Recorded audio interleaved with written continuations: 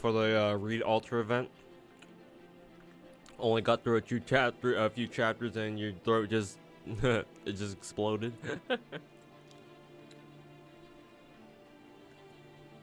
Yeah, like if you're an introvert or if you're just somebody who just doesn't talk a lot, yeah, reading stories out loud for any extended period of time is so draining. Like, my god, it takes so much out of you. Even back when I started streaming on a regular basis too, when FGO came out, like, man, I remember like just the whole idea of talking to people, for like an extended period of time, like that just tired me out so goddamn fast. Like, it took me like half a year to a year to like get used to that. To where, you know, talking to more than just a couple people a day wouldn't like burn me out instantly.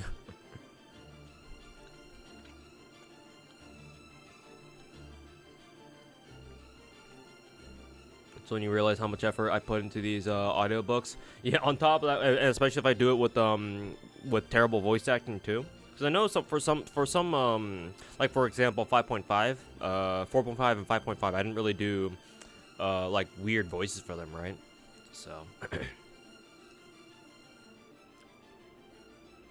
for those, those are okay, but then most of the mainline Lost Belt stories, like, I've done some form of terrible voice acting, so yeah, that takes even more out of me because obviously I'm not a voice actor, so it's like I don't really practice those voices. I just kind of do them on the fly. So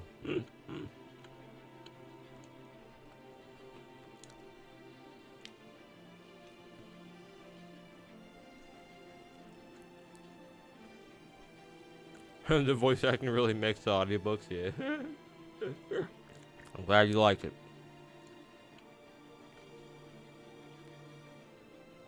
And to think that, you know, a decade ago I thought my own voice was, you know, cringe and pathetic.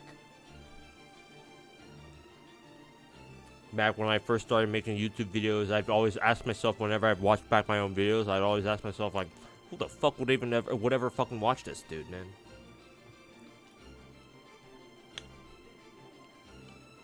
With a voice like that, ain't no way. And here I am making a fool out of myself using terrible voices to read through some, you know, stupid anime story. Written by some perverted eggplant out there.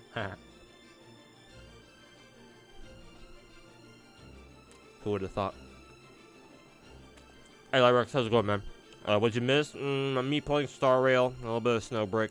But we're just about to get started on finishing up the rest of part 2 for Lost Belt 6. So hopefully we'll get through it, but it seems like these last 4 chapters are gonna be really long. So try my best.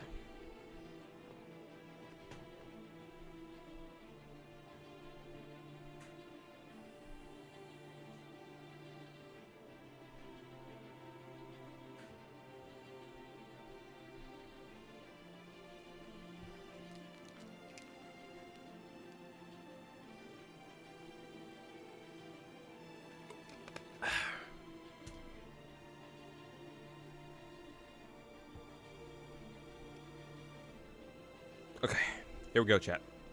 What are you eating? Just ham and cheese rolls from a local Japanese supermarket. It's pretty good, actually.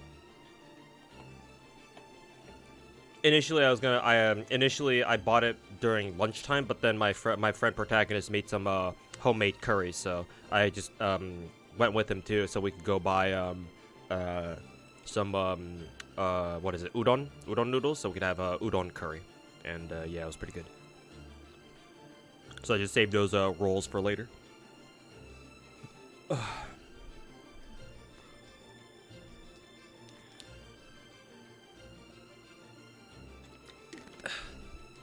Perception of your voice always sounds worse to yourself. Yeah. Thankfully I got used to how I sound really quick. Just, well, not really quick, but you know, I've been doing this thing for over a year, like content creation for over a decade. So if it takes you longer than a decade to get used to your own voice, then, you know, maybe content creation may not be for you. Part 1 already felt long, yeah. And part 2 is already like, what, 24 or like 14 chapters long. It's like, sheesh.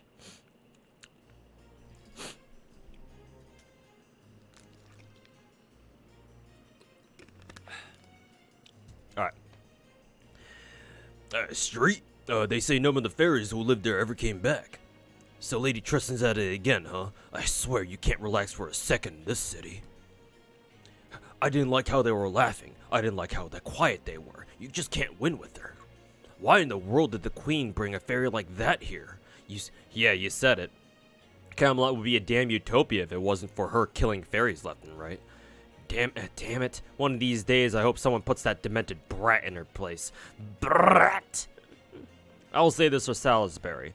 Lady Aurora would have imprisoned a fairy like Tristan long ago. Voice you hear in your head? Yeah, I'm sure there's like a scientific explanation for that too. Because, like, the sound waves that your throat makes when you talk, like, travel up, like, through your head, right? Like, through your skull. So I'm sure that changes how you sound. And that, and, you know, most normal people, I would say, they don't like, as soon as they become like, as soon as people don't become like, you know, self-cognizant, right? They're not gonna immediately go to like a microphone or like record their own voices and listen to what they have to say to themselves, right? So most people are used to hearing what their own voices sound like to themselves, but not play back to them through their, like, you know, like digital means or whatever. Ugh. But yeah, I'm sure there's a scientific reason for it too. Also, Eddie2010, thanks so much for the raid, man. Hope you had a good stream today. Yeah, you hear the vibrations different in your head, yeah, for sure. For real.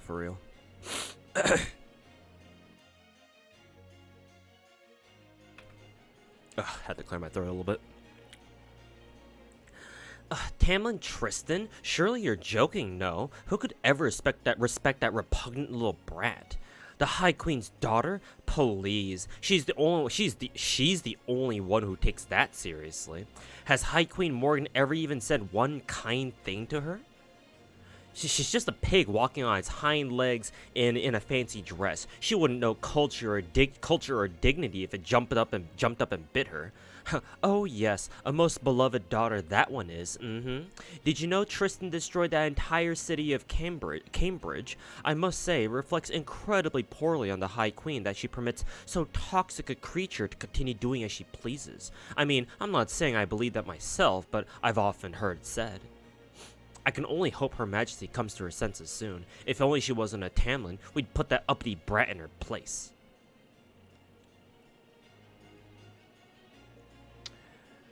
New Darlington's done for. You can't even tell it's a city at this point. Anyone trying to escape from there is sent to the underground prison, and the only ones moving to New Darlington are criminals.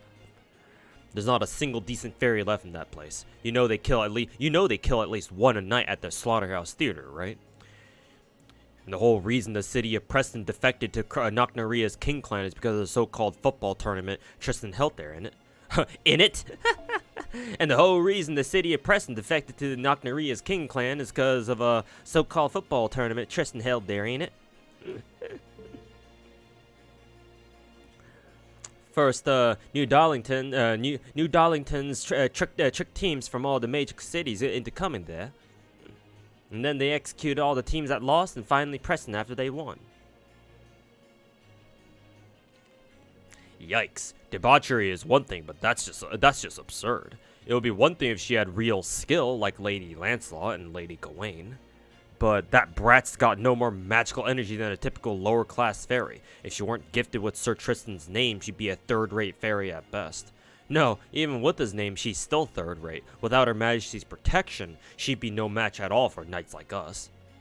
Just goes to show that the smallest dogs bark the loudest, huh? If she weren't Her Majesty's daughter, every fairy in Camelot would be out to put that yappity bitch down for good.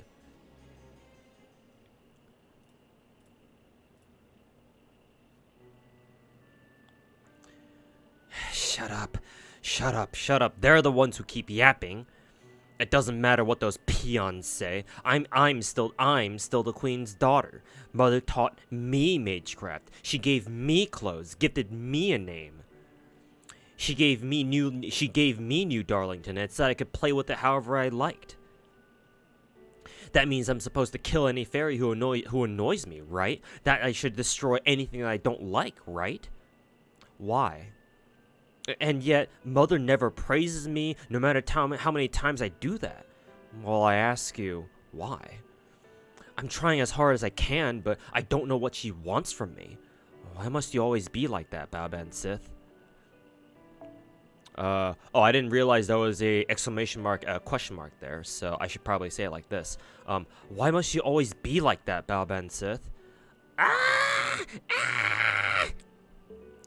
I'm so sorry. I'm so sorry, High Queen Morgan. I promise I'll do better next time. I promise I'll kill more next time. I'm Bao-Ben Sith. I'm free-spirited, selfish, elegant, cruel, and beautiful, cold. Everyone in Britain loves me.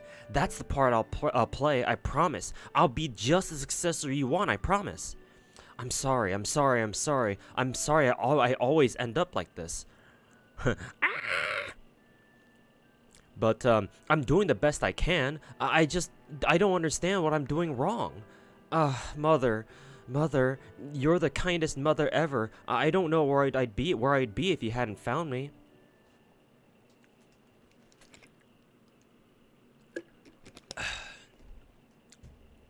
Huh? I'm in my room? On my bed? Why? I thought I did good this time. I trapped them in the garden, went into the mirror, and then... Why is my body so heavy? This isn't good. I have to get up. Wow, easy there, Lady Spinel. You got some big bags under your eyes, you know that? Did you not get enough sleep? Or have you been pushing yourself too hard? Right, of course you have. You did pinch that treasure from the throne. Hey, Night Road, how's it going, man? How's it going? I'm doing alright. Grinded a bit of gotcha, some gotchas today. I'm trying to finish Lost Belt 6 Part 2 today, but I'm not sure if I can get that done tonight, considering how long apparently these last couple chapters are, so we'll see. I'm impressed you managed to sneak in there while Morgan wasn't watching. She's very furious with you now, but I think it's great. Kids are supposed to act up as they get older. Beryl? Is that you? I'm sorry, I'll get up right... Huh? Easy. Don't try to get up. You're exhausted right now, right? You're exhausted now, right? You should be... So you should be lying down. Okay, Beryl, but... Okay. But... Beryl, what was that sound just now? It sounded like something fell to the floor. Oh, that? Don't worry about it. Your fingertip just fell off because your body's rotting. But hey, it doesn't hurt, right? Why is my... Meets me? Maybe it's because you used the garden lost will. I mean, that it's one well, what the fuck? That it one hellaciously. Yeah, I don't know what the fuck they wrote here. What chapter? 21. I mean, that is one hellaciously powerful cursed artifact, isn't it? Then again, maybe it's because Morgan's finally fed up with you and stopped feeding you magical energy. And if that's what it is, you really shouldn't be holding on to the garden. It'll just make your condition worse. Here, let me have it. I'll put it somewhere nice and safe. You think so? But, Beryl, I really need to... Relax, it's fine. I'm just gonna put it in the underground sanctuary, where it'll be nice and safe. You stay put and rest up here, okay? Just until you can stand up on your own again. Wait, come back. Why the underground sanctuary? Beryl? Where did you go? I can't move. I can't move. That's strange. I can't move my arms or legs at all.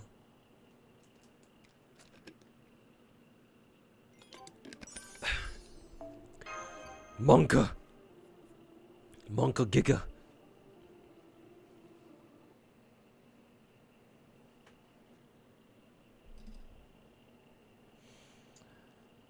I awoke to the sound of my heart being chipped away deep inside my chest.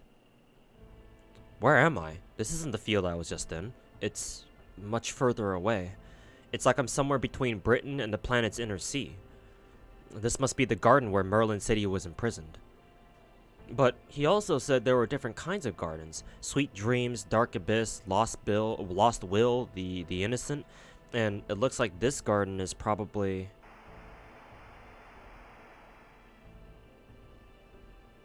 I knew it. This is the Garden of Lost Will. A cold and unforgiving garden that whittles away the hearts of its visitors by stripping away the delusions and torturing them with self-loathing. Merlin did say you can leave this garden if you can hold out until the end. But the whole thing is a cruel trap meant to make you lose your heart and mind before you can. Well, whatever. I can always cut the line when I need to avoid having my heart and mind destroyed, at least. Sure, I won't be able to escape anymore if I do that, but there's no way Balban Sith has enough magical energy to keep this garden going that long anyway. I'll eventually get out of here one way or another, so until then...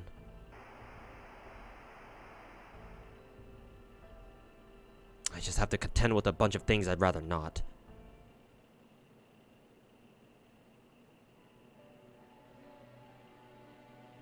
The prophecy was true. That girl is our star of hope. She will be our salvation. She will be our absolution. She is the savior who washed up on our shore along with the name Artoria. May you grow healthy and strong to the age of 16. May the Queen's soldiers never find you. Now go on, hurry, hurry, hurry, hurry. Hurry and greet your 16th birthday. We have complete faith in you. Which is why you must give everything you have for us.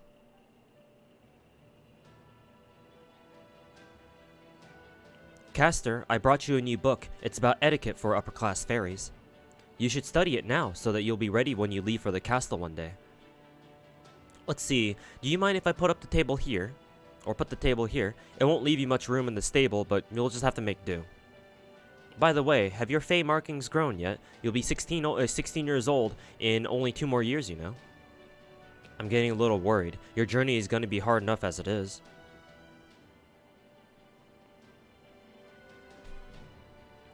I see you're working hard again today, Castor. You are so diligent, dedicated, and innocent.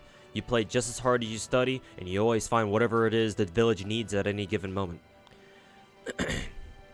The other fairies could learn a thing or two from you. Just seeing you in action fills us with hope. Still, I'm afraid it's going to be difficult to pay this year's tax.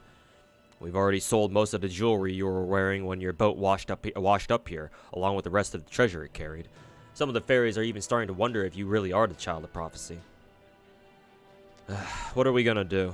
We'll be lucky if we even survive the winter. Why must she be so terribly weak and useless? I swear, none of these fairies have any tact. I guess that's what happens when you've lived past your prime. Well, there's nothing wrong with saying when you don't like something. In fact, you should say so. Don't you agree, Castor? I mean, you don't want to see anyone treating you any differently just because you're the child of prophecy either, right? So I don't care if you're the child of prophecy. I'm going to treat you like the slave you are.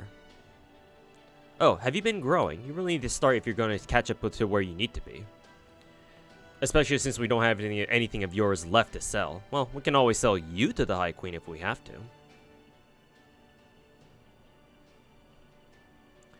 The child of prophecy, the child of prophecy. The child of prophecy was raised in a stable. The child of prophecy, she was raised as the village slave. The child of prophecy, she always smiled and said right away when told to do something, no matter how much she didn't want to. She'd be killed if she refused, after all. How could she say no? It was so much easier to keep quiet and do as she was told. I used to think I could survive that way.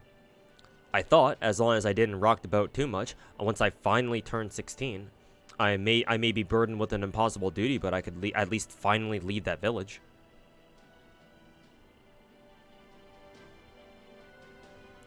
We want to see proof that you really are the child of prophecy. That blacksmith who lives on the cliff is beep.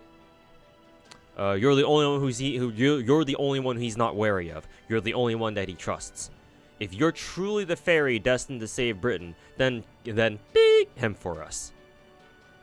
Please, we're so anxious. Our every day is filled with fear. So go on, prove that you can protect us by taking care of him.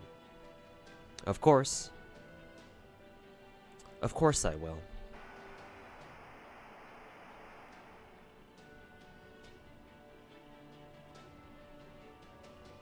Right.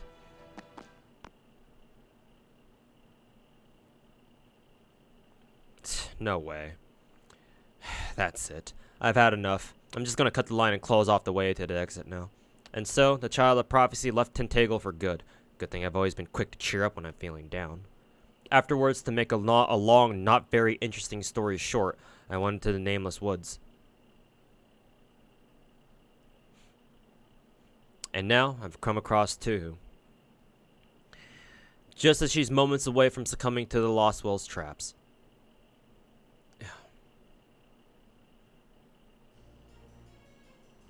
Hey, it's me. For a moment, I thought I saw Artoria on the other side of that wall. But that can't be right. I mean, there's a wall there.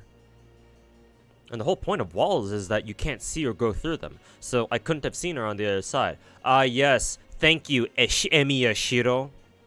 Yeah, are you going to tell me people die when they're killed next? Well, what are you looking at, too? Are you so exhausted you started hallucinating? Well, get it together already. We can't have you spacing out while we're storming the Lost Belts.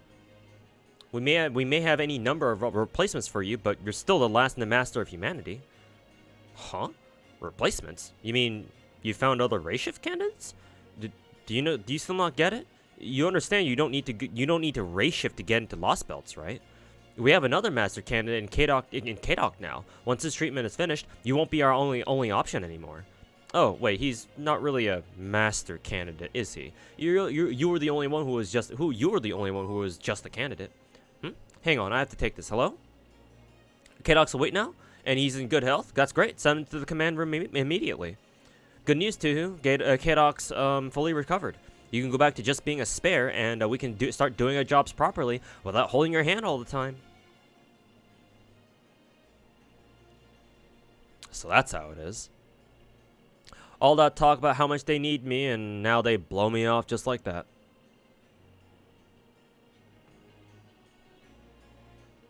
Hey, Tuhu, what do you think you're doing here? Get it through your head already, will you? You're not a master anymore. You're supposed to be on standby in your room, right? Just get back in there before you get in trouble. But I need to stay in shape just in case. I mean, there's no telling when I might have to go to another Lost Belt. Huh? What are you talking about? Your training and mission days are over. You're just a regular girl with no special talent. Stop trying to be something you're not. Just hang on in your room and let the experts handle things.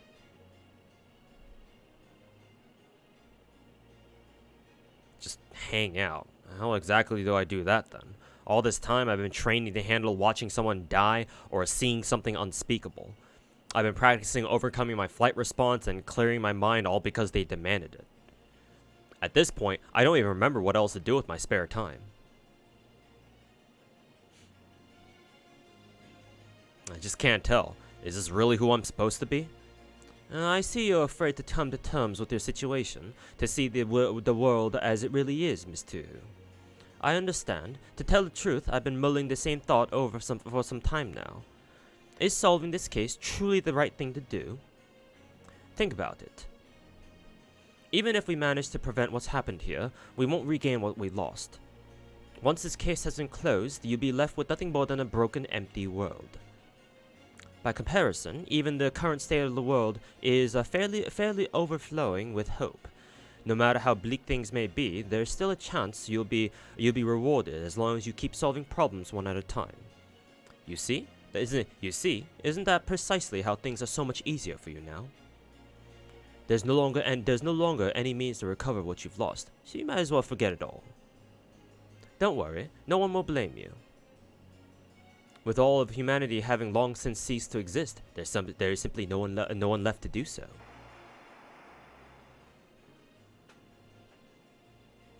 Maybe I should stop this for her. It's not like she can cut her own line. Maybe I should stop this for her. It's not like she can cut her own line. Honestly, this Lost Will stuff is worse than I thought. Even when it doesn't concern me, I can't even bear to watch.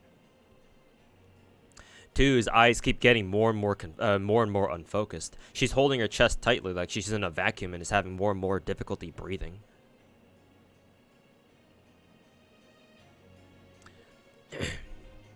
Listen to me too. There's no need to feel sorry for these people. They're all from a hypothetical history, a living what-if scenario foisted on us without our consent. True, I can understand the logic in them considering us their enemies, but that's all there is to it. It doesn't change the fact that they've already lost. So what if a meteor impact resulted in a new ice age? So what if Ragnarok burned their world to the ground? Yes, I'm sure that made things hard for them, but that's not our cross to bear. So don't bother listening to the residents of the Lost Belts. Besides, we've got them all beat when it comes to sheer suffering. We're from proper human history. We're the victors. We took the intended route. We can't let anyone take that from us. We can't... Still, what can we do with only 12 of us? There's no way we can ever rebuild what we lost. You know as well as I do how bleak things are, right? Those Lost Belt people know nothing of this kind of solitude, this sort of pressure. They should be the ones who took compromise. They should be the ones to disappear. Any pain they've experienced is nothing compared to ours.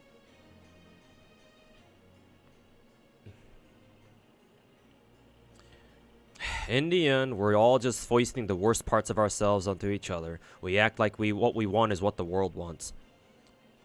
Yeah.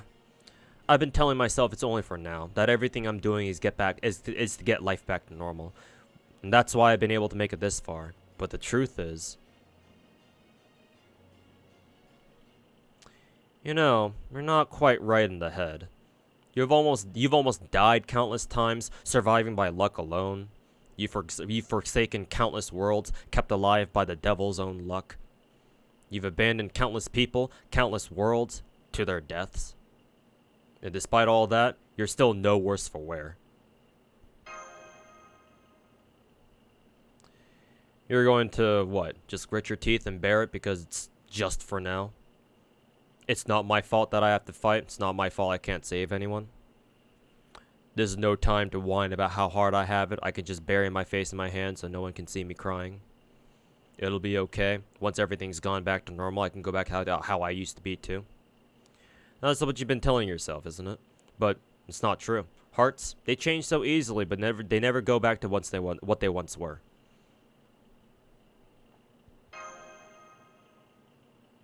If you really think things will go back to normal once the fighting's over, you're kidding yourself. Your heart isn't going anywhere. It can't. The sights that have been seared into your mind will never disappear. The stench that's seeped into your skin can never be scrubbed away. There's no going back for you. So why are you trying so desperately to convince yourself otherwise?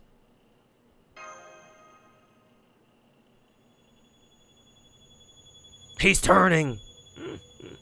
He's ascending. Stop him.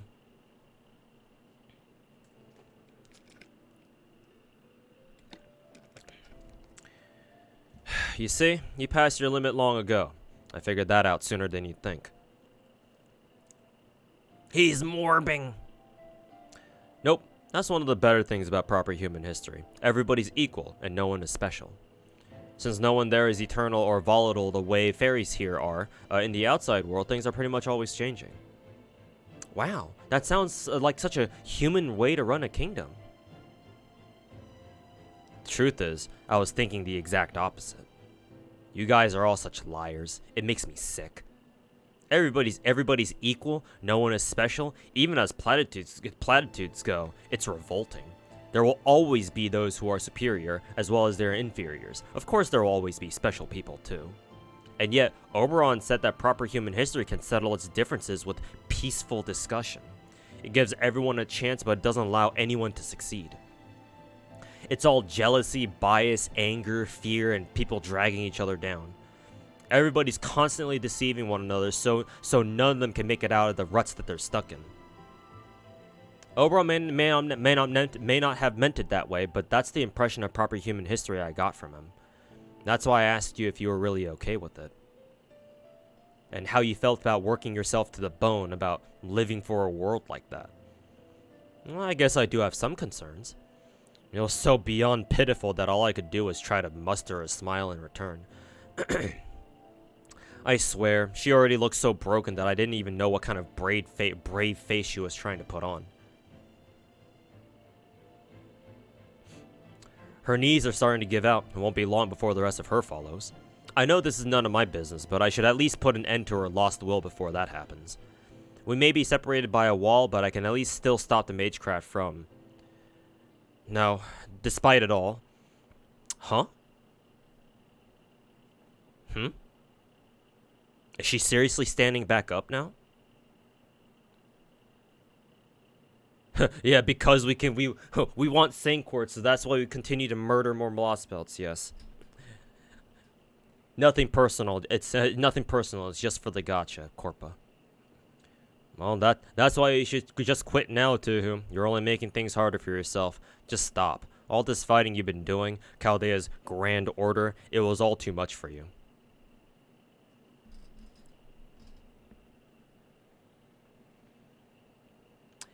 Well, his words were just what I wanted to hear. That's right. It's exactly what I wanted someone to say to me for a long time now.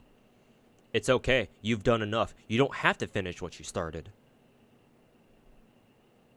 Here, let me give you an example.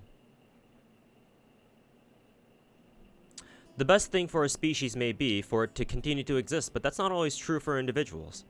Individuals, people if you'd like, are always wavering between two desires, the desire to continue and the desire for a game over. There's nothing wrong with choosing game over. Everything has to end, you know?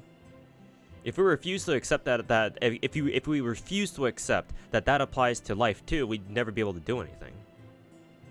So we all have to make our peace with that. No matter how long someone's winning streak might last, it must inevitably end.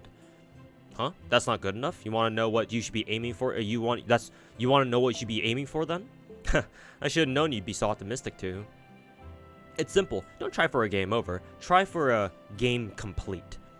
You, me, and everyone else are gonna have to roll credits someday, but until then, all we can do is try to complete as many of the tasks before us as possible. Happy, sad, failure, success, none of that matters. As long as you've never done it before, anything goes. And you still have plenty left to do, don't you? You got a lot of living ahead of you before you can truly say you have no regrets. I believe that's what's best for an individual, but above all, nothing would make me prouder than to know that you did all of that. Oh, right. You're supposed to be taking a break, and here I am talking about who knows what. Okay, see you later. Have another great day. If you ever want to talk, you know where to find me.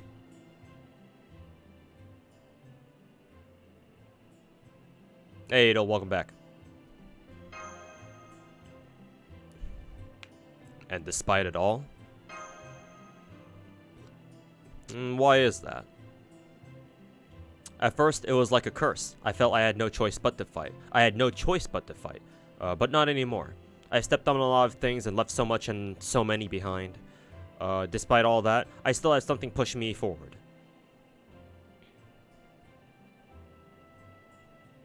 Back then, I shouted to live. Those are the words that helped me defeat the best thing for humanity. So now, I had to find the answer for myself.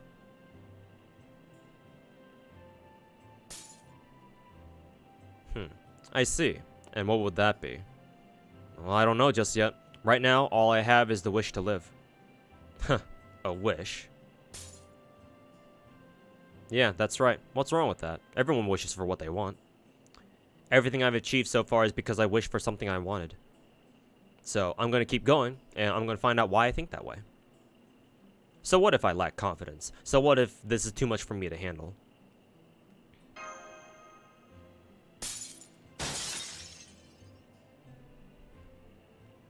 Seriously? Well, I'll be damned. Were humans always this resilient?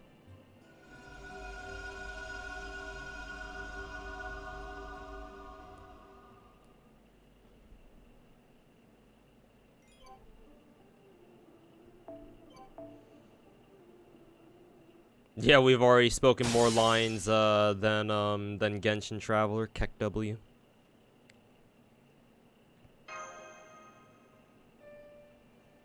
Senpai, Artoria, you're both alright. Oh, thank goodness. Mash? Is that you? Does this mean we're back in reality? But the Garden of Lost Will didn't stop because it ran out of magical energy. So how? Oh wow, it's all smashed to pieces. A national treasure gone just like that. That's so bold of you. Oh, I'm sorry. I was just I was just in such a panic. It was putting out really evil magical energy. And I didn't know what else to do. So, should I not have? No, Mash. You made a great call. I would have been too worried about how valuable it was to destroy it. But now, thanks to you, both Tu and I are safe and sound. The Garden of Lost Will was a cursed object that robs anyone who's trapped inside of it of their, well, will to live. I never had much of that to begin with, so it wasn't so bad for me. He snapped back to reality. Oh, there goes gravity. What do you grade the entire FGO story on a scale of 10? Probably an 8.5. If we're going across the entire game, maybe like an 8, because yeah, the first couple Singularity stories are pretty bad. But most of the stories post Camelot, or like Camelot, Singularity, Camelot, and afterwards, with like the exception of like Agartha and maybe some of the like one of the other EOR chapters, most of them are actually solid. And then obviously Camelot is like, you know, the creme de creme, or the cream of the crop.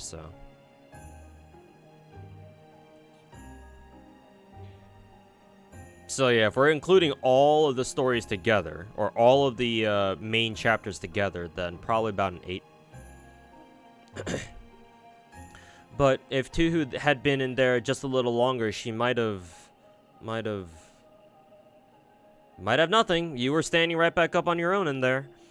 What the heck is your deal, Tuhu? How can your mind be built like baggies? Why are you so mad all of a sudden? I don't know. Ask Habitron. It just came out, okay? What did you do in there? What you did in there is so shocking, it's actually kind of infuriating. It makes me wonder just how serious you are about, well, anything. I see. Now I understand. It's true. Senpai's mental state never changes to whether she's doing her job as a master or just being Senpai.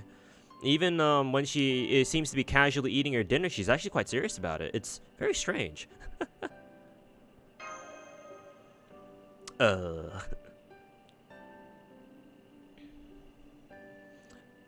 No, that's not what I'm...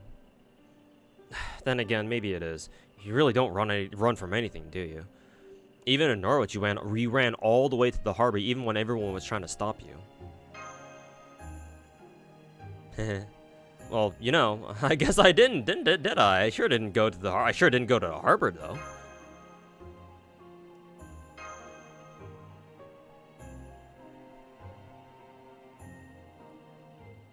Oh my, is that romance in the air? No, wait, hang on, that's not the romantic love. It's platonic love and admiration. A night call! Right, I almost forgot. I was only able to find this place thanks to Peperoncino. I went after Balba and said that after she abducted you two, but then again, just when I was trying to figure out where you were, Peperoncino swooped in and saved the day. You know it, hon. It took a lot out of me, but I ran all the way here for these long legs of mine. There's a reason I'm so proud of them. I wasn't sure at first whether I should help or not, but Mashi was just barreling ahead so frantically. I mean, she sprinted from Edinburgh to New Darlington so fast she actually kicked up dust clouds. So I simply couldn't help but step in, you know? Aha, New Darlington. I noticed Mash because I've been keeping an eye on the place from a nearby hill. New Darlington is Barrel's citadel. I've been looking for a chance to sneak in for a long time. Up until now, I never found any openings I could use thanks to all of Morgan's monitoring spells. But when I saw that Mash was about to charge straight in from the main gate, I thought, oh well, c'est la vie, and stopped her before it was too late. Then we stuck it together. That's right. Peperoncino used Shugendo, Magecraft to find you, Senpai. All I did was follow the thread of the bond you share with Mash. If anything, I'm the one who should be thanking you. I never would have known this place was on the outskirts of New Darlington otherwise. Surprised you didn't make a living off of voice acting? Well, that's because my voice acting is not good.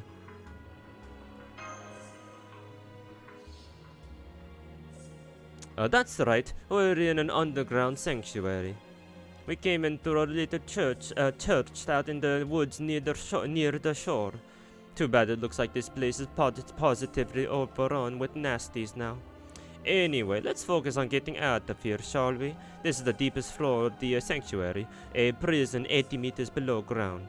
It's a long and winding way back to the surface, so make sure you're nice and limber up first. I assume it was super cramped in that tiny little Artoria. You've got it all wrong, Count. I don't think any kind of love is in the cards for me to... Yes, I'm ready. Of course I'm ready. Oh my, her shoulders are as tense as anything. I do hope she'll be able to loosen up eventually. Well, we can worry about that later. Besides, it doesn't look like I need to stick my nose in any of that. I have a feeling time will resolve a lot of these problems. Huh? Oh, don't you mind me, little one. Don't you mind little old me. Now come on, let's hurry to the surface. And just so you know too, I'm counting on you to handle any nasties we run into on the way. The laughing Pepe face is fucking glorious. Just the big old Keck W.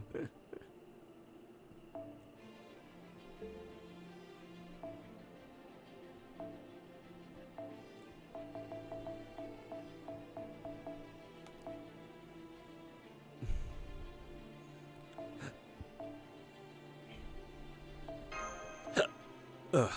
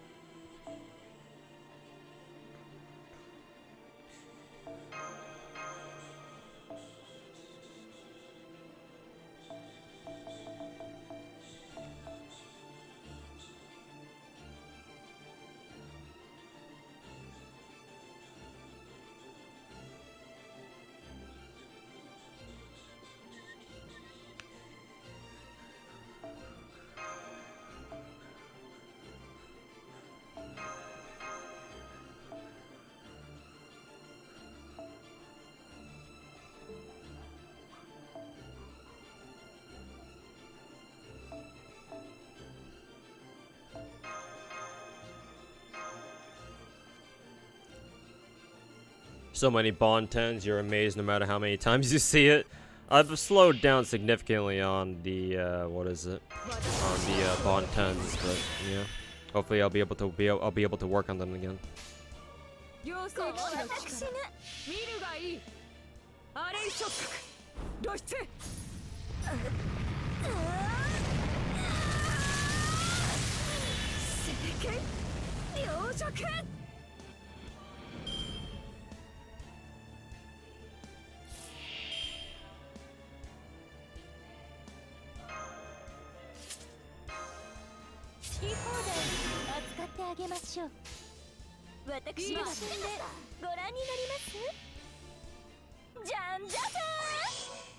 If only Pepe weren't the cryptor.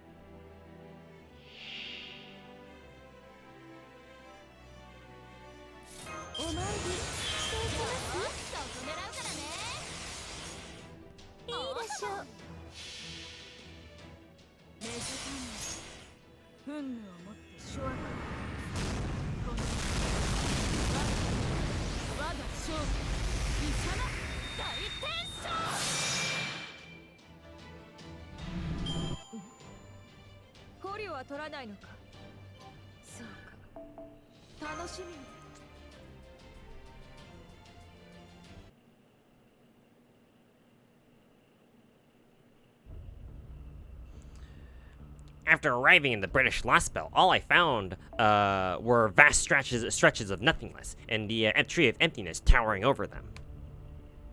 There was no sign of anything resembling a country. This what-if version of Britain had ended in abject failure and long ago. Whatever history it may have had was long since gone. It looks like Wodan was all worked up over nothing. Still, none of that changed the fact that I was bored out of my skull. So what I did, so I just did what any good crypter would do, and decided to summon a servant. Do you have the ability to one-shot all content FGO? No, there's still content. There's you know Taizia, how in Star Rail there are bosses that have phases in them. FGO had that for a very long time.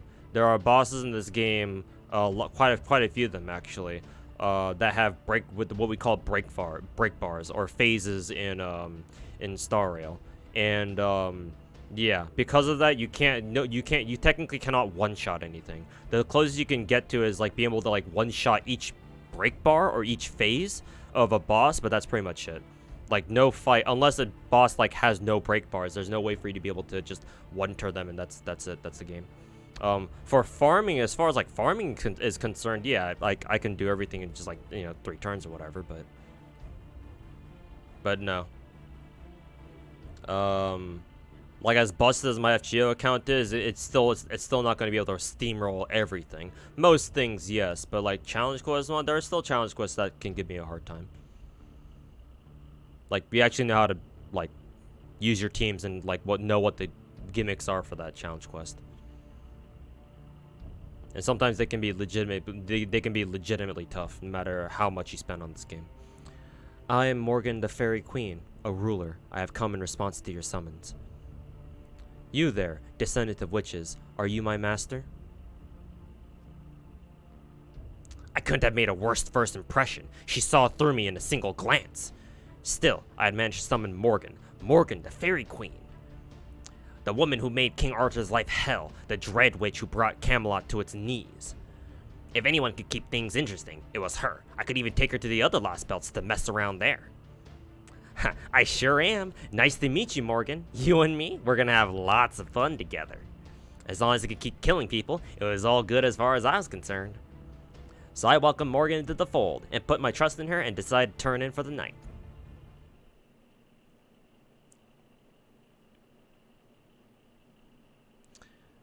Huh? I went to sleep in an open field and woke up in a bed so fancy it almost made me sick. Welcome to Fairy Britain, Barrelgut. Did you sleep well last night? The Tree of Emptiness is dead. The foreign gods' plans are of no concern of mine. Huh? What do you... Whoa, you're right. It really is all dried up and dead. The hell were you thinking? Well, I have no further use for it. Fairy Britain is no longer a lost belt. And while I myself am no longer a servant, I am willing to keep you on as my husband, Barrelgut. This will purely be for appearance's sake, but the pretense will benefit us both. Hang on. What the hell's going on here? In a span of a single night, this barren island had become a civilized nation. There was no way I could tell Wodyme that, so I gave up and accepted Morgan's offer to be her husband. Next 6 months were crazy. Tamlin Tristan, Baoban Sid took a liking to me after I told her about proper human history. It was pretty cute the way her eyes would always light up when she pestered me to tell her more about the outside world. She was especially taken with fashion, and had a particular fascination with the latest shoe designs. I'm guessing she never found anywhere to belong in the land of Fae. Later, we built the National Slaughterhouse Theater in the dowdy old city of New Darlington. There, we put on every fun kind of show we could think up. Fairies hated Baoban Sith well before I came along. I just poured fuel on that fire. Oh, I see. That must be what happened. After thinking over for a while, I figured out what was going on. I'd summoned Morgan for proper human history, but when I woke up the next morning, this Lost Belts Morgan had taken her place. There's no way there could be 2 Morgans in Britain. She's always been one of a kind. So at some point, proper human history Morgan must have transformed into Lost Belt Morgan. Correct. When you summoned me, I saw what had become of this British Lost Belt. Even in this hypothetical world, Britain still collapsed 2,000 years ago. This I could not allow. In an instant, I grasped both what had taken place in this Lost Belt's history and the mechanisms of Chaldea's summoning system. I deciphered the secrets of race shifting and used them myself. Wow, how busted is Morgan as a fucking servant? I knew it! Hot damn, you really are a monstrous genius among monstrous geniuses, aren't you? You ray-shifted yourself back in time and rewrote Britain's entire history. And you did it all within a few hours of me summoning you. Damn, girl. Oh, so is that what that was all about? Were you in a hurry to fix things because this place couldn't have come about as long as I knew about the old last belt? True. I did need to alter the past while your consciousness was shut down. Information is the only thing which can be ray-shifted. To ray-shift a living person to a singularity, one must first use a coffin to transform their body into pseudo-spiritrons, which is pure information. Impressive though as this theory of magecraft is, it is only made possible by singularities existing outside normal space-time. However, that is still no more than a way to correct distortions, a system that can only function within the confines of a singularity. Ray-shifting is not time traveling, and thus cannot be used to alter the past. However, I already existed in this lost belt. I was here in Fey Era 4000, as the Pharaoh of Paradise sent from Avalon. I see. So you sent your own knowledge back into the past. Servants are ghost liners, which is just concentrated information when you get down to it. Of course, even a servant would normally disperse as soon as they ray-shifted anywhere that wasn't a singularity. But if there was someone on the other end to receive that information, like a pre-existing email account, well, that's another story entirely. In proper human history, you are a witch who was defeated by King Arthur and lost your hold over Britain. Hey, Arunkus, welcome back, man. As that history's Queen Morgan, you are rejected by the entire Isle. So you decided to entrust those memories, that information, to the version of yourself that was born in this lost belt, didn't you? Correct. Following that race shift, the Morgan of proper human history, the servant you summoned, ceased to exist. But in exchange for her resolve, the Morgan of this lost belt learned the fate that awaited her. In the first, original version of the Fey Era, the Fairy of Paradise was murdered, and all but a handful of fairies were wiped out in the great calamity of Fey Era 12,000. Once I learned of that truth from my proper human history self, I was able to escape my would-be murderers and survive. I then changed the course of that destructive history and killed the Tree of Emptiness. Doing so would ultimately destroy this lost belt, but it also provided me with an opportunity. So long as someone capable of keeping this world alive remained, this lost belt would transform from fantasy into reality. That is the world in which you now find yourself. This is the era of the High Queen. This land is my fairy Britain. I built it with my own hands, and no one will ever take it from me. Yep, she's one hell of a woman. Probably the scariest one I've ever met in my life. She ray-shifted her own will into the past while I was asleep, even though it cost her her life. Then, the Morgan from this lost belt inherited that knowledge, killed the Tree of Emptiness, and made a new history just for her. I don't like to think about this next part too much, but I probably disappeared too while all that was going on. I had seen the version of Britain from 2019 where the Tree of Emptiness was still alive and well. So, I must have died that night after falling asleep, and the me thinking these thoughts is just a lookalike Morgan whipped up the next morning. Is that a problem? Nope, all good here. When you've already been resurrected to suit someone else's purposes once before, why worry about a second time? Still, things are going to be different now. Without the Tree of Emptiness in the way, the era of the High Queen has been firmly established. You can't bring any more dead people back to life to iron out inconsistencies, and any outsiders who show up won't be able to mess with it either. You do know that the Chaldeans are going to do everything they can to destroy this Britain of yours, right? I see no reason to be concerned with them. My enemy is your colleague, and Olympus's Tree of Emptiness, which now covers the entire planet. Damn, you're planning to go on the offensive against a distant lost belt next?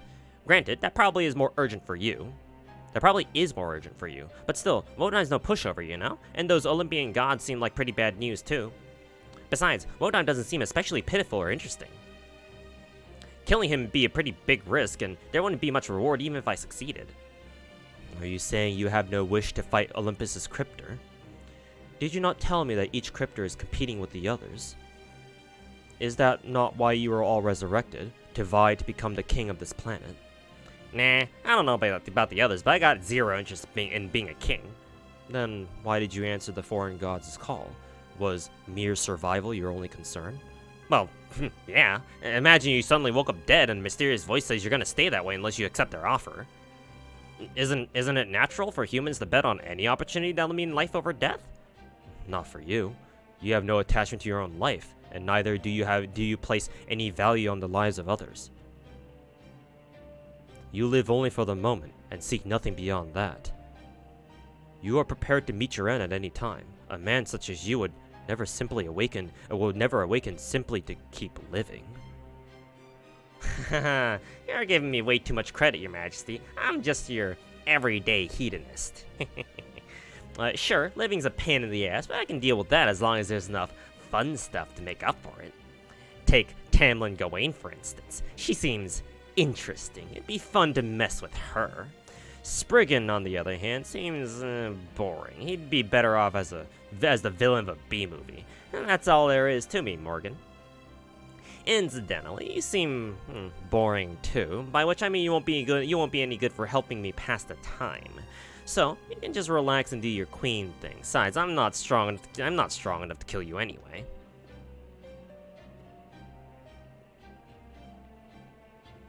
What about Tristan, then?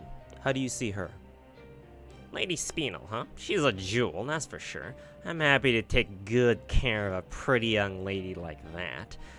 But she's a dead end. She's neither pitiful nor interesting. Just the thought of harming her arms and legs makes my chest tighten up. The more promising someone's future is, the more it makes me want to ruin it. And believe me, I'm aware how bad that makes me sound. I guess putting someone pitiful out of their misery is just my way of expressing my love.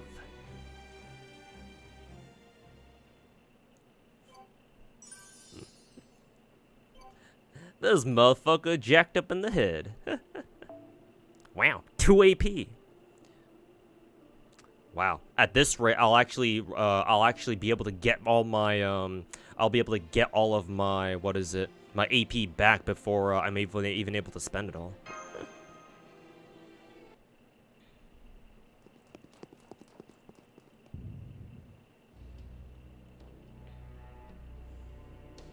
Same old barrel, just how busted Morgan is.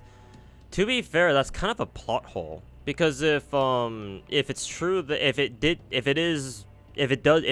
does turn out that Morgan literally recreated a living version of Beryl, assuming that he died when Morgan reshifted her own will back into the past.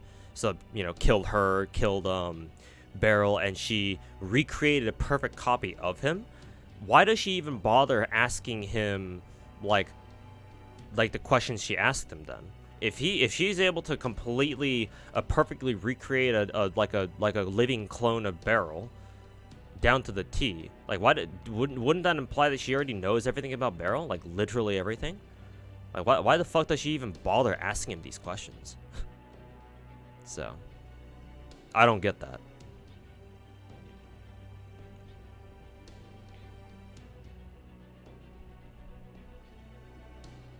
I'm about to delete these 10-4-6 or 10-4-4 coins, guys, in support. Do it. Do it. Boot them out of your friends list. It gets more clear later on. It gets explained in part 3. I think I mentioned this before, and I'll repeat myself again here.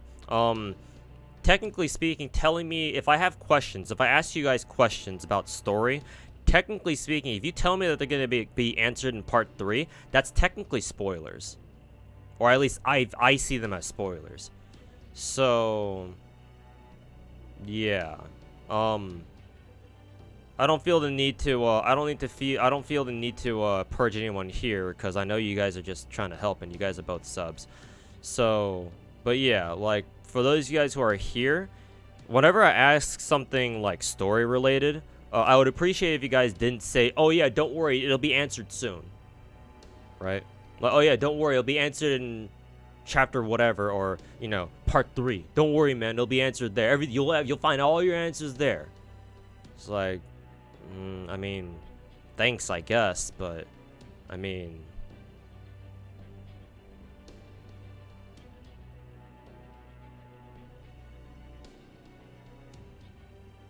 Yeah. Because, like, I just can't help but, like, you know, ask these questions out loud. Because, like, you know, doing that helps me keep track of, like, what the hell is going on in the story, you know?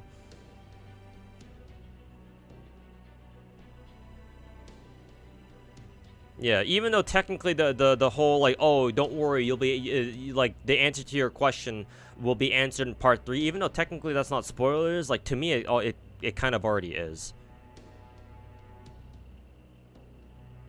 If it's only in, like, a, even if it's in, like, a weird roundabout way, so yeah, apologies for not making that clear at the very beginning, but...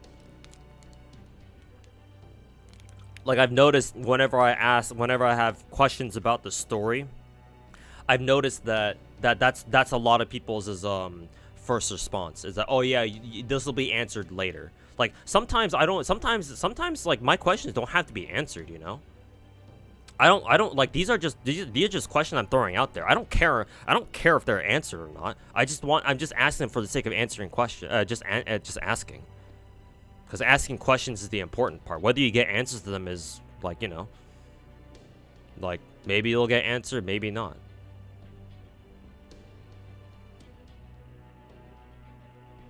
So, yeah. Let that be a warning for the future, I guess.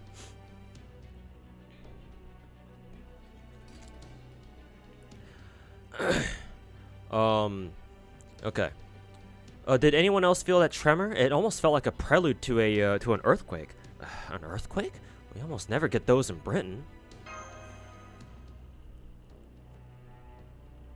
Pepe, are you not feeling well? I couldn't help but notice that you haven't quite seemed like yourself. Oh, Mashi, you really don't miss anything, do you? Well, don't worry about me. I'm just feeling a little bummed out, that's all. But I do appreciate you looking out for me. Thanks, Mashi.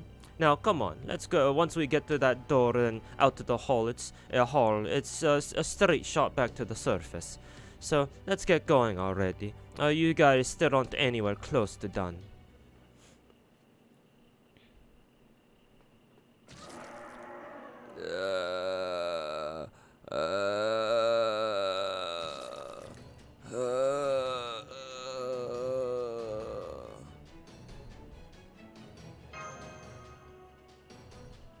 Whoa, their bodies are rotten, they're corpses. They're the remains of people who died in the calamity of Darlington 100 years ago come back to life. Now I see. This is a human burial ground. Alright, if they mean to attack us, we'll just have to defend ourselves. I'll keep fighting to a minimum and secure a path to the upper floors.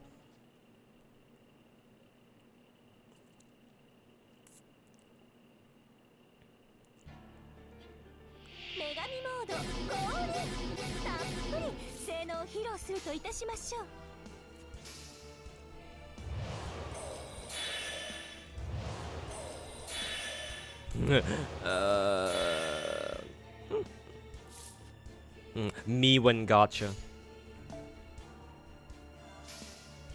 Fuck are those debuffs? It's Peperoncino basically preventing us from fighting, I think. Because that's what the debuffs are called, or that's what that debuff was called. Yeah, we've seen these enemy type. We've seen that enemy type on the fight where Baoban traps us in the Garden of Lost Will. Oh, what? You're not gonna attack them? Oh, that's boring. I went through a lot of trouble to release these human Moors from the observation room too. Ooh, the diabolical look on Pepe. Why? I don't even get so much as a hello? Not very friendly, are you, Kahai? Guess I hurried all this way from New Darlington's Lord Manor for nothing then. As you can see, these things are human, but they're not corpses like you thought they were. Do you play JP? No, I do not. There's only one dead body left in all of Britain. Nah, these guys are the fruit of a little research project I've been working on the last 6 months. I wondered what would happen if you transplanted the Moor's curse to a human.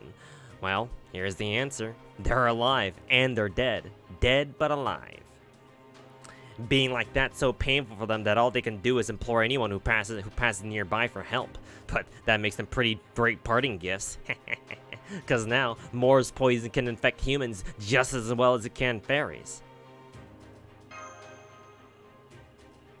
Still, while I'm not surprised to see Mash show up, I didn't expect you to be here too, Pepe Roncino. I didn't think you'd come all the way to Britain just to avenge old Wodime. I never pegged you for the hot-blooded type. If anything, I figured you were more like me. That's true. You're a cleaner, I'm a killer. Neither of us were ever good people. Right, wrong, even whether this benefits me, none of that matters to me right now. I'm just here to kill you. If someone pisses scum like us off, that's all the reason we need to kill them, isn't it? Isn't it?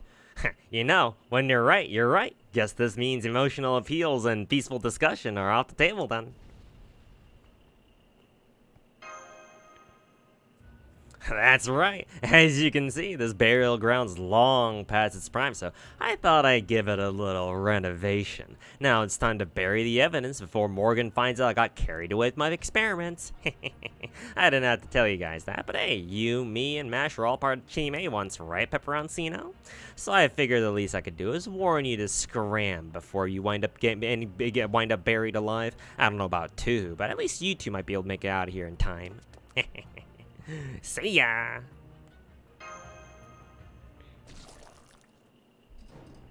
Stay away from them. Stay away from them. Don't you get it? You can't help them anymore. No one can.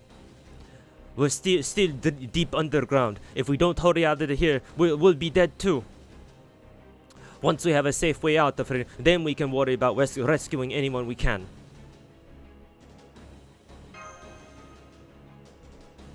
I'll use Magecraft to help keep us safe. Let's hurry upstairs, too.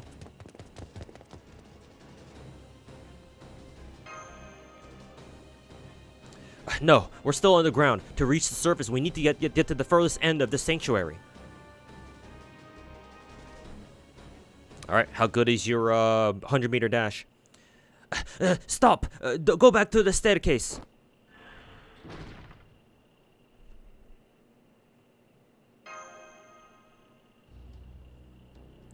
Phew, that was close, but it looks like I just made it. Sorry for kicking you out so fast. I know my legs are just terribly long. Is anyone hurt? No? Oh, good. Huh? Oh, there's just a little poison gas in here. Hang on while I go shut it off, okay? Don't worry. As you know, I trained in Shugendo up in the mountains, so karma doesn't affect me much. I can survive the gas for a good little while. Karma? I don't understand. What do you mean by, I'd say this should take me about 3 minutes. I could do it faster if I wasn't so tired, but oh well. Tuhu, Mashi, do you trust me enough to wait until I get back? Great. Alrighty, I'm just going to go take care of this. This should be fun. I haven't had a chance to use my full strength in a long time.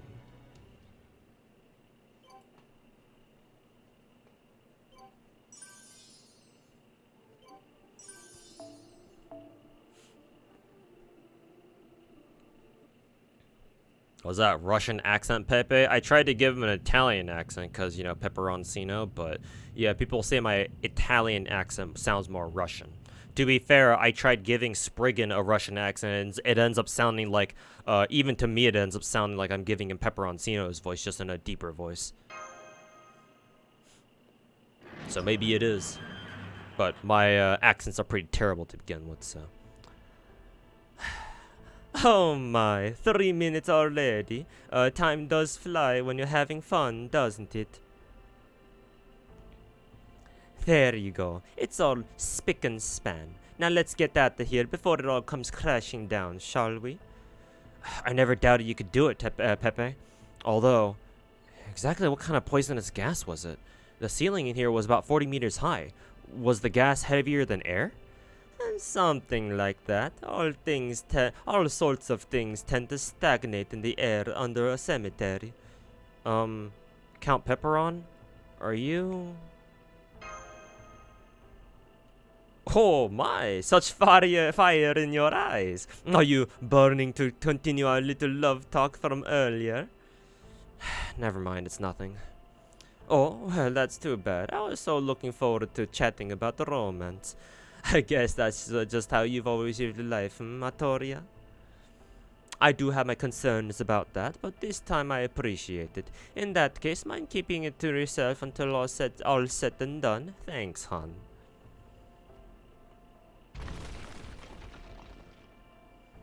The lower levels must be completely buried by now.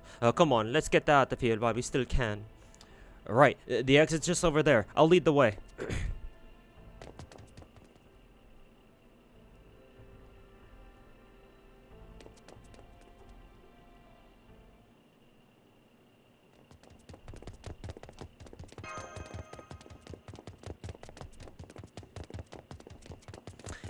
Be careful, Master. I'm detecting a powerful hostile magical energy signature up ahead.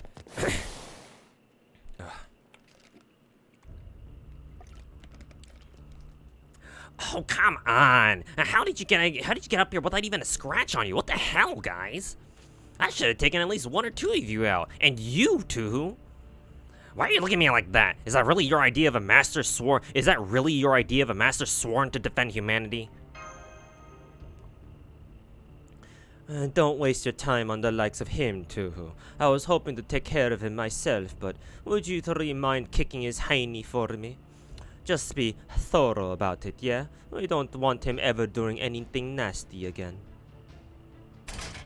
Right. I'm sorry, Beryl, but we don't have any time to waste. If you're gonna stand in our way, I'm gonna have to force my way past you. I see. Guess you didn't care for my... I almost gave Beryl Pepe's voice. I see.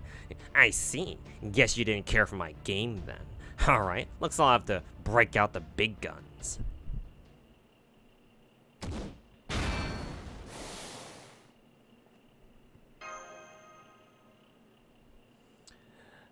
That magical energy aura. Stand back, everyone. He's...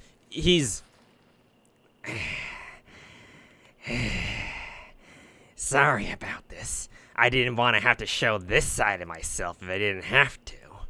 But I waited long enough to be alone with MASH. Time for the rest of you to give us some privacy. He has... No, it can't be. That's Woodwose' spirit origin.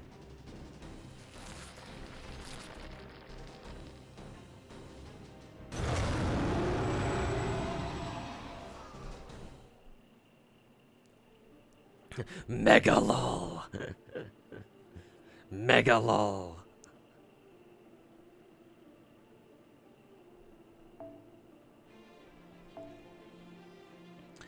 Megalol. Oh, excuse me. Megalol.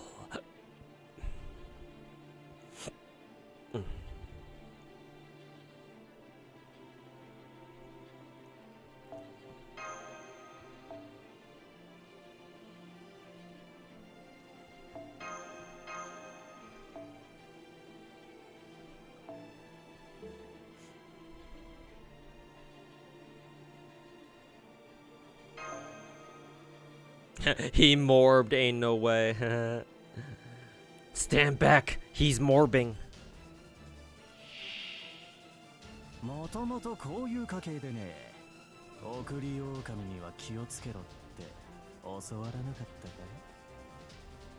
い? Hey, look, the one line that he speaks, that Beryl speaks. Oh, hey, look, Pepe's voice. Pepe is actually voiced.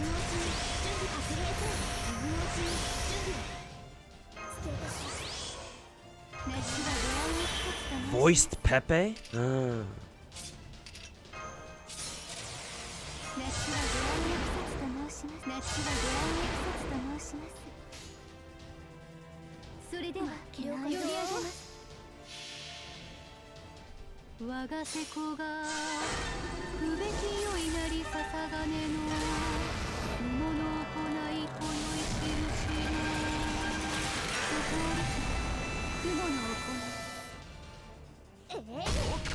I actually didn't do as much damage as I thought.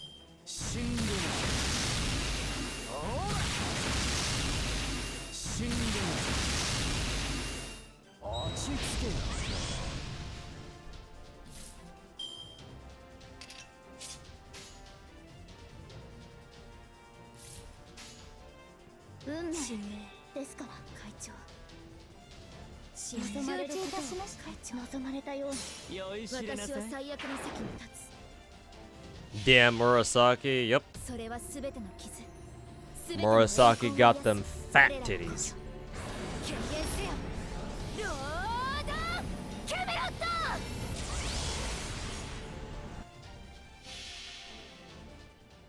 それはいつか来る兆しの星。誰に呼ばれるまでもなく、あなたは星をかざすでしょう。アラインドカリバーン。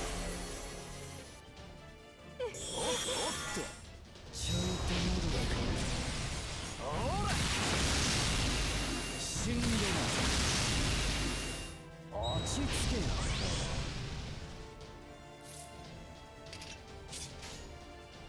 それでは承知いたしました。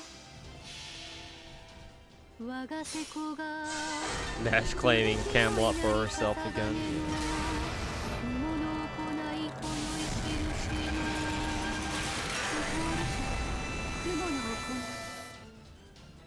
い Yeah, at least it isn't moldy anymore, true. 朝顔の花。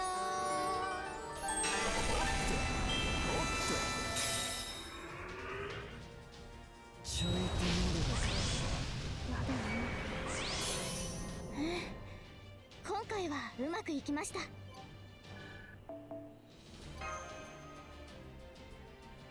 A bit rude of the furry to try to morb all over everyone like this, yeah.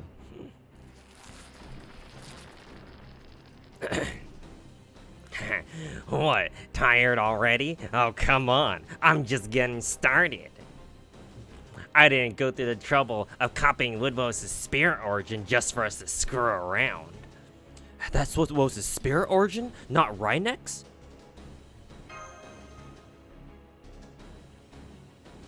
Either way, that doesn't change the fact that he has an A-ray spirit origin. We don't have any weapons able to penetrate the Grand Duke of Waste Heat's hide. Oh, look at you, little savior. Clever, ain't ya? Don't gotta tell you there's no point fighting, do I? Still, I wish your idiot friends would get it through their thick skulls that none of you are getting out alive. Isn't that right, Pepperoncino? Don't think I don't see you trying to sneak up on me. I like how Pepe's facial expression was just like, whoa. One down, 3 to go. Later, Pepperoncino. Could have killed you whenever I wanted, but I was cutting you a break for old time's sake. Huh?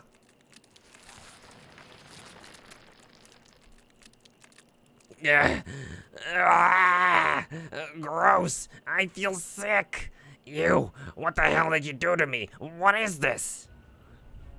And don't you recognize it? You've been testing it on who knows how many people.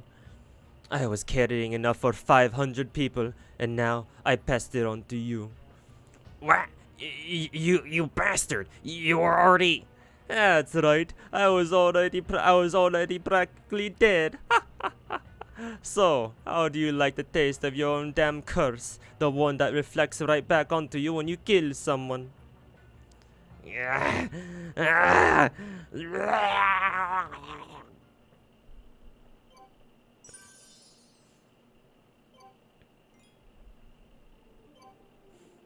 Uno reverse card. No, you. Yep. There we go again, chat. We lost yet another Giga Chad. Stop! Go back to the staircase.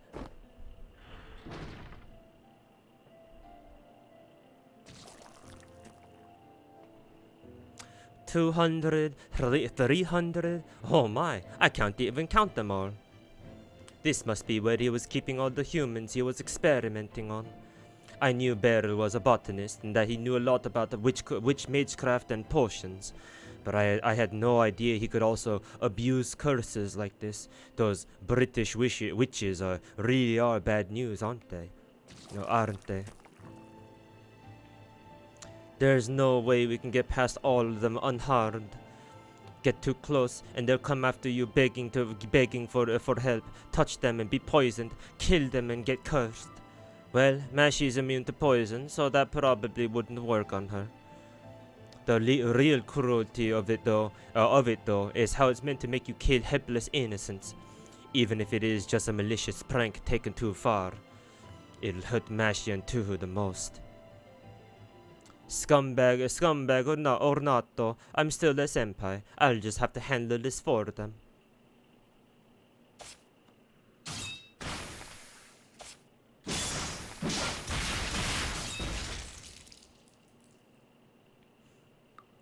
Pepe, a reel on 200%. Yep.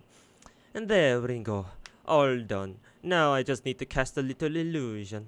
Move the bodies over to the corner, hide all the blood and guts, and... Oh gosh, just look at me. My outfit and makeup are all a mess. Makes sense though. One curse for every person I just killed. Now my intestines are pulverized, and my skin is in tatters. It's going to take more than a trip to the spa to bounce back from this. Any halfway decent person would follow you all to the grave now, but I can't do that just yet. Would you all mind waiting just a little bit longer? I have one last thing I need to take care of.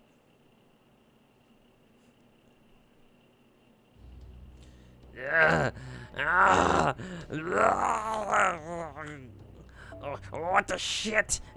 What is wrong with this head of the Fang Clan body? How the hell is the Morse curse even working on it? That's a little something for me, darling. I mixed in a little extra retaliating curse of my own to sweeten the deal, so to speak. A retaliating curse? You son of a... Is that any way to fight like a man? Please stop, Bear. It really hurts to laugh right now. This is no time to be laughing, Pepe. We need to treat you right away. Thank you, Mashi, but don't you worry about that. Tuhu, you know what you have to do.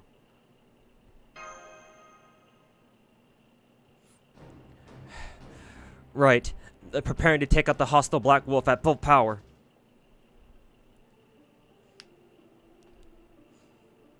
No duplicate caster. You have to do the same thing all over again? Oh shit. Alright, Murasaki, you're back in it for it again. There we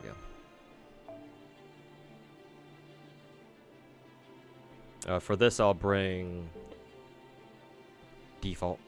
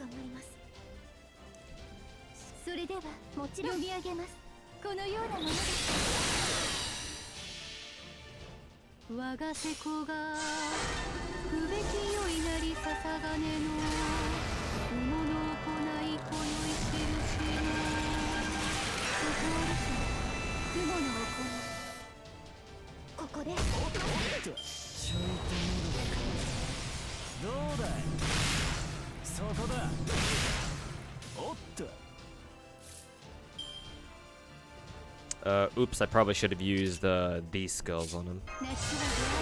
Okay, I guess we can just use them now.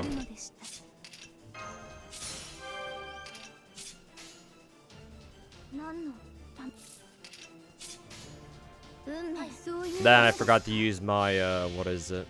My mage's, my default attack buff as well, so many misplays.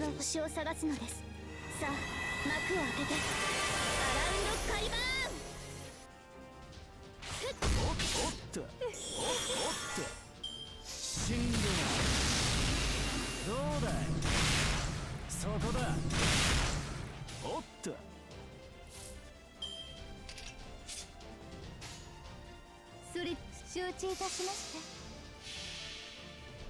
土雲さん、こちらへどうぞおいでなさい。生命様の言いつけ、そこ歩き雲のおこよいしょ。よそえてぞ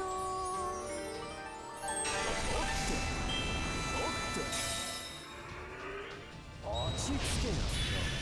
ちょいと乗るのか。どうだい、そこだ。おっと、白兵戦行きま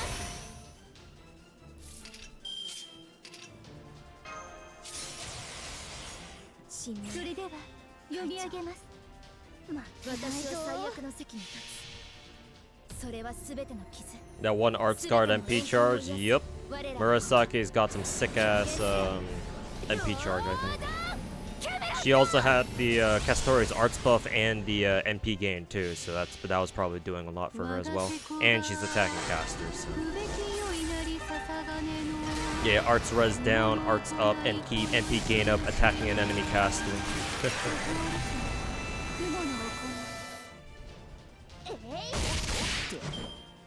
落ち着けよ。どうだい、そこだ。おっと、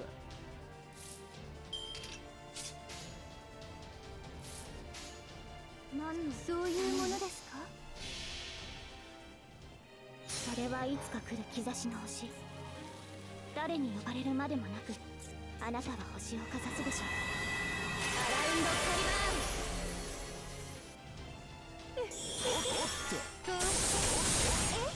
おいおい、こんなのありかよ。Is this even fair? Wow. Barrel gut bitching about fairness? Say it ain't so.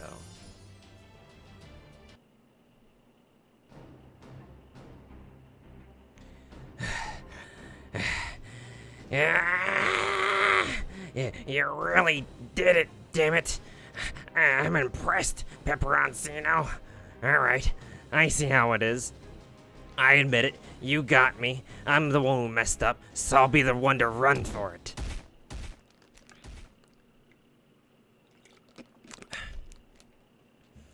He escaped through the skylight. I guess we won't be following him. Not that it matters now.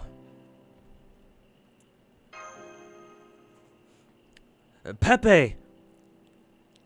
Oh, was I sleeping? Oh, silly me. I can't believe I missed your big fight scene. Still, at least I can tell from your faces that you won, even though you both look like you're about to cry. Come now, cheer up. You're supposed to smile and high-five after you win a fight, not rain on your own parade. But we wouldn't be alive now if not for you. And we didn't even realize what you'd done for us. Oh, whatever are you talking about? All I did was try to sneak attack Beryl and fail miserably. So of course things turned out this way. Besides, it's only right that I be the one to take responsibility for my actions, you know? Now, go on. You need to get going already. This was just a detour, remember? Don't worry about me. This is as far as I go. I'm already dead anyway. Oh, Tuhu. Meshi I can understand, but not you. Carrying the dead will only slow you down, especially now when I'm full to bursting with curses. Besides, we're enemies. We're always going to go our separate ways sooner or later. Not to mention I really am a despicable murderer. I just went after someone worse this time. Believe me, you two have no reason to mourn someone like me.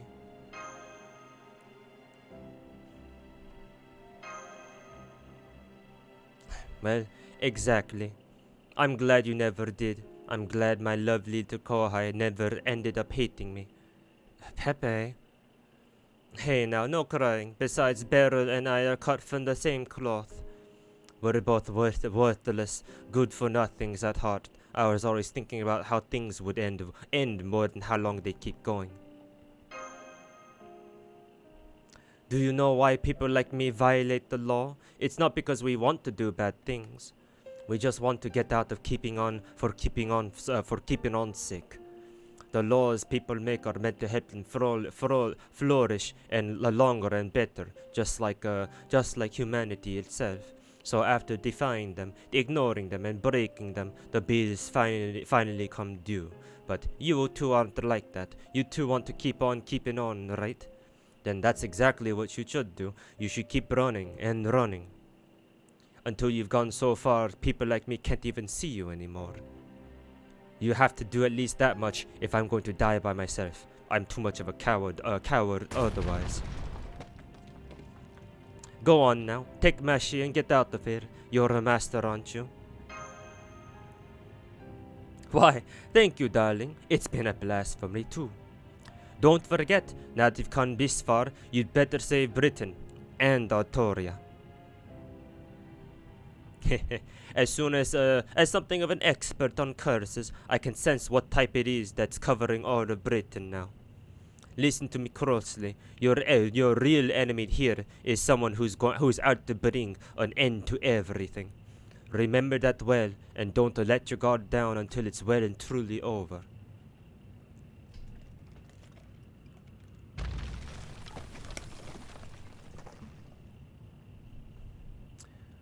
Good. They made it to the exit. That wraps up the last of my unfinished business. I'm not scared or in pain anymore, but I guess I still do have some bitter memories.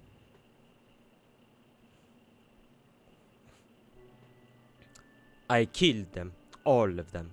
In a span of a few minutes, while the moon was hidden behind clouds, I killed all 4 members of my clan while they slept. It was quick and methodical, like mowing a lawn, just like how I mowed down all those sick, helpless people earlier. When I was 10 years old, my clan expected great things of me. They saw me as the first genius born to the clan since our founder's day. I wanted to live up to their expectations, but it simply wasn't possible. I was born with different inclinations. My heart and my body never quite fit. My mind was fundamentally opposed to being the kind of person the world at large demanded I be. My clan wanted me to father lots of children, so my superior genes would be passed down and preserved. But I just couldn't do it. Some people understood me, but there was nobody else like me. I heard whispers from some people wishing I had been talentless so that they could have given up on me, but I wasn't especially bothered. I never had any grudges or complaints. I did wonder why I'd been born the way I was, but I didn't begrudge anyone or hate anyone or feel bad about my situation. I knew I couldn't help having been born who I am. It wasn't my place to gripe about it, and it wasn't worth assessing my rights over either. The only thing I felt a little bad about was knowing that there would never be anything more to my life. Rojinsu is the power to know your own fate. By the time I was 10 years old, I knew that my soul would never be reincarnated again. I might have been sad about that if I'd still been in the middle of my journey, but instead, knowing this would be my last life, I only felt pity for this imperfect world and the fate all humans are given. Fast forward 10 years. There was nothing left for me to learn on the mountain, so I decided to put it behind me. But before I did that, there was something else I needed to do.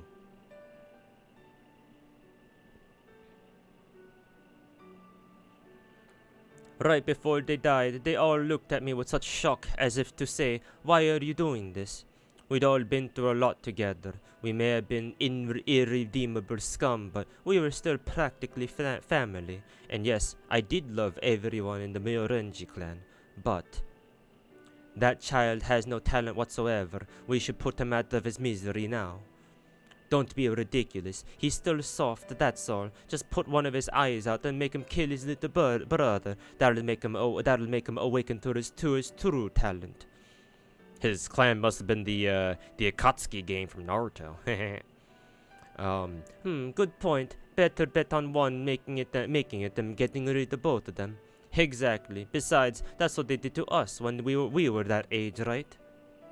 When I overheard that conversation, I cried. I knew then that there was no place in modern society for a clan with karma like that. That was my last memory as Murenji Aro. After that, I completely forgot everything that happened on that mountain. I also stopped thinking of what I did as a crime. Really, I stopped thinking of it as part of my past at all. I swear, I really am scum. After everything I did, I still have nothing but fond memories of my time there. No wonder I was fated to die alone. That's what I get for killing everyone else myself. Really, it was shameless of me to even consider wanting to go out on a high note. Oh, so that's why he did that. I can't believe I only just realized it now. I swear. I always thought it was sudden, even for him. Thank you, David. Thank you for using that once-in-a-lifetime ticket to come see me when I was at my most beautiful.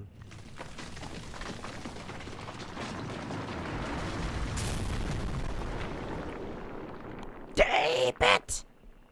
Where the fuck are you? David! Oh, right. Well, I'm dead. I can't use that voice anymore.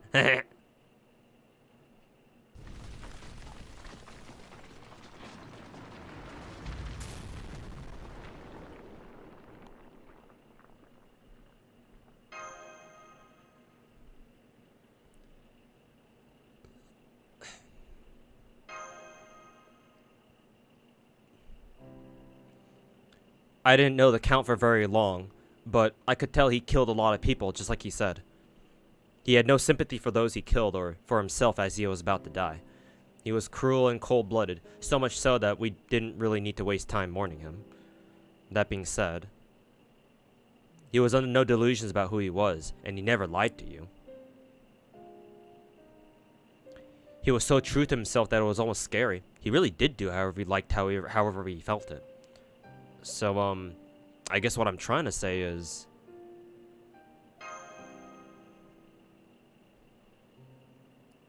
Right. I'm sure he would have smiled and said so himself. He was a strange, mysterious sort of person through and through. He was more egalitarian with himself and those around him than anyone I'd ever met.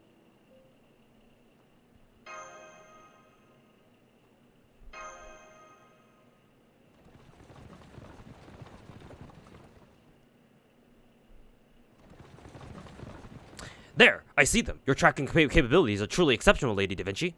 And you know what? I'm really glad I added a camera function to Typhone. I mean, it's in the name. Hey! Tuhu! Mash! Artoria! Are you guys okay? Come on, we got places to be!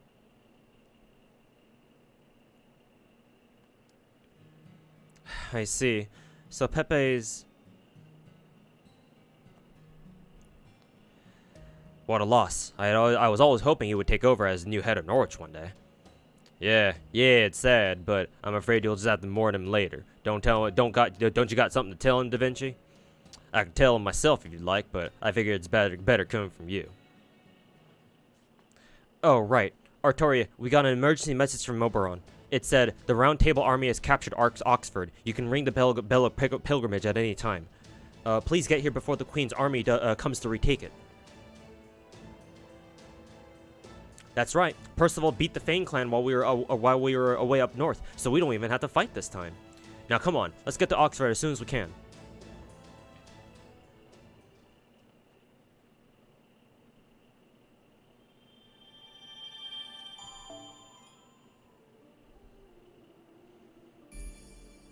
Oh, now we unlock the city of Oxford. Then again, we never visited the city ourselves. Now, have we? Because isn't Oxford Woodrose's? Woodrose's city actually.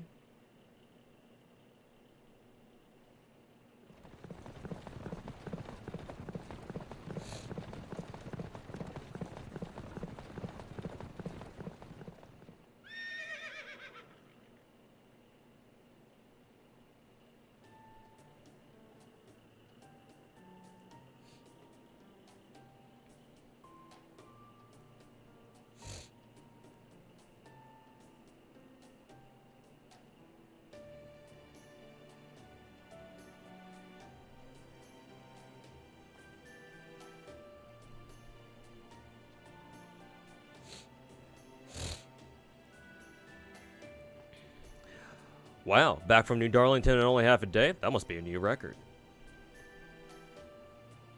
We really are lucky to have Regibit and that brand new wagon you got for us. I see you're still in high spirits. That's great. I feel more hopeful for our future prospects than ever. Welcome back from Orkney, everyone. I'm glad to see you're all alive and well. Giga Chad! Just you here, Percival? Where's Gareth? Oh, right, Londinium. That's a shame, but it's also understandable. Thanks for taking care of Oxford, Percival. It couldn't have been easy to conquer a city with walls like that. Oh no, I never could have done without Artoria. We asked for peaceful negotiations several times after we surrounded the city, but they refused to listen. We were just settling in for a protracted battle when we heard Orkney's bell ring out. That boosted the Round Table Army's morale and sent the Oxford soldiers into a panic.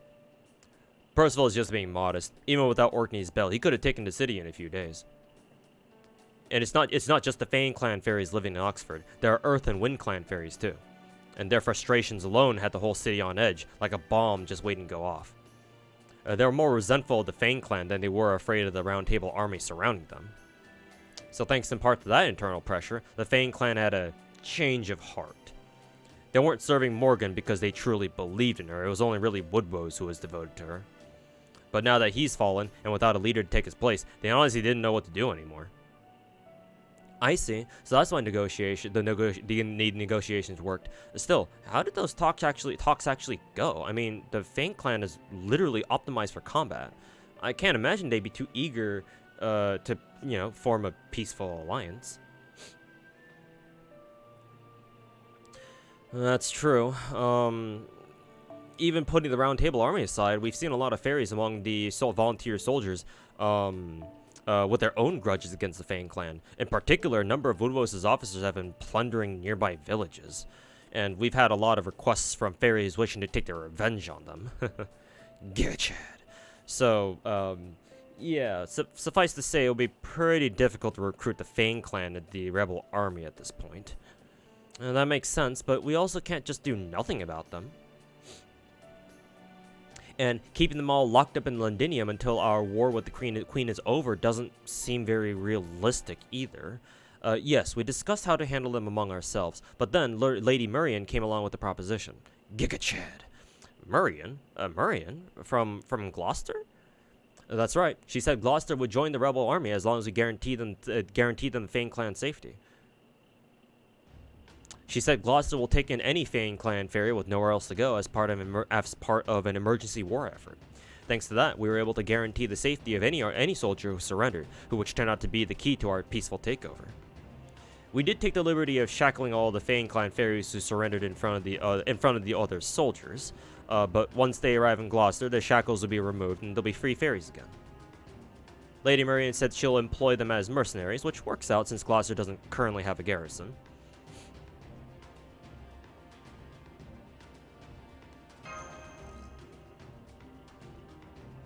That's right, it's a twofer. Now we don't have to worry about dealing with the Fane clan, and we also have Murian on our side. Though, really, Gloucester's basically been on our side since we rung their bell. Anyway, feels good to finally have all our ducks in a row, doesn't it? Well, yeah, it does, but I don't know. Does this mean you've already had the Fane clan brought to Gloucester? That's right. Every one of them who surrendered here, along with the prisoners we've been keeping in Londinium. In fact, Murian said that every Fane clan member in Britain, well, except for the ones who live in Camelot, obviously, was welcome to come. Woodrose banned his clan from most forms of entertainment aside from going to restaurants, after all. So I'd bet by this point, all the Fane clan fairies who've never seen anything like Gloucester's glitz before must be having the time of their lives. Are they now?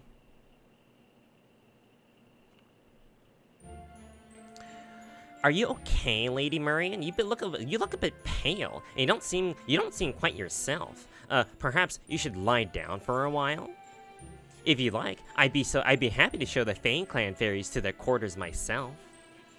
Oh, don't be ridiculous, Client Sky. I've never felt better in my life.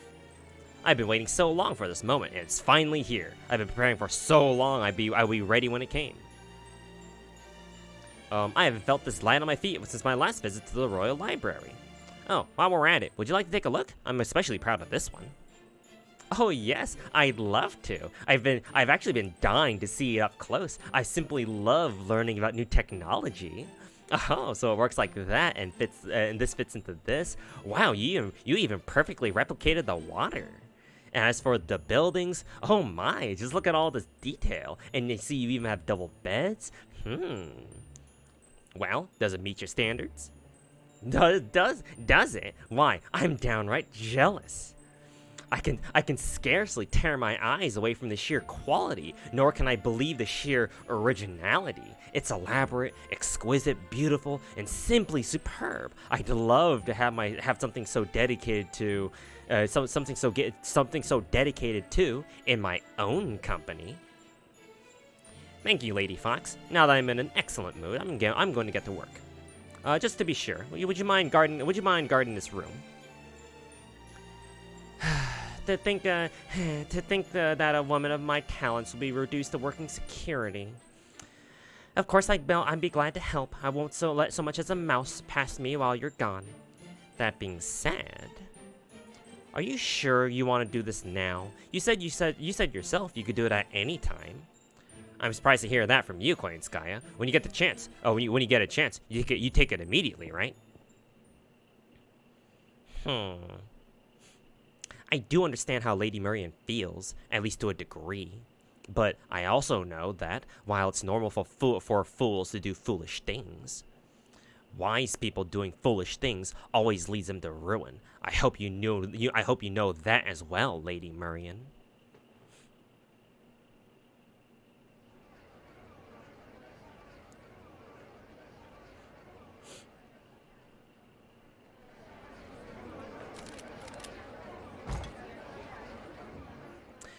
Thank you for your understanding, everyone. I've gone ahead and removed your shackles now.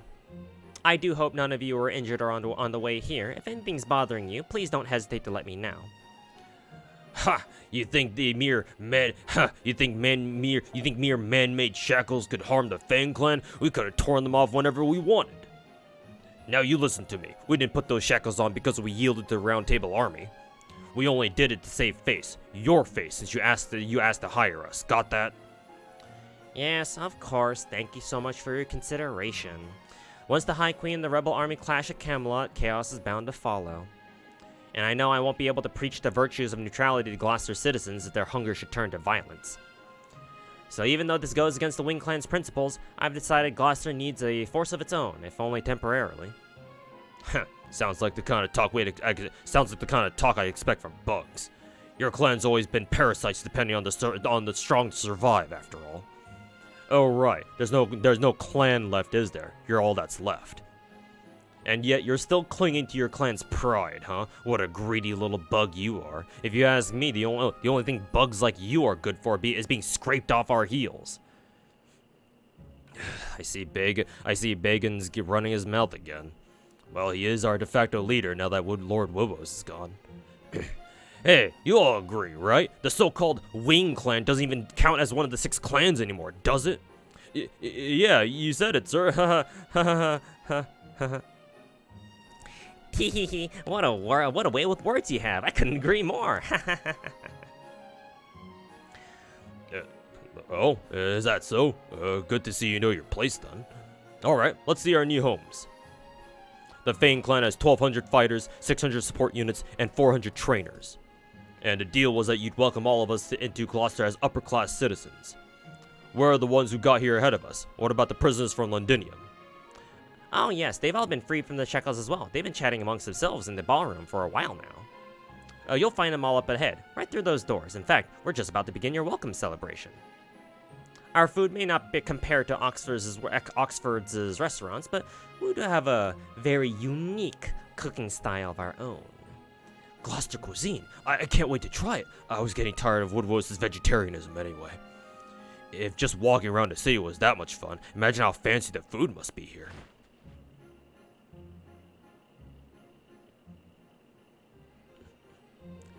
I see we're gonna do a little trolling.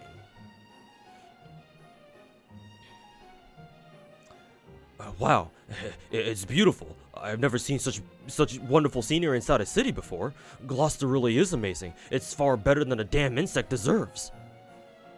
Huh, it won't be Murray's for much longer now that she's invited us here. Only the Fang clan can exterminate Moors, and our strength will be much more valuable than when the war heats up. The humans can have Oxor if they want it. We'll be taking Gloucester for ourselves soon enough. What a short-sighted fool Murrian is. She thinks she's keeping us safe when it's actually the other way around. Soon she'll see just how strong we are. What a shock it'll be for her to realize she has no choice but to depend on us. In fact, that's probably why she welcomed us in the first place. She knows exactly what a parasite like her needs to survive. You said it, boss. It doesn't matter how much the other fairies copy humans, the weak will always have no choice but to obey the strong. And now, Woodwose and his precious intellectualism are gone, and we're free to use our strength any way we want. I have no idea who this is. I truly can't believe it. 1,200 years later, and not one of you has changed at all. I'm honestly shocked that none of you had the slightest qualm about entering such a suspicious ballroom. I suppose it could be your brain shrinking to match your new size. Oh well, there's nothing we can do about that. You've never been more than trash who can't remember the atrocities you committed in any case. Who said that? Where'd that booming voice come from? What? Huh? What is that? Hey, look outside. There, up in the sky.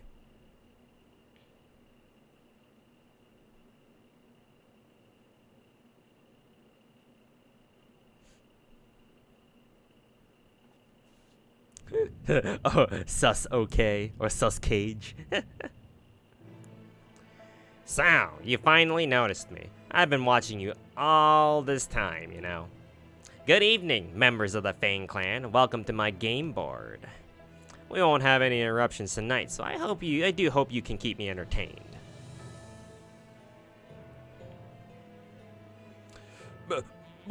Murrian? What's going on? When did she get a sacrament to make herself huge? I thought only Spriggans could do that. Really? That's the first thing you want to know? Well, okay, but it'll be only because it'll add to your humiliation. Gloucester is my personal Fey domain. I spent the 1,000 years establishing its rules. The logic of the outside world doesn't apply here. My word is all. Here, the weak become strong and the strong become weak. And this place, in particular, is a world into itself that reflects my mind even more closely, an insect space that shrinks everyone who enters it. Why are you blushing? Now do you understand? I didn't grow. You all just shrank. You're all as small as the insects you ground beneath your feet. Murrian, how dare you look down on us? Cut this crap out now and turn us back to normal. A mere insect like you will never be able to survive without our help. Oh my, the Fang clan's third best fighter indeed. It's almost mesmerizing how bold and brazen you are. But I suppose it's all brawn and no brains, Shit. Skip past the dialogue. You didn't think how easy it would be for this mere insect to crush you with a finger, did you? Bacon's dead? The strongest warrior in the clan aside from Lord Woodwose? I'm so sorry. He was just so loud. He was starting to annoy me, so I squashed him. You see, everyone, as long as you're on this game board, you're weaker than ants. But once you go outside, you'll be your old powerful selves again. Though, of course.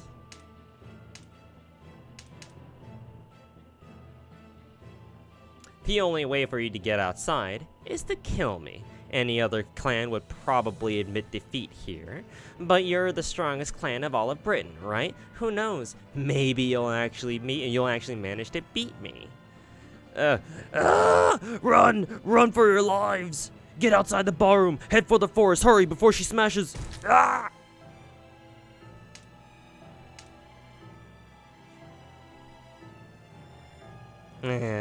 How truly glorious. They don't even have the time to scream before I squish them. I must admit, you're all dumber than I could have imagined. Have you really not grasped that there is no outside here? Try to run to the woods, and I'll flatten you with the wave of my hand. Try to run to the lake, and I'll churn the water and drown you. Even if you somehow manage to make it to the moon, I just eat the whole moon, and you with it. No matter how many times you die, your next generations will only wake up inside this miniature garden. And I'm gonna keep exterminating all of you until your souls are so worn out that no new generations are born. The best thing you can do for yourselves now is to plead for mercy. If you're lucky, I might even consider sparing your lives. Well, let's say life, since no more than one of you will make it. Alright then, my teeny weeny Fang Clan friends. The night has only just begun. I do hope you enjoy this game. I spent the last 1,000 years putting it together for you, you know.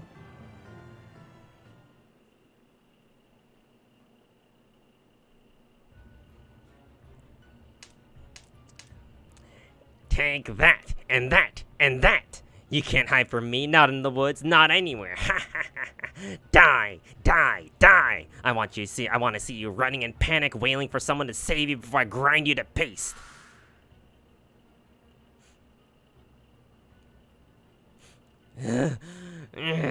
Not fighting back didn't save them. Obeying didn't save them. Running away didn't save them. Everyone I ever knew, they're all dead. Those Fang Clan barbarians ate them, bit right into their arms and legs while they were still alive. How dare they call themselves Britain's guardians? They can't make anything themselves. All they do is destroy. Every day they just go around doing whatever they want, all because they happen to be born strong. Then, when our clan starts pulling ahead of them, they decide to hunt us down for sport. And when they couldn't figure out what to do with the survivors, they decided it'd be easier just to get rid of everyone. And that's the worst part of all. Those barbaric wolves just live their whole lives doing whatever pops into their heads. Well, I won't let... voice.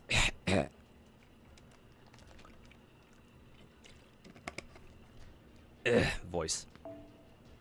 Well, I won't let them get away with this. I swear it. I'm gonna make them know what it feels like to be preyed upon, no matter how long it takes. I won't listen to them. I won't listen to what they have to say. I won't even tell them why I'm doing it. I'm just gonna wipe them out with overwhelming power. Whatever happens, I can't die before then. Even if I'm the last of my clan to survive, I'm gonna erase the entire Fang Clan from existence.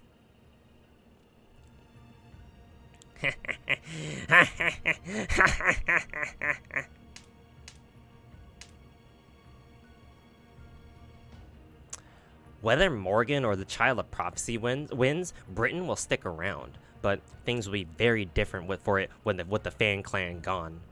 You know what you're doing is foolish, but you still couldn't stop yourself. It's such a shame, Murian. To think not even a creature as wise and righteous as you could escape the hatred in your past. You're acting no better than a human, and that's not what I look for in my clients. This just proves Lhasa was a mistake. Well, to be fair, the Fang Clan people, the Fang Clan fairies can go fuck themselves.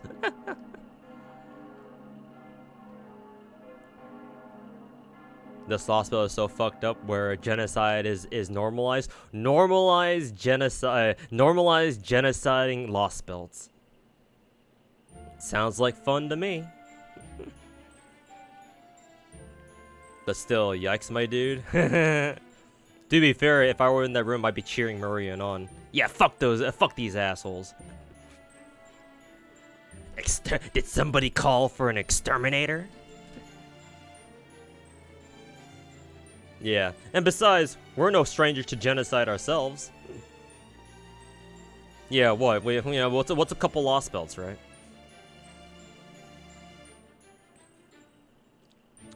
Well, that takes care of the 5th bell. According to the prophecy, there is only one left to go now.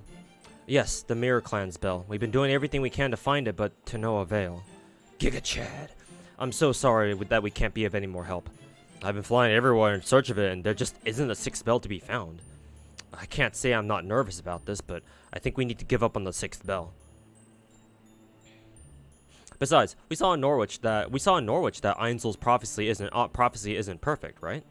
so now that Artoria has enough magical energy to cover the entire Round Table army, and with Nocneria's forces on our side, we should be a good match for the Queen's army. That's true. And now that Lady Nocneria has agreed to ally with us, we can't afford to be late to the party. I'll call for the 3rd platoon and the volunteer soldiers we left in Londinium to join us here. As soon as they arrive, we'll set out for Camelot. Giga Chad.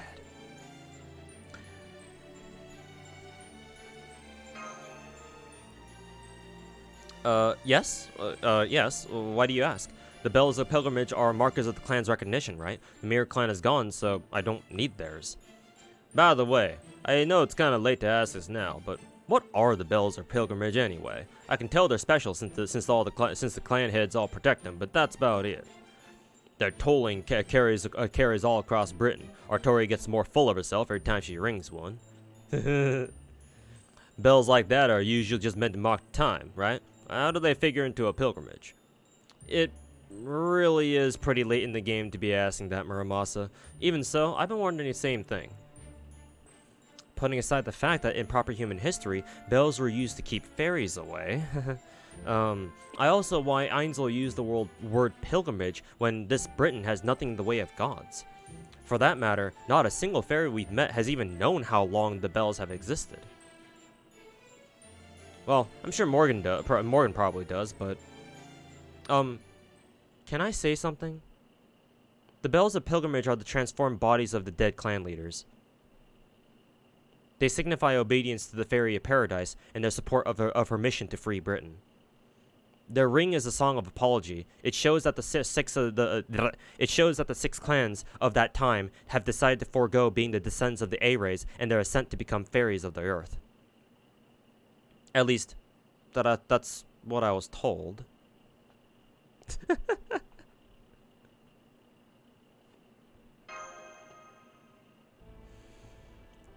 A song of apology. I guess that's what a pilgrimage is in this Britain. An apology. The bodies of the clan leaders. So, they're not the bodies of the 6 ancestor fairies? That's right. They were at first, but some of them were destroyed by calamities at various points in history. When that happens, either the current clan leader becomes a replacement bell, or the last... Percival, where's Gareth? What is she doing right now?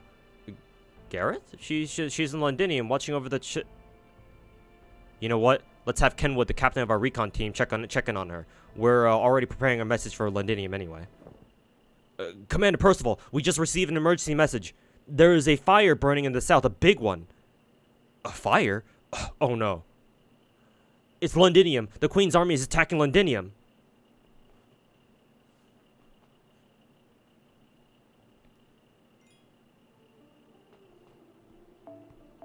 Dun dun dun.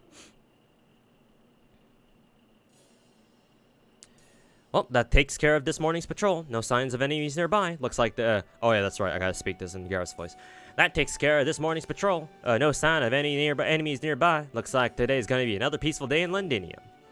They said the battle at Oxford concluded with peaceful negotiations too. I wonder if the Round Table Army is having a fancy breakfast at one of the restaurants there now. I'd love to see what they're eating. Huh? What's that sound? Is there something going on inside the castle? Oh, well, why are they all fighting each other? There she is. It's the fairy who was with the child of prophecy. Just her? Great, let's kill her now. She's just another filthy member of the Round Table Army anyway. Huh? Huh? I don't get it. What's going on? Why are rebel army soldiers attacking Londinium? Ow, fuck.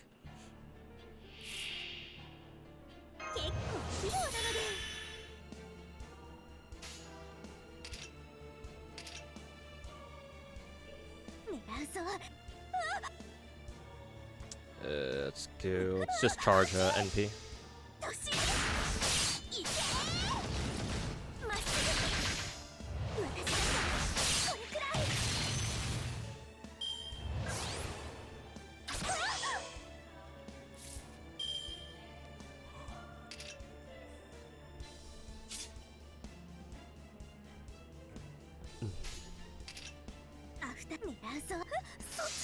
Oh, excuse me.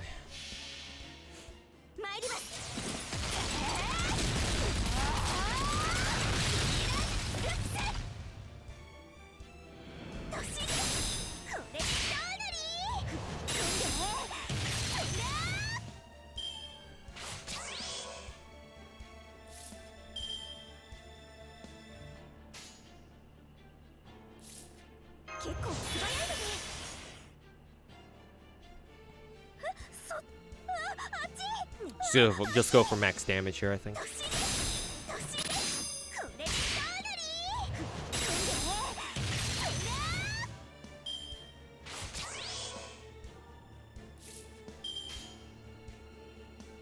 Wow, even with max damage, she does literally no damage.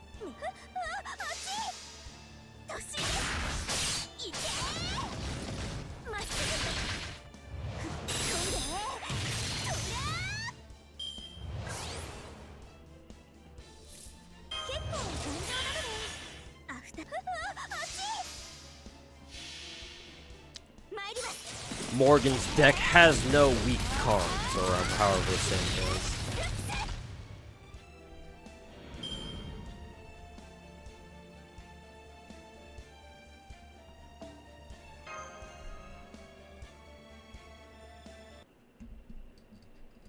Are there Amoguses in the rebel army, perhaps? I beat them. I had to kill them, but... the castle, Londinium's under attack. I can worry about the rest later. Hurry, Gareth. Why are you doing this? I thought we were comrades. Ha! Us? Your comrades? Ridiculous. This piss-poor excuse for an army must be as soft in the head as their equipment is shabby. This so-called third platoon of theirs are all just paramedics. They're no match for us in our combat training. Go on, men. Kill every last person in Londinium. Women and children, too. Damaged goods like this rabble have no place in our Britain. That's what you mongrels get. I wish I could see the look on Percival's face when he comes back here and finds all his precious people dead. You bastards!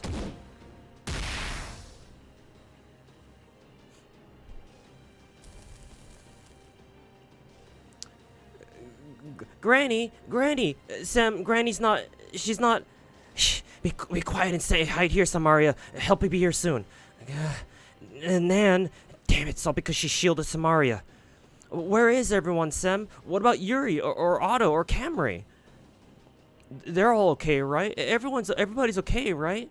Of course they are. I saw them escape from the castle earlier. They're fine. They're all fine. That's why we have to stay hidden, too.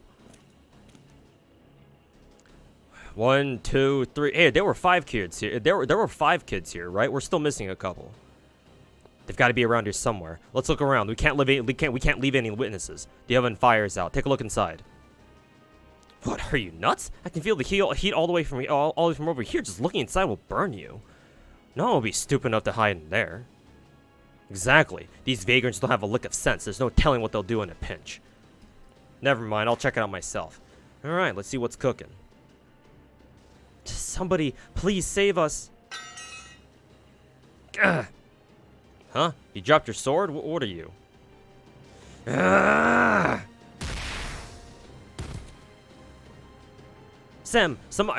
Samaria, are you okay? If you're alive, answer me.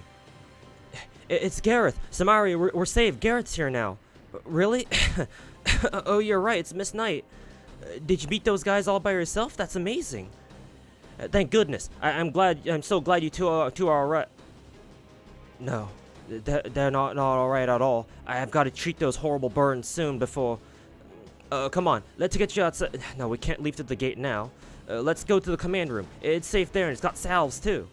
Percival and the others will get here in no time. We'll just have to hold up in there until they arrive. Yeah, okay. Thanks, Gareth. Come on, Samara. Don't get in Gareth's way now. I won't. I'm just glad everyone else is okay. Come on, we need to run. Stay close to me.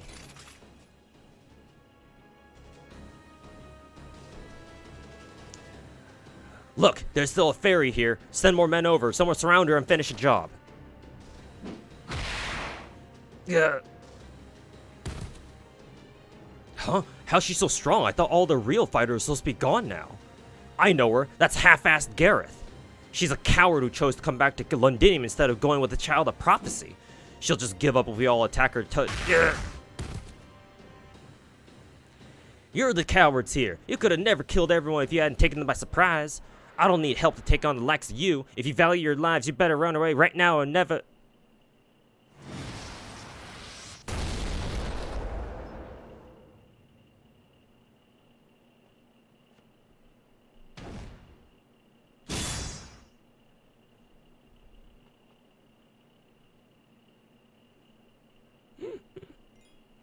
Ah. So there's the boss.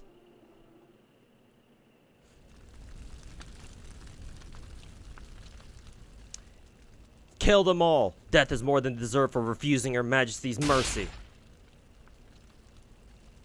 Humans and fairies living in harmony? Ha! What a joke. That's a drivel I'd expect from slaves raised like livestock. I see you're just about done. Woodrose may have failed to breach Londinium from without, but it was clearly all too fragile from within. It's fitting that these fools meet their end by being too quick to trust other humans. Failures like them have no need for a hometown. Burn it to the ground.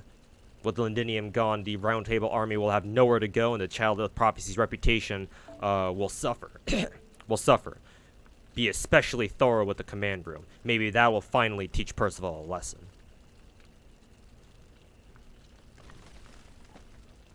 Huh? What? Why am I can't open my right eye. That's weird. What about the town? Not again. How many times do I have to see terrible things like this before? Huh? I've seen this before? And more than once? Oh, right. That's right. I get it now. I'm a Mirror Clan fairy. I'm Einzel, the one who tried to save everyone from a future where they all died, only I couldn't save anyone. I'm sorry, Mirror. Even after you were kind enough to take over for me, I still couldn't. Hey, there were more kids around here, right? Where'd they go? Find them. Leave no survivors. Make sure they're all dead before the Round Table army gets back. No, not yet. It's not over yet. Come on, Gareth. It's up to you to keep Sem and Samari alive. Or to keep them safe.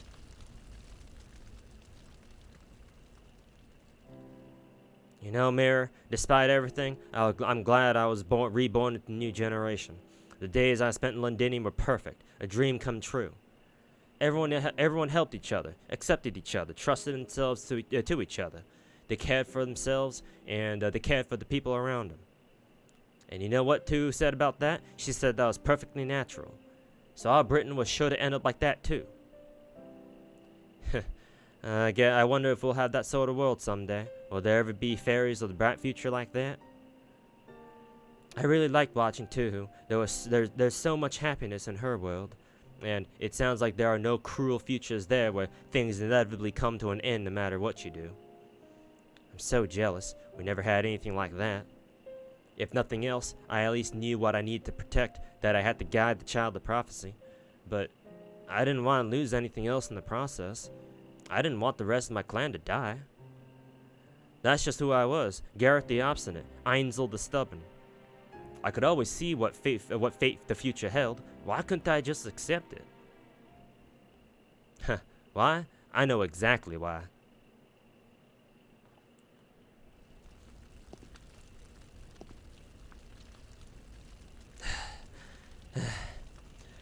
The command room is up ahead. Are the oil barrels all in place? I want it completely blown to pieces. That's enough. You're not laying another finger on this place. So there's still one left. You're obviously on your last legs. Normally I wouldn't bother cutting you down. You could have managed to escape on your own, but I guess you couldn't help you just couldn't help but play the night. Fine, I'll put this eyesore out of her misery. One of Percival's so-called soldiers has no business acting like a knight anyway.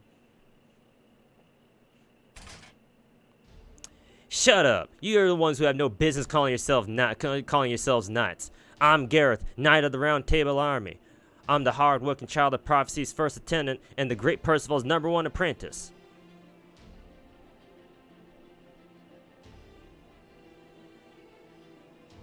Another Giga Chad. Wow. Why are there so many Giga Chads in this story?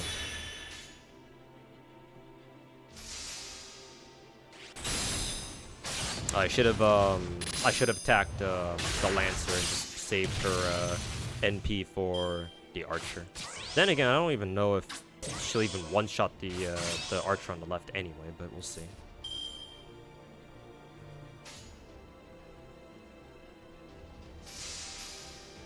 Eerily quiet. She probably doesn't even have this. Doesn't even have the strength to talk.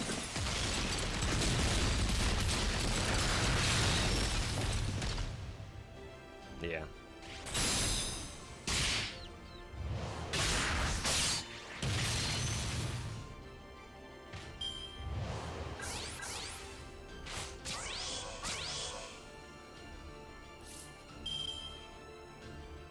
Actually, both of her skills are completely useless now, I think.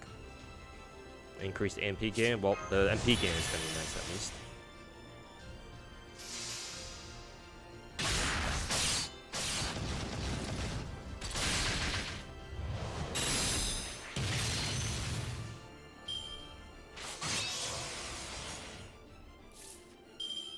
Does her guts do anything, actually?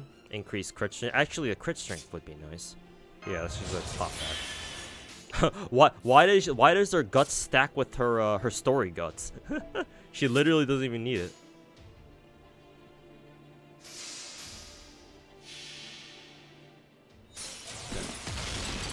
Local small armored knight, literally too angry to die.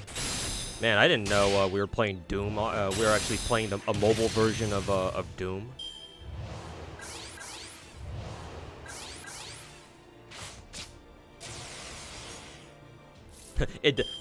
The game doesn't even use her own guts. It just uses the story guts.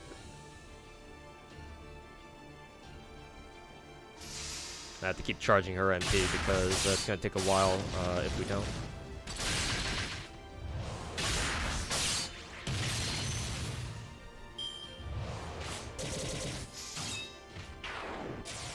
Ew, bust her down? Ugh.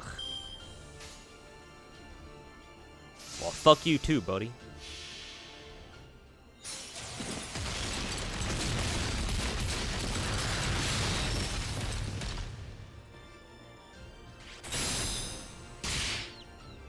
Well, fuck you too, buddy. Yeah, if she didn't have her buster down, that would have killed.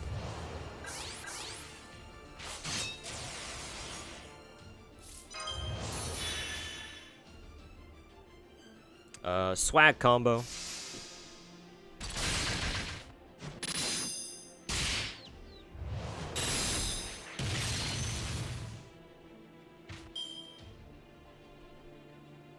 Which actually, when we get once NA gets our the mighty chain, that's gonna become her our optimal combo. Well, had enough. What's with this fairy? Is she immortal or something? I forget her. She'll die soon enough anyway. Come on, we need to leave before the Round Table Army returns. Goddamn unkillable fairy.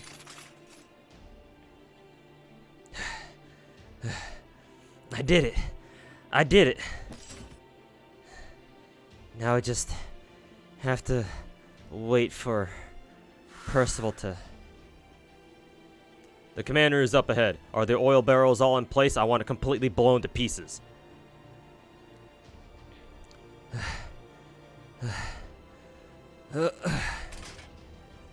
One last thing to do. I'm a knight of Londinium. It's my job to protect everyone's home.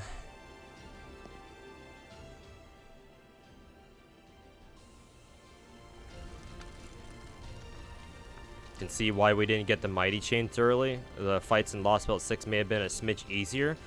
I mean, along that logic, then like why bother putting in mighty chain at all then? Because people can be like, well, I'm just not gonna do Lost Belt until they put in mighty chain. So what's Aniplex gonna do? Like delay Mighty Chain until everyone who plays FGO eventually plays Lost Belt 6? So I'm not sure if that's the reason, personally, but how do Mighty Chains even work? Mighty Chains is use a different color type for all 3 cards. So Buster, Arts Quick. What it does is it will give you every single starting bonus, every single starting color bonus. So in a Mighty Chain, you will get the Buster leadoff damage, you will get the Arts MP generation buff leadoff buff, and you will get the quick leadoff star generation bonus, star gen bonus. So what that means is when you get a Mighty Chain, the optimal chain is now QAB because of how card scaling works.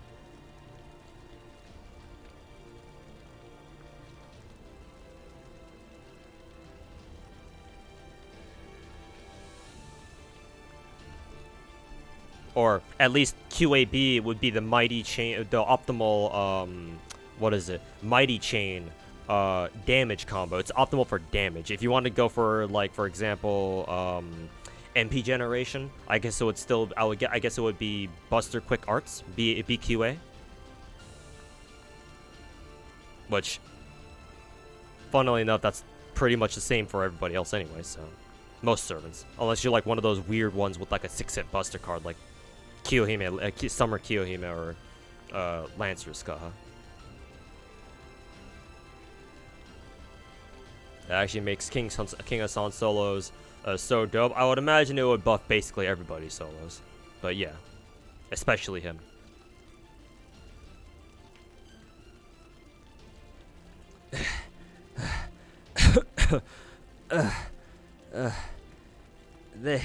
They really did plant a bomb here. Ugh. What were they thinking? This must be the fuse. Oh, but it'll still blow if the fire reaches it.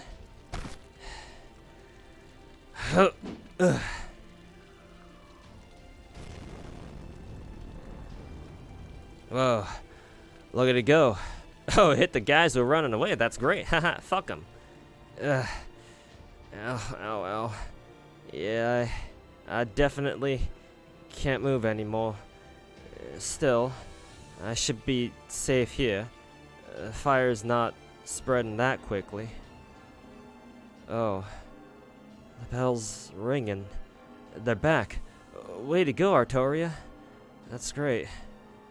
The only bell left now is... Alright.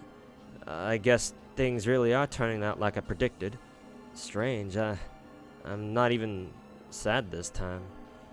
Hang in there, Artoria. Oh, and, I'm sorry, everyone. After you went to the trouble to make this great armor for me, I still...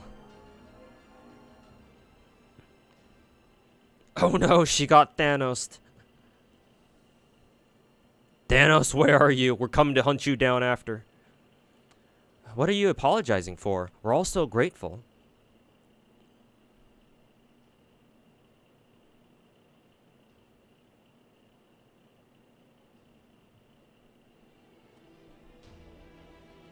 Thanks for not giving up on us, Gareth. You were amazing.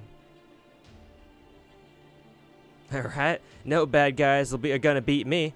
I'm a knight of the round table, you know?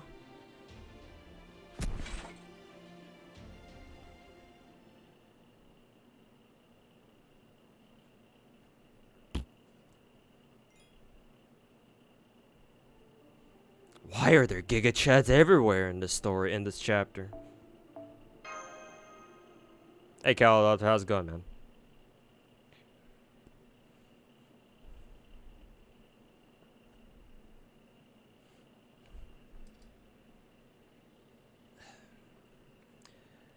Okay, the fires are all out. Let's get the bodies out of here. Bring the fairies' bodies to a nearby hill and the humans' bodies to the communal graveyard. Once you're done, we'll need to assess the damage and report to the commander. I know it won't be easy, but it has to be done. And why are they all dying? Unfortunately, you can't be a Giga Chad in the Nasuverse without dying in the end. No survivors, huh? They didn't even spare the kids. We'll wait over here. I wouldn't want to get anyone's way. Yeah, there's nothing we could possibly say to console them. They knew these people were much longer than we did. They need time to mourn. Artori is up above. She just carried Garrett's body up to the bell tower. You know, I'd forgotten there was a belfry in Londinium too. It's almost like she knew things were gonna turn out this way.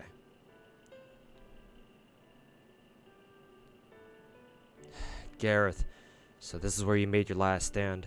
Giga Chad! But that slash mark on your helmet must have been made by...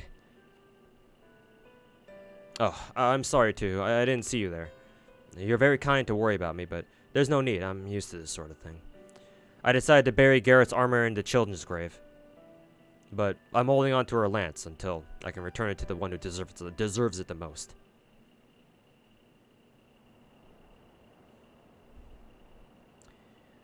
You held out on your own for so long, but I knew it. I just can't do this, Gareth. I can tell why Londinium was attacked. I'm not like you. I can't see the good in this world. I can't see anything worth protect. Protect? With 3 C's?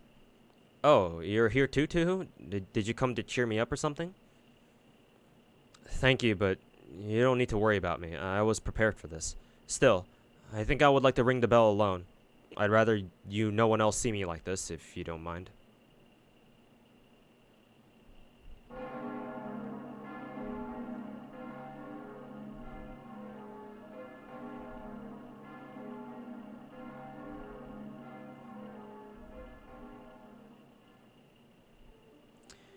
And there's the 6th bell.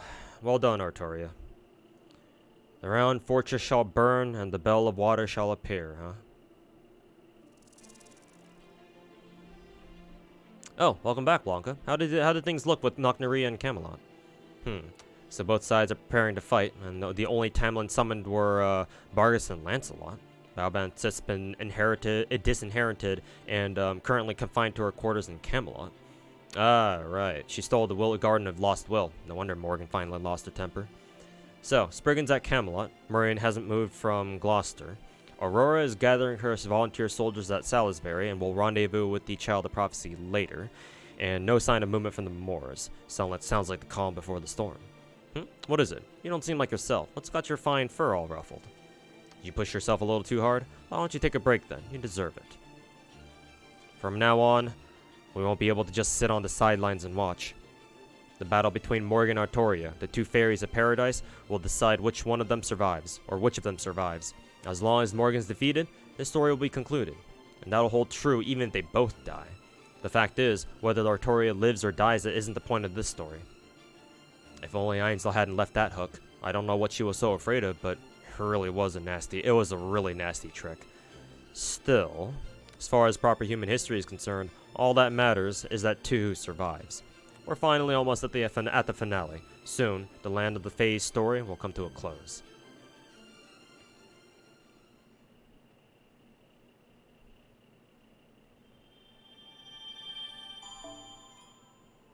I believe chapter 23 is a purely dialogue story.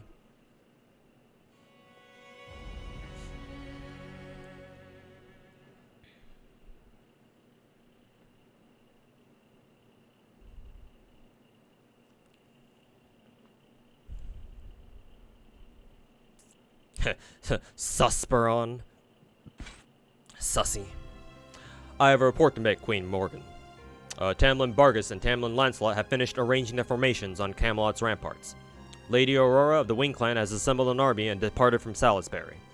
They should arrive at Camelot's west gate tomorrow. Lord Spriggan of the Earth Clan is already here, along with his private company of soldiers. Lady Muriel of the Wing Clan has sided with the Child of Prophecy and refused your summons.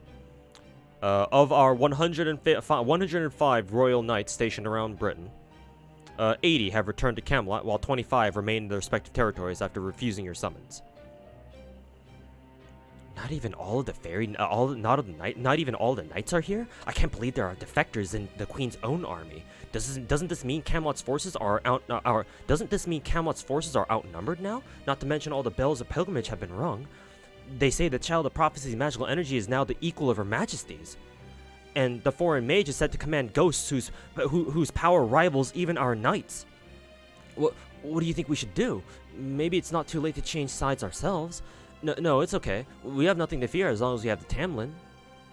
She may have been defeated, but Barg is still as strong as ever. They'll never get through the main gate with her around. Aurora says she'll be late, does she? Precisely the sort of trickery I expect from her. Tell Bargist she needn't bother opening the west gate. But, Your Majesty, that would mean... Do not make me repeat myself. Your Majesty, what would you have us do with the knights who refuse their summons? If you'd like to have them branded traitors, we'd be happy to go confiscate the territories. That will not be necessary. I have already disposed of those who have refused my summons personally. The very act of weighing me against the child of prophecy itself is blasphemy and punishable by death. She killed knights all across the land in a single night? How? They may not compare to the Tamlin, but a single one of the Queen's knights is still the equal of 1,000 ordinary soldiers, and she killed 25 of them all by herself? Silence, you dithering idiots. I did not summon my knights here because I require their aid. I merely offered them a chance to demonstrate their loyalty. Camelot will never fall, no matter what rebel army may attempt. Well, no matter what the rebel army may attempt. In my estimation, they are no greater a threat than the 8th Calamity.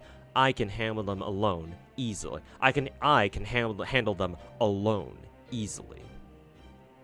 And the child of prophecy is a fool for thinking she can match me merely by ringing the bells of pilgrimage. How many times does she think I have completed the very same pilgrimage? One such journey does not give her the power enough to match even my little finger. What was that? Did Her Majesty just admit to undergoing the pilgrimage herself? Does that mean the rumors are true? Is High Queen Morgan actually a fairy of paradise? Your Majesty, please, forgive my interruption. We have just received a call from Lady Nocnaria of the King Clan's mirror. Shall I answer it? Yes, bring me the mirror. At once, Your Majesty. Spatial mirror, to me. Good day, Queen Morgan. It is I, Nocnaria, descendant of the Northern Fairies. First, I must offer an apology in regards to your recent request. I'm afraid I was unable to dispose of the Child of Prophecy as you instructed me. Following a fair and honorable duel, the Child of Prophecy and I have become close friends. I do hope you can forgive me for failing to do as you commanded. Not that I expect a frigid bitch like you ever thought I would to begin with, since you don't trust anyone. Yeah, FaceTime. Yeah, we're in a Zoom call. We're zooming. Zoom calls. Hello. Why that little? How dare that northern barbarian speak to Her Majesty that way? Oh, but I do bring you some glad tidings, Queen Morgan. Allow me to offer my congratulations. At long last, you're going to be freed from the burden of ruling over Britain. For too long, you've been sucking us dry with your command spells, been woefully inadequate with your responses to the great calamities. So long as you remain on the throne, Britain has no future, and above all, I'm the rightful heir to the throne, as granted to me by my predecessor, Queen Maeve. It's time for you to retire, Morgan. We can't trust you with Britain any longer. As Nocnaria, the rightful queen of Britain, I offer Camelot's current administration an opportunity to surrender. If you refuse to peacefully hand over your castle by tomorrow morning, I'll come and take it by force. Your treaty with my predecessor, the past queen, is now null and void. Prepare yourself, Morgan Le Fay. This is a declaration of war from the child of the queen and the child of prophecy. Why is Fairy Maeve so hot? Gaslight gatekeep girl boss.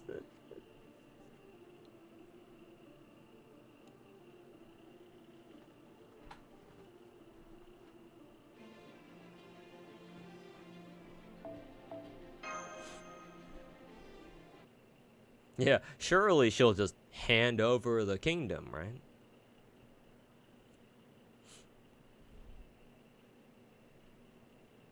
She actually called her Morgan Le Fay, yeah. Sus! Oh, speak of the devil. There, that's the declaration of war taken care of, where we've established that we are in the right. Right? I thought first you declared war Then you offered your enemy a chance to surrender after you weakened them. Oh, come on. You know Morgan would never just surrender. I was just getting the formalities out of the way. So, the fighting begins tomorrow morning. Giga Chad. Assuming that we'll need to organize new formations for our armies anyway, how should we go about our siege? It doesn't look as though the Queen's army will try to attack us out here in the open. Nope, the fact that there aren't any troops out in the plains already means they're definitely just focused on shoring up their defenses. Good thing for us too, since that let the Round Table army get here from Oxford today. So, it's finally time to bring down the big castle, huh? Well, which gate do we take? Main, west, or east? Just the main gate. That's what Nocnaria put together her giant core for. Dude. After we smash the main gate, the Northern Fairy Army and the Round Table Army will occupy the castle town, dude. Calling Morgan Le Fay at 3 a.m. challenge gone wrong. You wouldn't believe what happens. Explicit language. Too hot for Pornhub. Personally, I'd rather wait to do that until after we've seized control of the castle itself, dudes, but I already told you, no way. I want to keep my new castle in pristine condition, especially the throne. Even if we succeed at defeating Morgan, it won't mean anything if we destroy the throne in the process.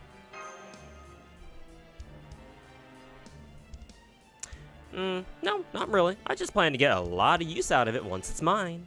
A lot of use out of it in what way? This is Maeve we're talking about here. Don't you think you're getting ahead of yourself? We haven't even started fighting yet, let alone won. I'd worry about yourself more than me. Never mind the castle town. You guys are going to have the hardest time of all once you're inside the castle itself. Morgan is going to come straight for you and two. If either of you dies, that'll pretty much put paid to Ainzel's prophecy.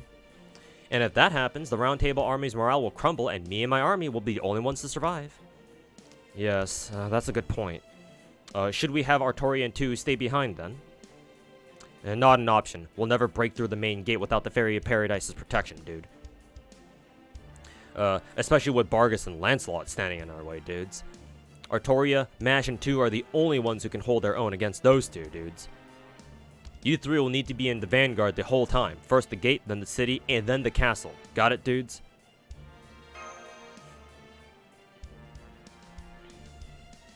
What is it, Nocnaria? Well, what's with the sigh? If you've got something to say, now's the time to say it. You won't get another chance before tomorrow night. No, I don't have anything particular to say. All that matters is the dashing figure I'll cut tomorrow. Make sure you pay more attention to me than Artoria to. See for yourself which of us is the better fairy to rule Britain. Just don't make sure to spend too much time trying to look good that you slip off one of those high places that you love. What a cruel joke it would be if you helped us win this war only to immediately fall to your death afterwards. As if I'd ever die in a dumb accident like that. Besides, I'm immortal as long as I have my Northern Army. Well, what do you know? I thought you'd be in a foul mood once the Round Table Army joined us, but you're more fired up than ever, dude. Guess having your rival and your mate here was just the motivator you needed. No, pretty much. Neither of them belong to me just yet, but you can definitely never have too many rewards. Which is why we need to cover every possible angle in this strategy meeting. Artoria, the child of prophecy, Percival, the commander of the Round Table Army, Grimmer, magecraft advisor to the Northern Army, Da Vinci, sage of the outside world. You 4 stay here with me. Muramasa, 2, you're dismissed. There's a tent set up for you at our campsite. Go rest up for tomorrow. You want me here too? Okay. Well, okay. I guess I can offer my opinion as a representative of Chaldean proper human history. Don't worry about me too. Take advantage of this chance to rest. I'll go over what we cover here with you later. Give Mash my best. Yeah, mate.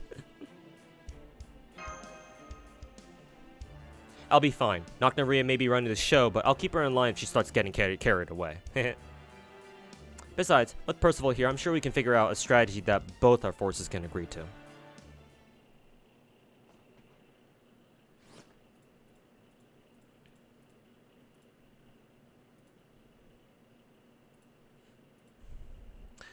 Welcome back, Master. How did the strategy meeting with the Round Table Army and the Northern Army go? I see. So Nocnaria said this will be a battle between two opposing nations. And since the general plan of attack for the castle is decided, now they just need to hammer out the particulars?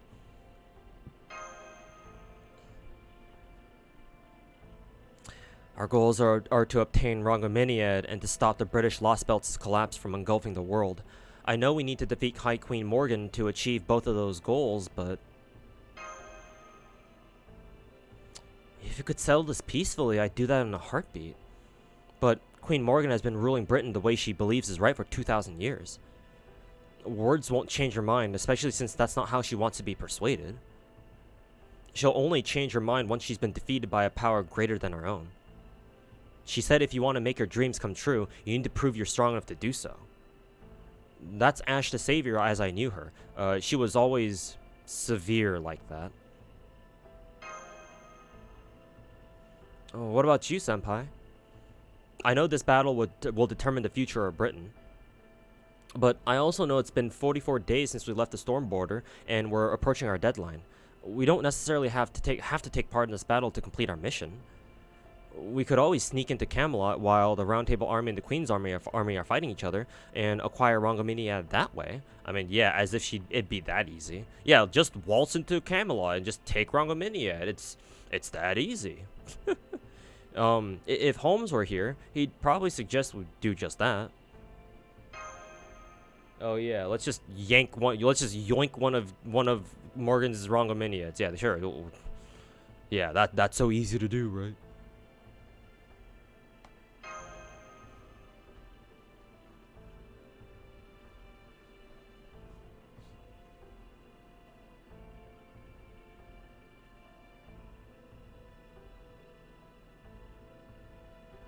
Right. Running away was never an option.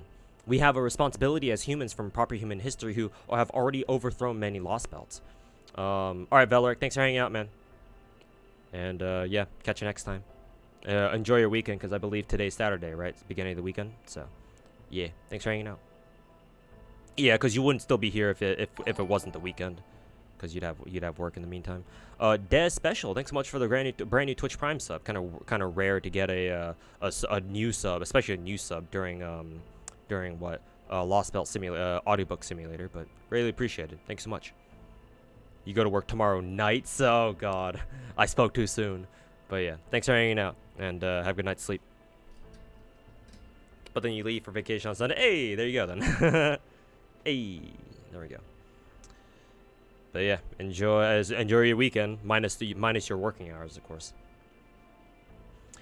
And we have Hope as the Child of Prophecy's companions who have been with her on her journey. If we're gonna fight Queen Morgan for the future of this beautiful land, those are the two things we need to hold on to.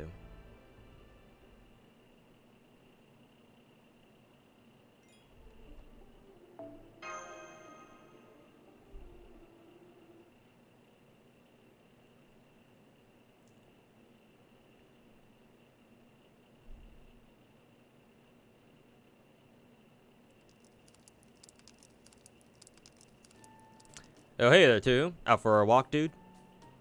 We wrapped up the strategy meeting a little while ago, dude. All that's left now is to wait for tomorrow morning. You and Mesh are the key to our assault team, so make sure you memorize the layout of the castle before you turn in, dude. Here, Nocnaria drew a map of the castle town. Remember how tall its buildings were when we went for that audience? That's why you've got to watch your steps so you don't get lost, especially since I won't be there to help you out this time. I'll stick with you guys until you get back to the storm border, was it? But I'm not going to fight Morgan. I'm going to see how things play out here. I'm just going to see how things play out here. That said, if you're going to fight her, I'd like you to take her on and give her such a beating she'll have no choice but to admit she's outclassed. She's a really sore loser, so she'll never admit defeat otherwise. How about you, Grimmer? You going to join them in the war? Oh, so she's basically like Artoria. Well, yeah, honestly, I don't care which side wins, but I am going to keep Artoria alive, dude. My goal is to ensure the Fairy of Paradise fulfills her duty, dude. As long as Artoria stays alive, she can always try again, even if she doesn't defeat Morgan tomorrow, dude.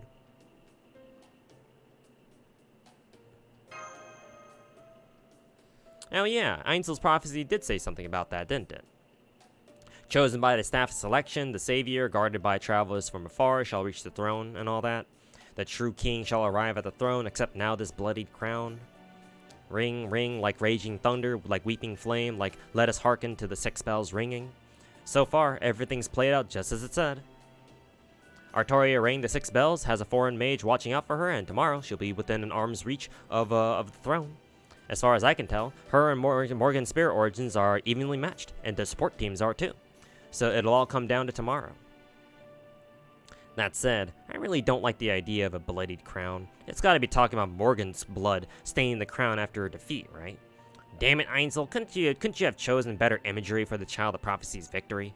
I mean, it probably also means that Morgan's been squeezing Britain hard for a long time now, but still.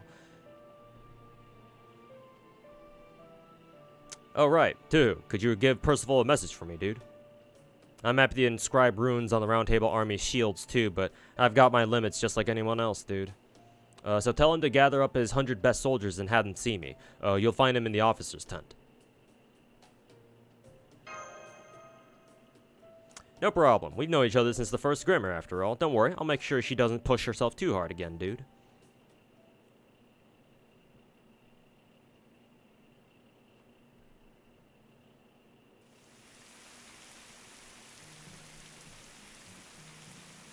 There's the one thing in this world that no one can do anything about. Love. Giga Chad. Bards have sung of love. They have called it fate, joy, and even death. In their songs, those without love are, in a sense, blessed, and those with it are, in a sense, discontent. When I was a young child, I didn't know what they meant. I believed love was simple, that merely loving and being loved was enough to be happy.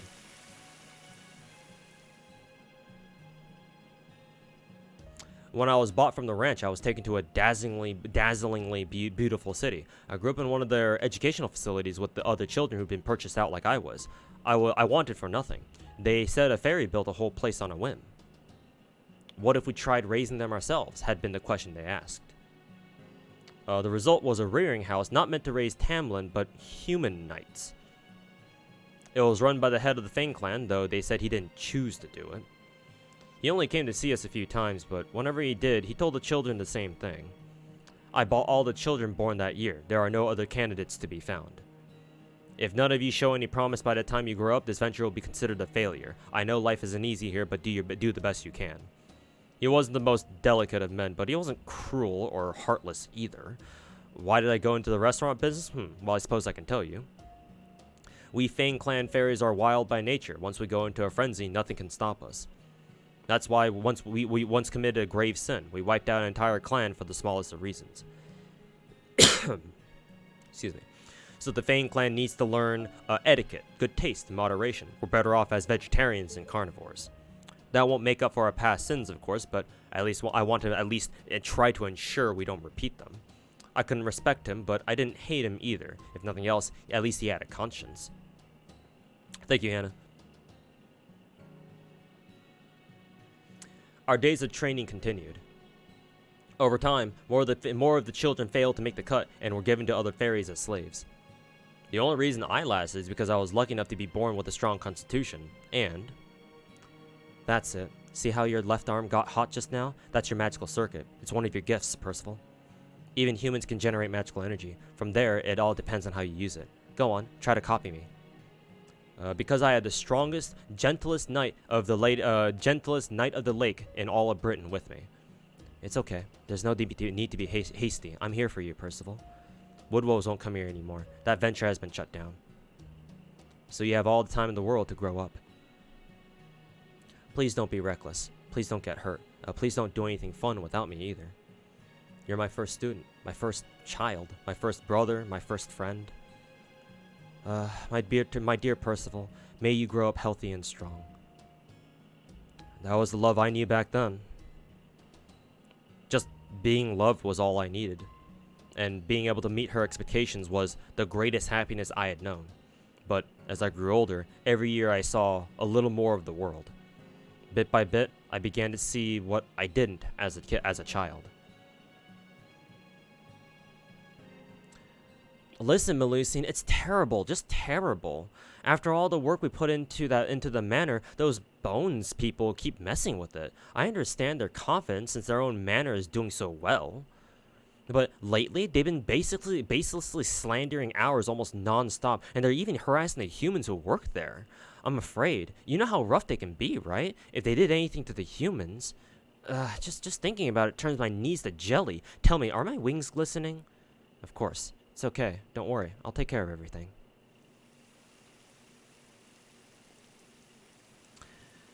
The love she knew, the love she'd been given, wasn't really love at all. It was merely affection. Love was destiny, joy, death, a curse she was powerless against. I knew. Even then, I knew that it was all wrong. But love distorts all our good sense. It makes fools of the wise, and good people do evil things. It causes beauty to lose its true form. Even though she knew she was only being used, she still clung to that love, even as it stole the happiness she should have known and the future she should have enjoyed.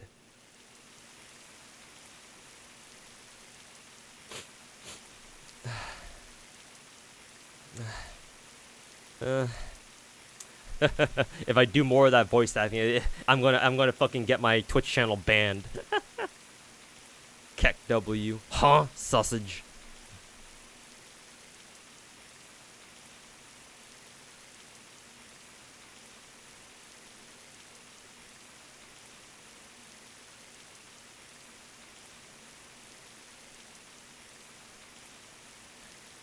That day, I heard a cry of grief that tore at my very soul. It was the night I broke the rules and rushed back to the cathedral to tell her I'd been awarded the Spear's selection. Yeah, to moaning sim. That was when I saw her lost in despair at her own foolishness. I couldn't help her or even say anything to her. I was still only 10 years old at the time. That's why I wanted to grow up as quickly as I could. I was sure that once I grew up, I'd know how to free her from that horrible curse. That's right, I'm gonna save her. I swear it. I don't deserve any praise for becoming the commander of the Round Table Army. I only wanted to defeat the Queen to set her free. I never had any intention of fighting for all of Britain. I only wanted one thing, no matter how selfish the love that drives that want may be.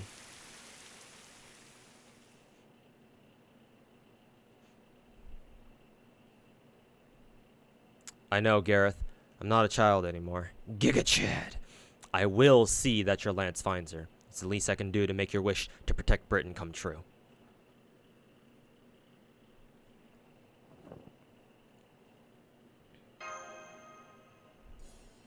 Oh, hello, to something that I can do for you? Giga Chad. You have a message from Grimmer. I see. 100 of my best soldiers, huh? I'll go round them up right away. Thanks for telling me. Well, that obvious, huh? It's true. I got scolded for spacing out in the strategy meeting too. But it's okay. I know what I need to do now, and I've made my peace with it. I'm Percival of the Round Table Army now. I have things worth fighting for and wishes of my own. Giga Chad. Now I'm only gonna fight for what's right. Please let Artoria know that too. I think she probably saw right through me at the meeting earlier. Tomorrow we face High Queen Morgan. I know we're gonna have to fight Lancelot as well.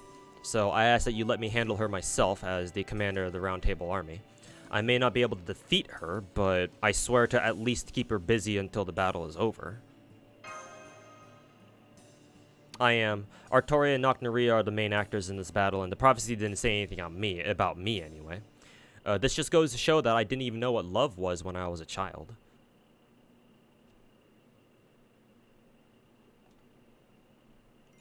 Meanwhile, we're just listening to that like, huh?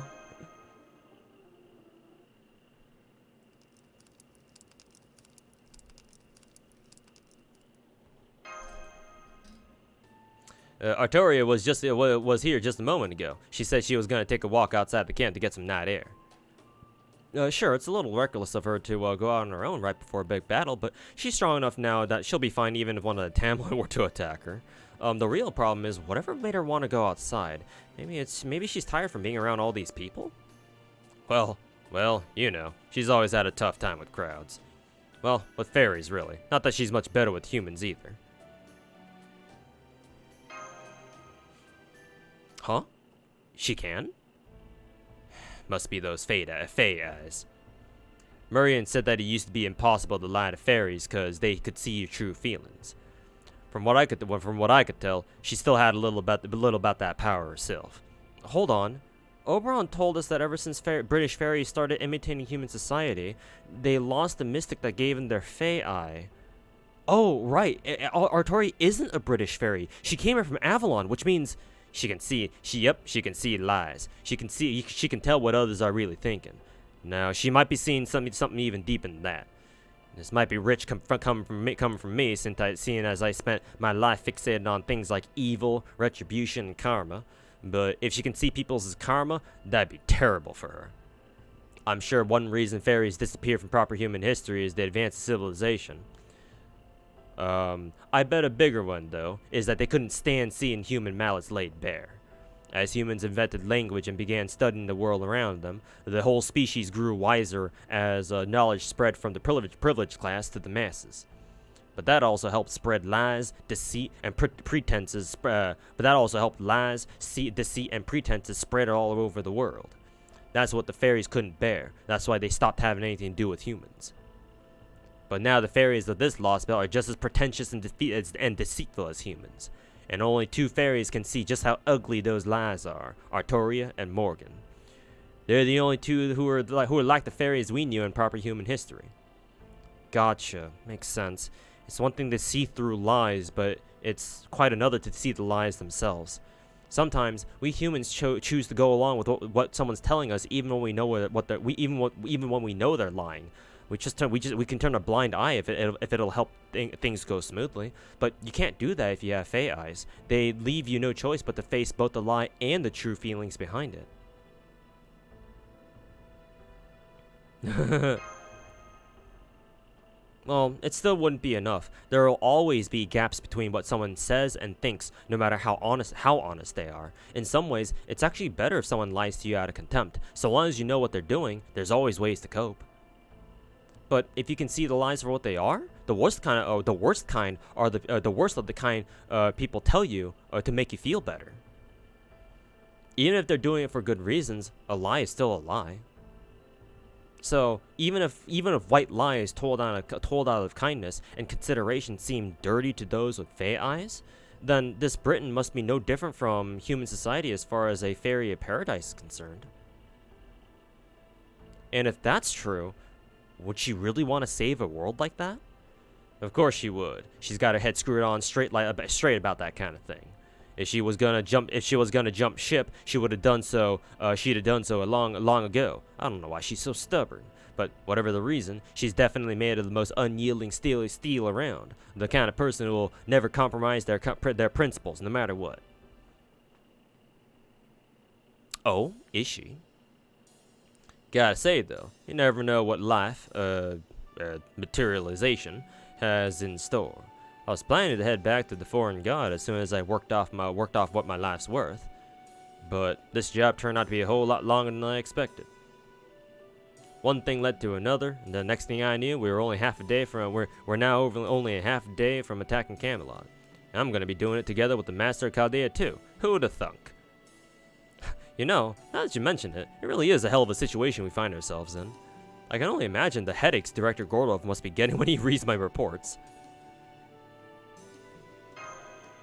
Come join us, Muramasa. Come join us. We have a forge inside the storm border. Hey, you know, that's not a bad idea. Sure I could. All the Foreign God did was summon servants and give them jobs. Said we'd have no reason to fire us since we had been handpicked by the strongest being in the world, so she knew we'd never betray her. She still doesn't get the idea that some people are a better fit for certain jobs than others, or that they might have actual preferences of their own. She just takes a pro and con approach to everything, though I guess that aspect might be a little different now. But I think I'll let another version of me handle that discussion. This time, it just wasn't in the cards.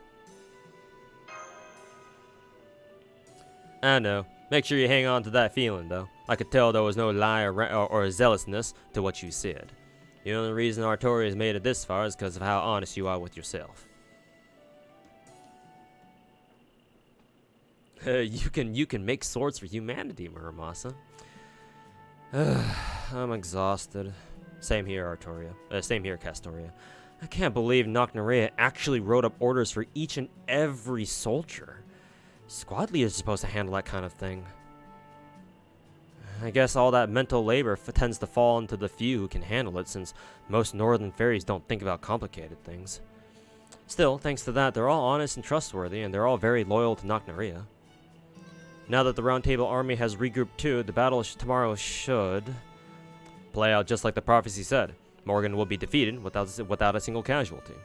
The pilgrimage went great. None of your traveling companions dropped out along the way. And the rebel army is in great shape. There's not a single soldier keeping secrets, just like in the Queen's army. All signs are pointing to a happily ever after, right, Artoria? Also, do we ever get a reason why Londinium was attacked? Because like it seemed like there was an attack from within, right? How'd that happen? Did they ever explain that? Or is it another one of those, yeah, this will be explained in next chapter moments? I see. You're still hung up on Gareth, but remember, the prophecy predicted all of that. The round fortress shall burn, and the bell of water shall appear. What happened to her wasn't your fault, and she didn't desert you either. That was her fate. Is that really what you think? Of course it is. Besides, Gareth wouldn't want us to be sad about her being gone. I don't mean about her. I mean about what you said about there not being a single casualty. The truth is, you think our chances of winning are slim, and that the Round Table army is going to be slaughtered, and the humans will be the first to die. And yet, you're trying to comfort me by telling me there won't be any casualties. Then, there's what you said about no one hiding anything, just like the Queen's army. Be honest, Oberon. You've actually known Nocnaria for a long time now, right? But you pretended you never met her before when you captured us, or when she captured us after our audience with Morgan. It's true, I have. But if you'd known Nocnaria and I were friends, you never would have trusted me, would you? Well, that's not all of it. When we saw MASH for the first time back in Norwich,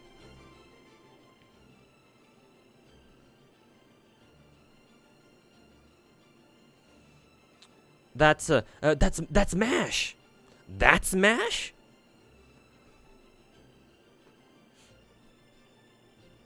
Morgan had some spies? Good point. I do remember that. But, like, I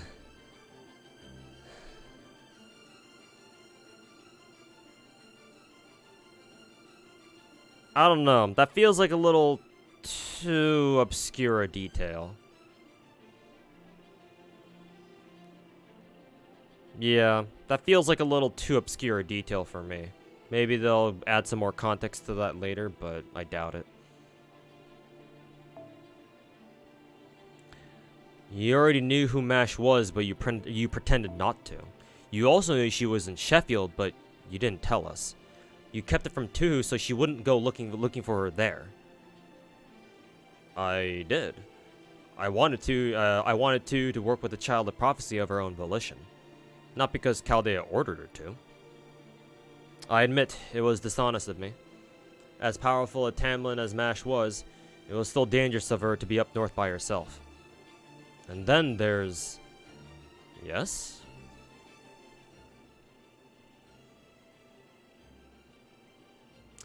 You could say one of the reasons I'm so overly invested in Britain's welfare is their kindness. Who says they're worthless or incapable of doing anything? They might be powerless, but they were the only ones who cared for me. So of course I had to do everything I can to pay them back. That's why I care so much about taking Morgan down. Yeah, I appreciate it, Blawhats, for only saying things that, you know, I should have already read. And then there's the fact that you were gone on the morning of our battle with Woodrose's army. We only won because the Queen's reinforcements never showed up. And that only happened because you did something to stop them. You always seem so honest and sincere, but you never tell the truth. You never tell anyone what you're really thinking. Why is that? Why do you keep lying to us? Do you actually want to defeat Morgan? Well, of course I do. There's not a fairy in Britain who's worked harder to bring her down than I have. I want to destroy her fairy Britain with every fiber of my being. If that means I have to lie, then I'll lie. Besides, I'm not the only liar here, Artoria. You haven't been truthful about why you've come this far. Your true motive has nothing to do with saving Britain. And I'm not the only one who's figured that out. Who is catching on too. You haven't been fighting for humans or even other fairies, not for 1 second. Your true motivation lies elsewhere. You just refuse to talk about it. What are you saying? That's ridiculous. I'm the fairy of paradise. I was sent here to save Britain. Well, that's your guilt talking, not you. And what exactly does it mean to save Britain then, do you think? Do you know what Muramasa once said? He said that every fairy is seeking absolution, that every last one of them yearns for death. He said that deep down, that's what every fairy in every town we've been to secretly wants. Muramasa said that? He doesn't have fae eyes like we do, but he must be pretty sensitive to the pain people carry in their hearts. That's why you're still conflicted about this, isn't it, Artoria? You don't talk about things like that because you know it won't change anything, or because you know it wouldn't change anything. It's the same with me. I'll do whatever it takes to defeat Morgan, whether I like it or not. So why don't we leave it at that? Why don't we leave it at that for now? Tomorrow is the last battle. I'm sure there'll be a time when you can come clean about what you're really thinking. That's what this whole pilgrimage was for, right? And hey, who knows? Once you come clean, you might just find out that nobody thinks it's a big deal anyway.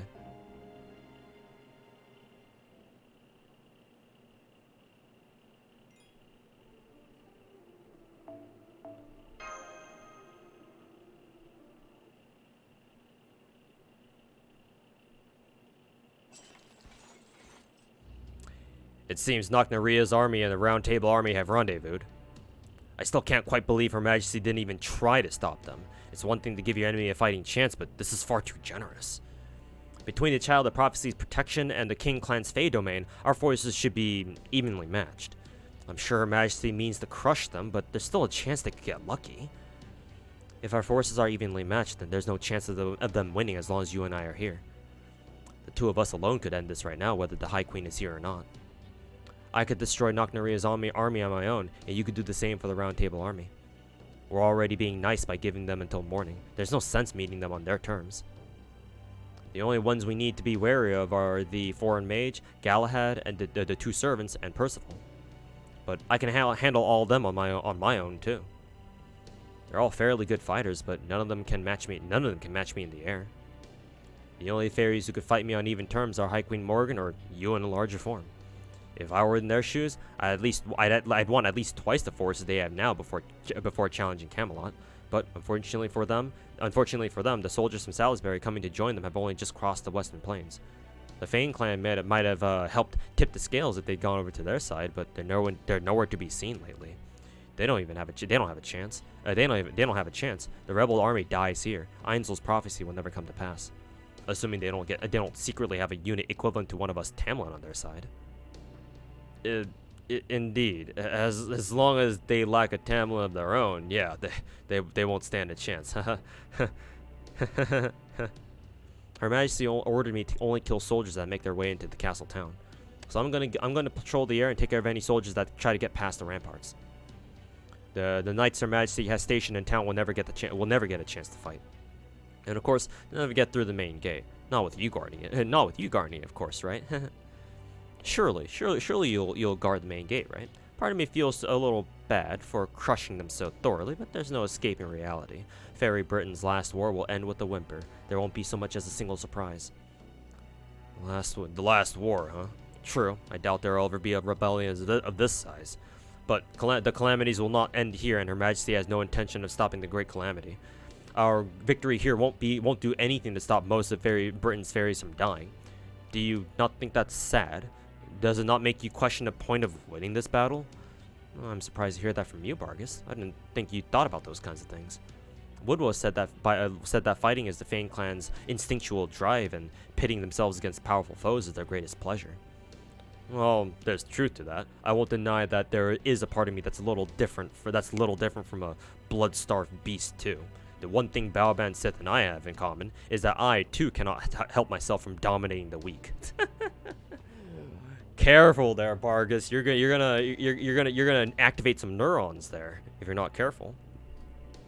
But that is my own personal issue, not one that affects all of Britain. I see. You did become a Tamlin to protect Britain, didn't you? I'm afraid I don't share your aspirations, though. The name Her Majesty gifted me is a hindrance, not a help. I'm an airborne fighter, not a knight. Human swordplay only slows me down. I accepted this name in spite of that to remain as Lancelot. My neurons are already activated. Joke's on you, streamer. I think it was about 100 years ago when my body began showing signs of anomalies. My love for her maintained my form up until then, but even that couldn't last forever. Her Majesty saved me from that fate. Without this Tamlin name, I would have reverted back to my old self. I don't serve Her Majesty for Britain's sake. I serve her to preserve this form. That's why I don't quite understand what you're talking about. No, that's not true. I do understand. I've just chosen not to think about it. Because I have something else that I care about more. Something you care more about more about than Britain, I do too, as a matter of fact. At least I at least want Adonis to live out his natural life. I doubt you have anything like that yourself, though. That's why I envy you. High Queen Morgan has no love in her, but she does trust you implicitly. She'll always send for you, no matter how many times you fail her. No wonder Woodrose is jealous of you. No love? Her Majesty? Huh, no, I suppose you're right. She has always and only ever loved this land. I owe Her Majesty a debt as well. I wouldn't be here today without my gifted name.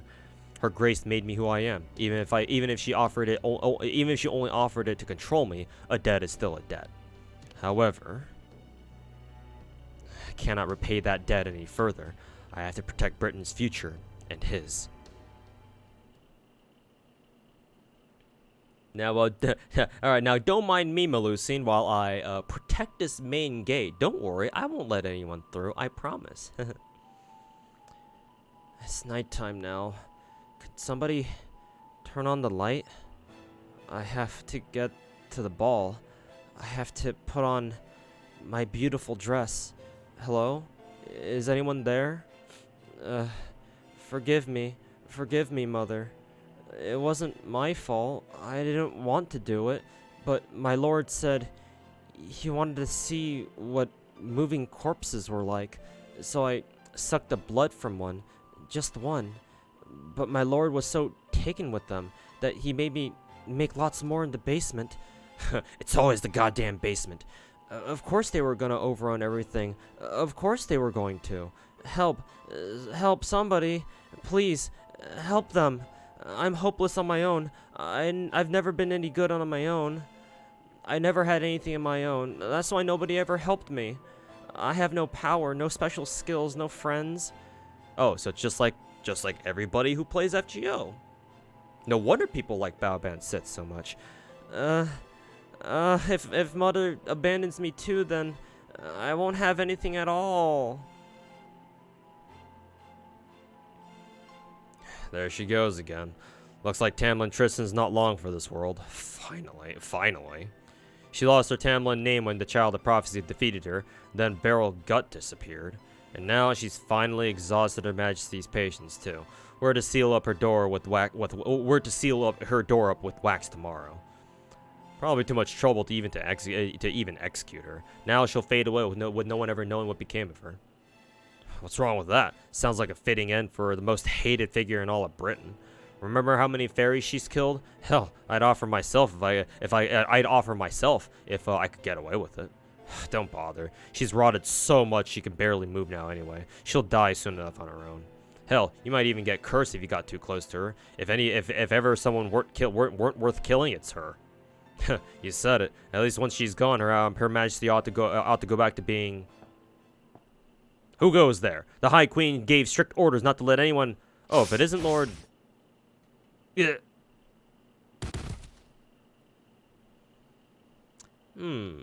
I was told there would be no guards here. I hate to do that to them when they couldn't be getting paid much, but from the looks of it, I'm sure the next generations will show up soon enough. Oops. I got the key from them. Shall I open the door? Of course. Apparently she's bedridden now, so do be gentle with her. But don't be afraid to get rough if she acts up. We don't have any time to waste. Yes, sir. Come on, let's go.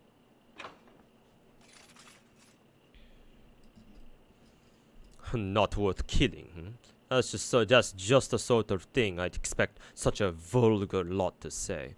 Really, some things aren't worth anything. The question is whether they're worth keeping or best thrown away.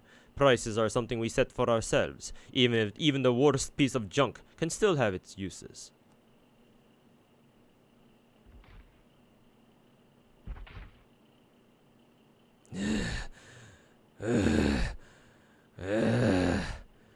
I have to make certain. I have to ask her.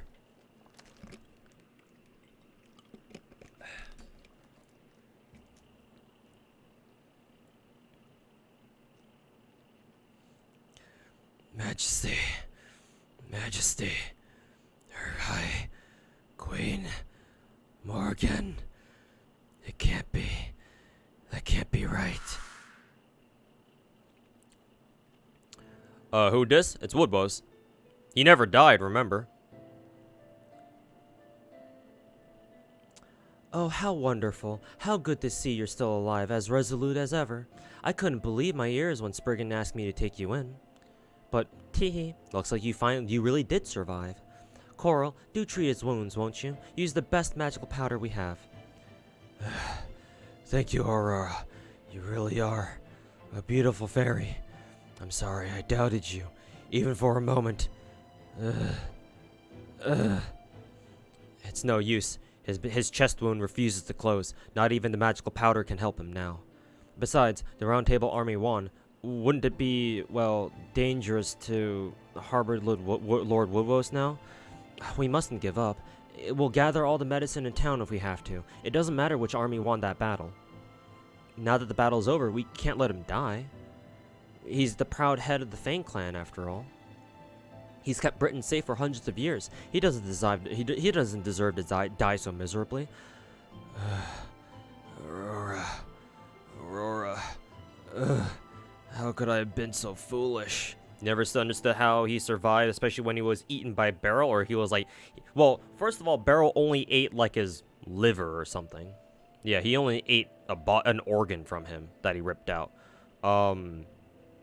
He didn't eat all of Woodwose himself, yeah. He just collected some parts.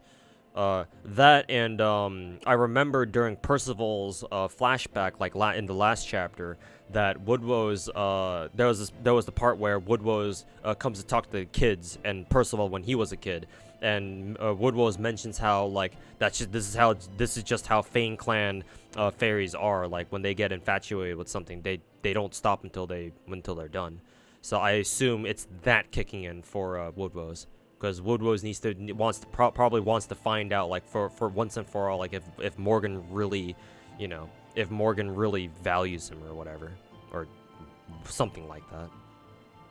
Wasn't it his heart? Something like that. I don't fucking know. But this is the Nasuverse, so people can survive for God knows how long, even without their hearts. If only I'd heard your voice to begin with. Now. There goes my own voice. Yeah, and he's also like some sort of A-ray fairy, whatever the fuck that means. Now, don't try to talk, Woodwose. You need to conserve your strength. I can hardly believe it. I wanted to dismiss what all the fairies have been saying about Her Majesty cutting the Fang clan loose as mere rumor, but... Rumor? What rumor? What did the High Queen do to us, Aurora? Oh, poor Woodwose. Then you really didn't know, did you? The Queen never did send you any reinforcements. She hates the Fang clan for how many humans they consume, and meant for both sides to fall in that battle. Her Majesty only trusts the Tamlin now. That's why she didn't even send anyone to look for your body. It pains me to say this, but She abandoned you and your Fang clan, Woodwoes. She thinks you're nothing more than old guard dogs who have outlived their usefulness.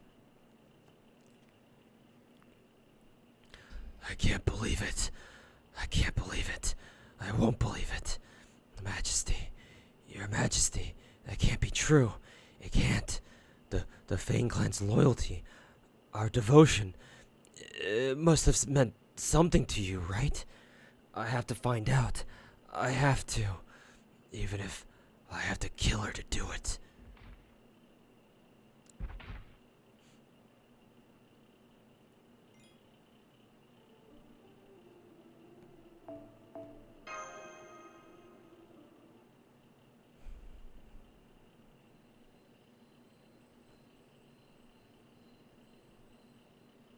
Oh? I know we're not far from camp, but you still shouldn't be walking around on your own. What's wrong? So nervous you couldn't fall asleep? Artoria seemed like she still had some doubts, so I thought I should check in on her. Our armies might be evenly matched, but they've still got the Tamil on their side. If we give them so much as a centimeter, we're done for. So I gave her a little pep talk. I said, "Hey Artoria, know what King Arthur really means? It means King of Bears." And boy, was she surprised.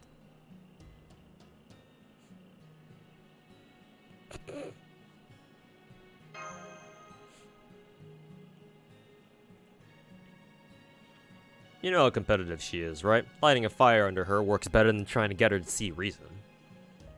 In just a few hours, the veil of night will be lifted. The final battle will begin when the morning larks sing. At this point, I've done everything I possibly can. Though, I can't say I don't have any regrets. I've been flying around this way and looking for something. I've been flying around this way and that, looking for something, but I can't look anymore. I'm out of time. You think just because something doesn't exist means people don't look for it? You've got it all wrong, too. We search because they don't exist. We can't help but to seek what never can be. That's what my queen, Titania, is to me. She's no different than the stars twinkling in the sky. Because no matter how hard we try, those of us here on Earth will never have one for ourselves. But we can talk about we can talk about me at some other time. Truth be voice dying. Truth be told, I'm not used to being open about my feelings. For now, you should head back to the tent and rest up. If you're having trouble sleeping, I can always sprinkle you with a little bit of sleeping powder.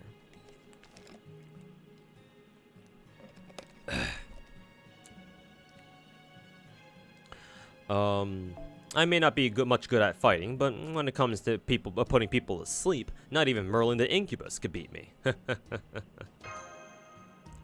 Keck W. What's up? Yes, I suppose I kind of am. Truth to tell, I've been a little upset ever since I heard I've heard you've been going around and erasing lost belts. Not you, you understand. More at those who will learn the stories later. I know it can't be helped, of course. Every event ends up as just a story to the people who weren't involved in it. Decades after your adventure is over, it'll all be written up in some report. Those who read it won't think of it as anything more than a lesson to be learned. That's what I can't stand. Half of Oberon, the Fairy King, was born from a story, after all. That's why my feelings are split right down the middle. As a heroic spirit of proper human history, part of me wants to see Britain restored to its rightful state. Being a fictional character myself, part of me wants to let its story continue. And that's hard to reconcile with the rest of me. I'm okay with excising lost belts to bring back proper human history. We wouldn't exist if not for the latter. But the idea of those lost belts being neglected and forgotten in the future still hits me hard. I don't want them to be thought of as things that deserve to disappear. I want people to understand that even if they were cut off from before their time, their existence still had meaning. Then again, maybe I only feel that way because I'm directly involved with this one. People have always moved forward by recording the past. They can't hold on to the same values forever. That even we have phrases like old-fashioned or behind the times is proof that we moved on from what we once were. No. She may be our enemy, but I don't hate her. Hell, I've never even met this woman. And, you know, the story of this land of the Fae she came up with isn't half bad. The entire era of the High Queen is basically a fairy tale Morgan wrote herself. It's a dream she wanted to see come true, so much that she poured her heart and soul into making it a reality. Whether it's a good story or a bad one, I can't help but respect the effort that went into creating it, which is exactly why I'm pouring my heart and soul into defeating her. As a fellow fairy tale being, I want her curtain call to be memorable. Of course, we don't have a chance against her if we don't give it our all. If we don't give it all we have. So, I suppose memorability isn't really a factor here. Take care of Artoria too. Like I said, my part is done. From here on, this is your battle to fight. All I want now, before I depart this world, is to see you guys win this battle spectacularly. Yeah, of course Oberon has chloroform, yeah. Of course. Put you to sleep? Yeah, I'll put you to sleep in a different way. Make you go to sleep forever. Alright, fucking finally, the last chapter. It'll only take me another fucking hour to get through everything, to get through the rest of it.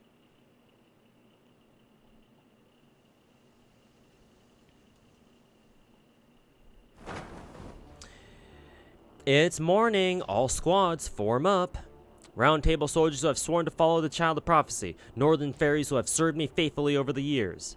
And volunteer soldiers who from across the land. As of today, we are a single army with a single mission. We are, all of us, are now the army of the new queen. Comrades dedicated to building a new Britain, ruled by a true king, just as Ainzel prophesied. You there too. I can tell what you're thinking, and I don't care that it's not it's not a more original name. There has been no word of surrender from Camelot, which is our glorious queen's way of telling us to bring it on. Fine by me. I've been waiting 100 years for this day. Are you all ready to fight, to give your lives if necessary? Then let's show them what we're made of. It's time to end Morgan's reign and take down Camelot. All troops, move out. Our first objective, smash through the main gate.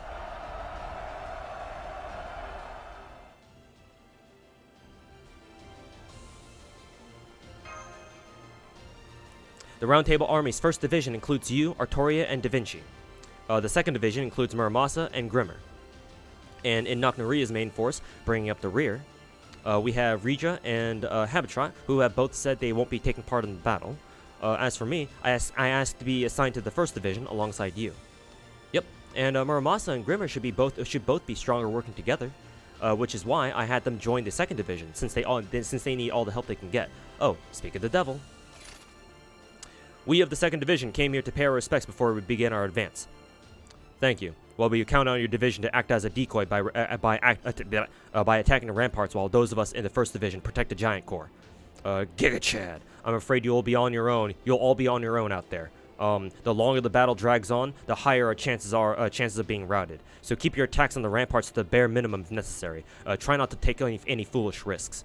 Once the main gate is open, you're to regroup with the main force and follow Nocnaria's orders. Yes, sir. We won't let you down. Child of Prophecy, Foreign Mage, no. Lady Artoria and Lady Tuhu. You two stay safe out there too, okay? And take care of the commander for us. Even the NPCs are Giga Chads. Come on, we'd better move out too. Giga Chad. Alright, Neo Angel, thanks for hanging out. We'll see you next time. You just need to see Faye Maeve's thighs once more before heading out. Alright, cool. But yeah, thanks for chilling with us for all this time. Have a good one.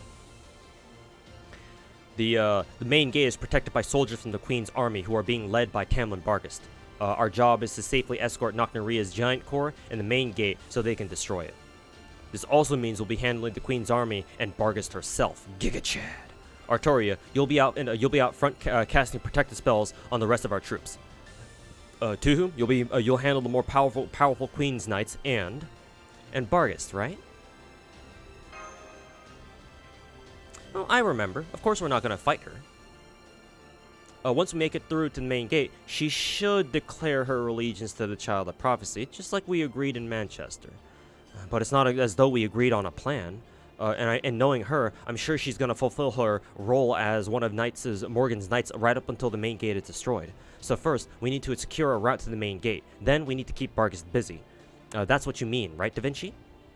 Yep. Barghest should make her final peace with her decision once she sees you leading the charge. So even though it'll be dangerous, we're still gonna face her head on. This part is just like what we confirmed before daybreak. Got it, Tuhu? I can't believe it. Do you mean Bargus is actually going to come over to our side? Oberon? Oberon? You're gonna fight too? Giga Chad. Yep. This is the final battle. Not much need for me to run recon anymore now, is there? Besides, I'm sick of being left out. I may not exactly be a combat powerhouse, but I can at least be of some help.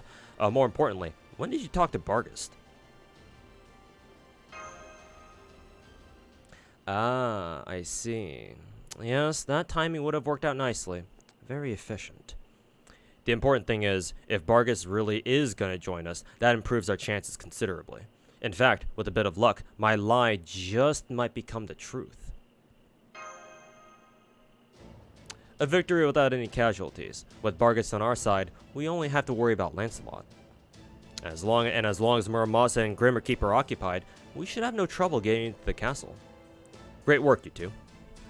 This gives us a real shot of reaching the throne room without losing anyone.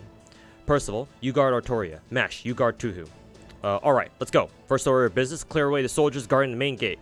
Wait a minute. Who's the general here? Wait a minute, Oberon, isn't Percival the one supposed to be giving us orders? Is that, huh? So, wait a minute. Wait a minute.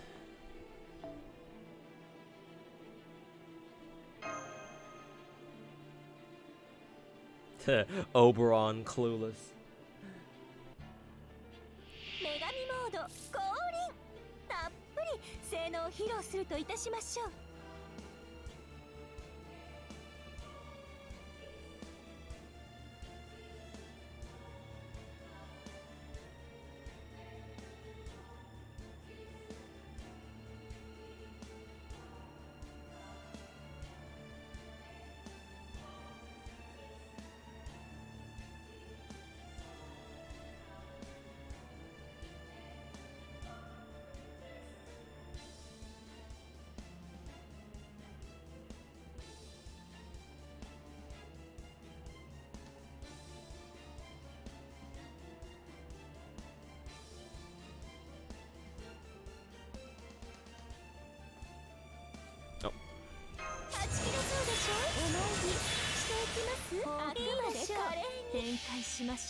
Why is there a fight in my reading simulator? Madge, Smash, let us read the story already. Morgan storming Camelot to dethrone Morgan. Yes, the canon event. Morgan walks out of her castle. Why the fuck is there another version of me helping you guys?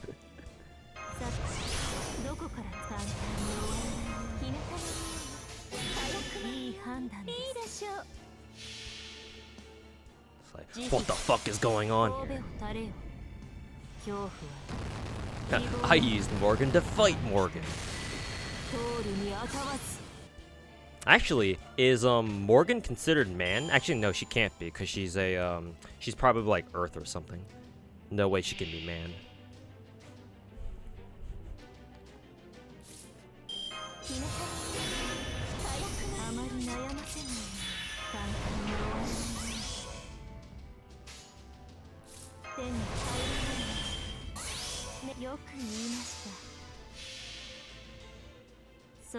You use Morgan so much in Lost Belt 6 so far, it's kind of funny. Yeah, exactly. I've been just using Morgan non-stop too, with like maybe a couple of exceptions.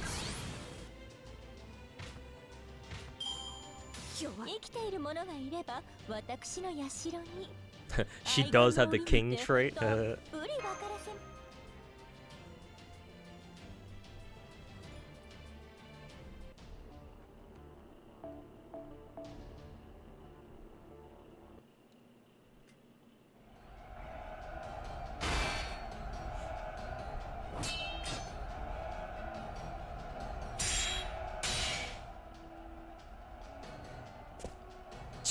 I was hoping I could charge right in during this decoy operation, but these walls are just bizarre. They're hot, cold, slippery, and repellent all at the same time. It's almost like they're alive with the way the way they adapt to whatever I throw at them. Damn it! Camelot's walls are modeled after Orkneys. They've got 1,000-year live oak trees propping them up on the inside, dude. Don't bother trying to destroy them. They'll just regenerate instantly, dude. It'd be faster just to pry open the east gate. We don't got tools for something like that. No choice but to hold our ground here. No, wait, hang on. You're a caster, right, blue guy? Can you make us a platform that we can use to scale the walls? Oh, an oak platform to counter an oak wall, huh? Good idea. I'll grow one right now, dude. Ah, crap. Looks like your brilliant idea was a little late, red guy. Look up there, dude. Huh, I know that sound.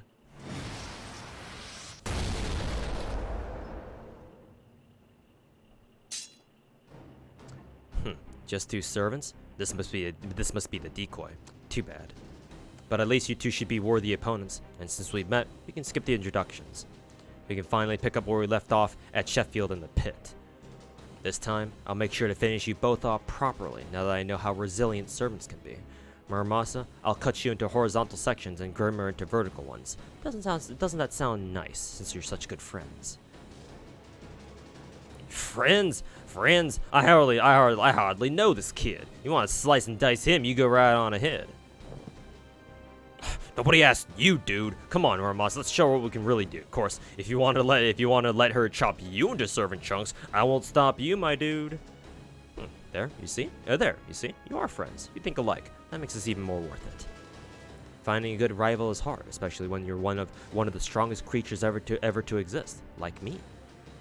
Huh, that's so. Then you better come at us with everything you got too, dude. You still haven't fought at your full strength, right? You bet I will. It'd be a waste to hold anything back against you two. My name is Tamlin Lancelot. Prepare to be sliced to ribbons, you ridiculous divine spirits of proper human history. Why does Melusine sound like a sore loser like Morgan does?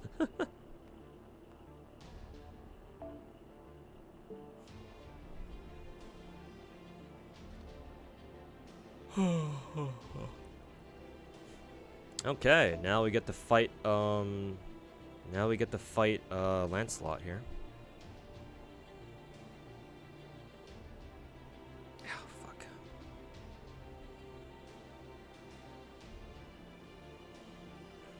Basically, that's exactly what she is. Nice.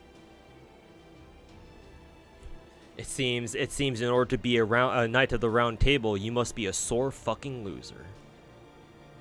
She's feeling a little bratty. Stop it, Mr. Try. Stop it. Based police, where are you? We got another one in chat. If I'm not careful, I'm gonna look back at chat and I'm gonna see Mr. Try saying Melusine is also cute and funny too, huh?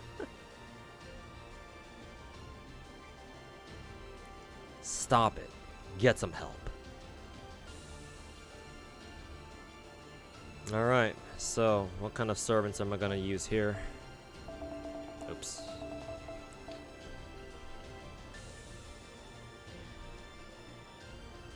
So let's check Melusine's tags or her traits.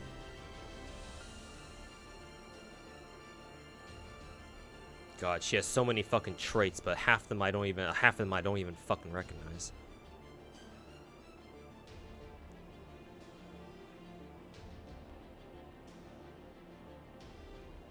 Oh, she's dragon. We could probably do something with that.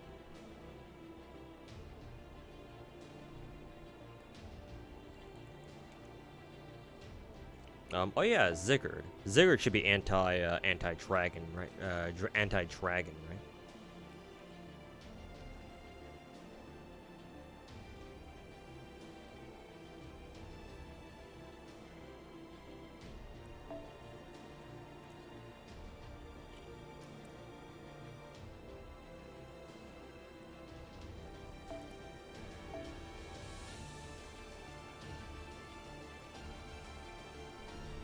See. We'll bring Muramasa for this.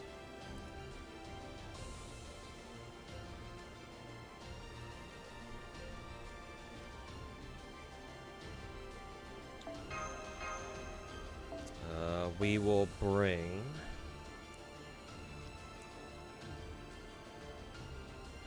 Wonder if I can find a waiver here, and yes I have, or yes I can. Bring in plug suit.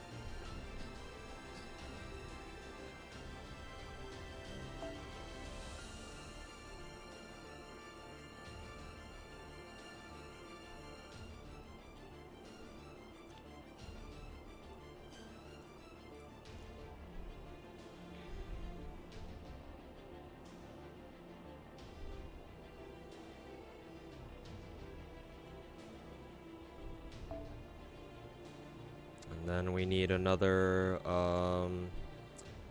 single target saber here somewhere.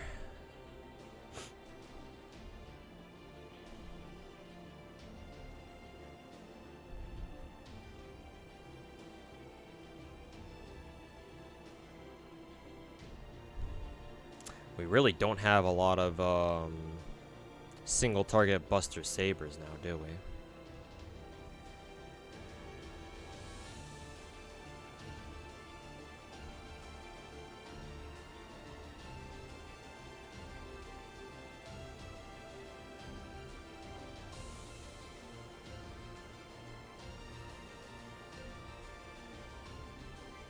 Let's see. As a matter of fact, we need to save. Who is it? We need to save.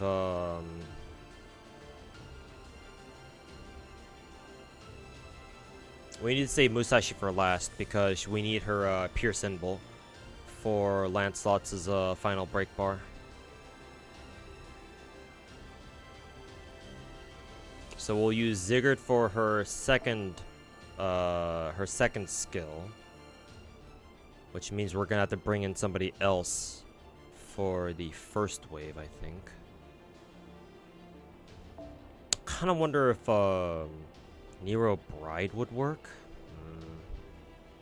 I'm actually not too sure about this plan myself.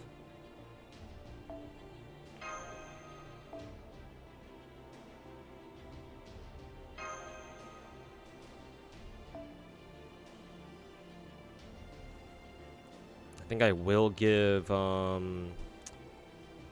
Sigurd partake. Where's my partake? Here it is.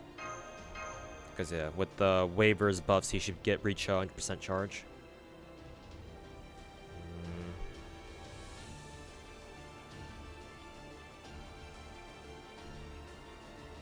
Actually, if Lancelot is like, is she gonna use her dragon form? I feel like she will, right? Yeah, I feel like she will.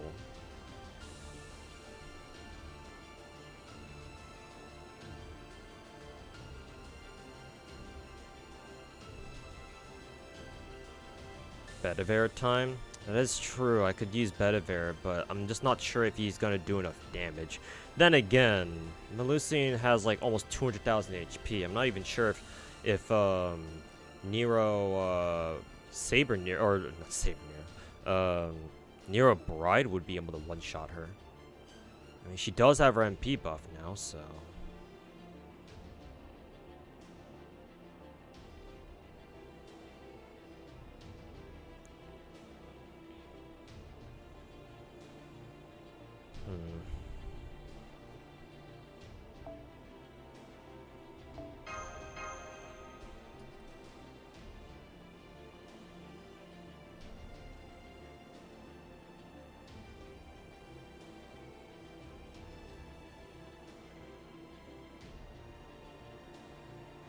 I guess I could give her, because she gives, what, 30% charge to herself?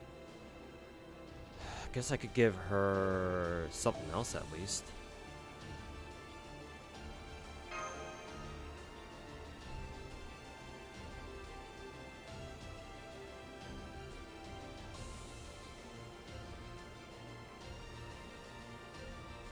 Actually, is there even any seed that Nero would even be able to take? Actually, just for this fight, let me back out and check if I can get, say, Nero Bride's second append to max real quick. See if I even have the materials for it. Because if I can, then that'll let me take another thingy. Or take another craft essence that'll improve her damage output. Do I need yarn? I'm sure I do, but whatever. This is an emergency.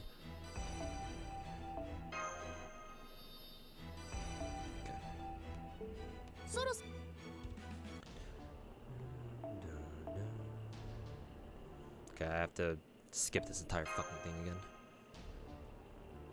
Alright, let's try this out.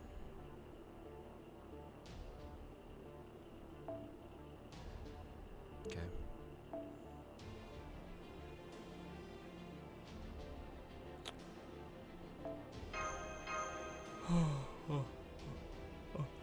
Oh, God. Okay. Let's try this one out at least.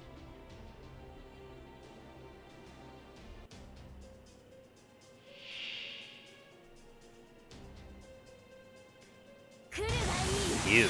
I don't have any, what is it? I don't have, fucking... I don't have any master skills for this? Fucking ew. Why the fuck did they even give me the option to give myself one then? Now what the fuck is the point?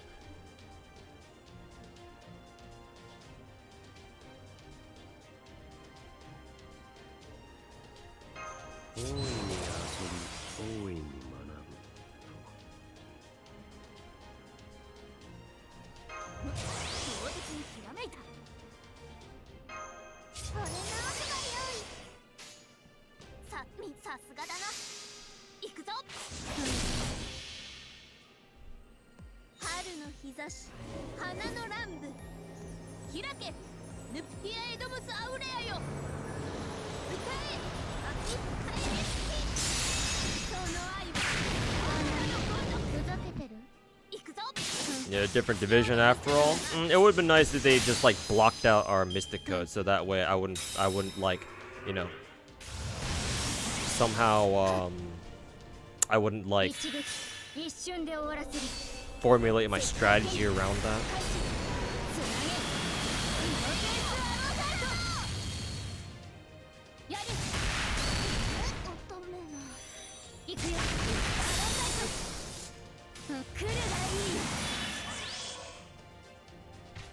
Hey, now we got waiver.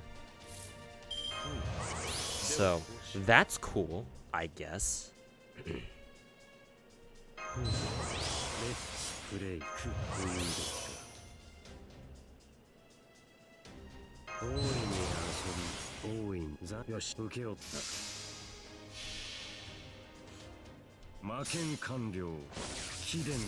Is to choose which MC level. They should still give you a warning that, by the way, this fight doesn't, like, you can't actually use your shit here. It's just level up your mystic code. So, are you okay with this?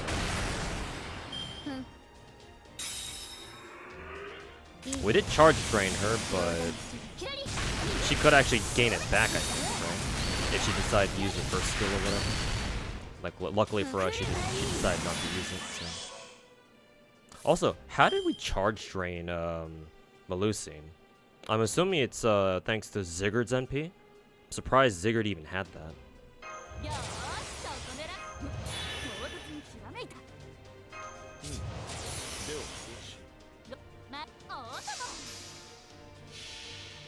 Bolveric this dragon.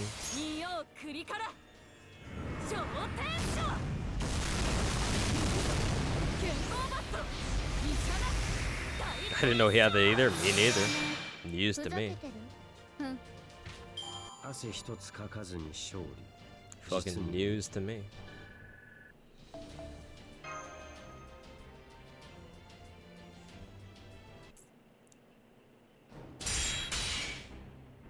Oh, it still worked out, so I guess I'm not mad about that. Gotcha!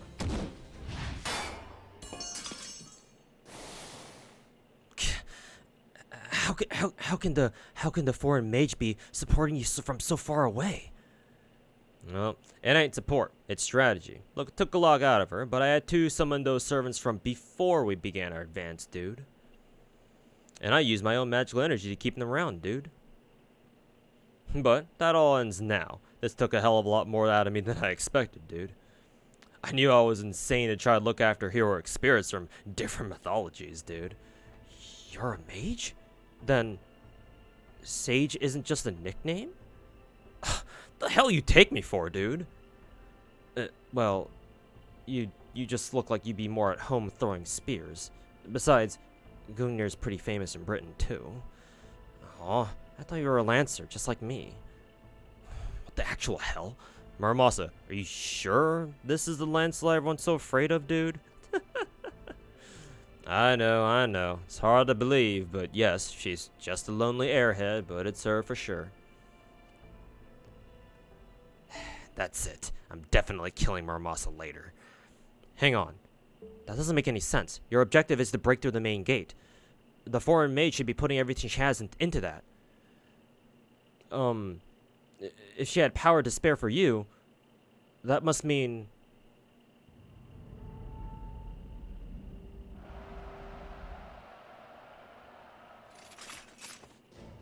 They did it! The giant core broke through the main gate! And that's not all. Tamlin Bargus has defected from the Queen's army. Bargus the Indomitable is on our side now. Bargus. So that's why your heart didn't seem to be in this. Very well. You've won this battle. Tamlin Lancelot has officially lost. Go ahead and tell everyone that the Child of Prophecy has defeated all three of Morgan's knights. But that's only because I can see which way the wind is blowing here. Remember, I personally haven't lost. Don't you dare think otherwise. Well, there we go. Fucking more round table knights being sore fucking losers. Yep, that's a dragon alright, dude.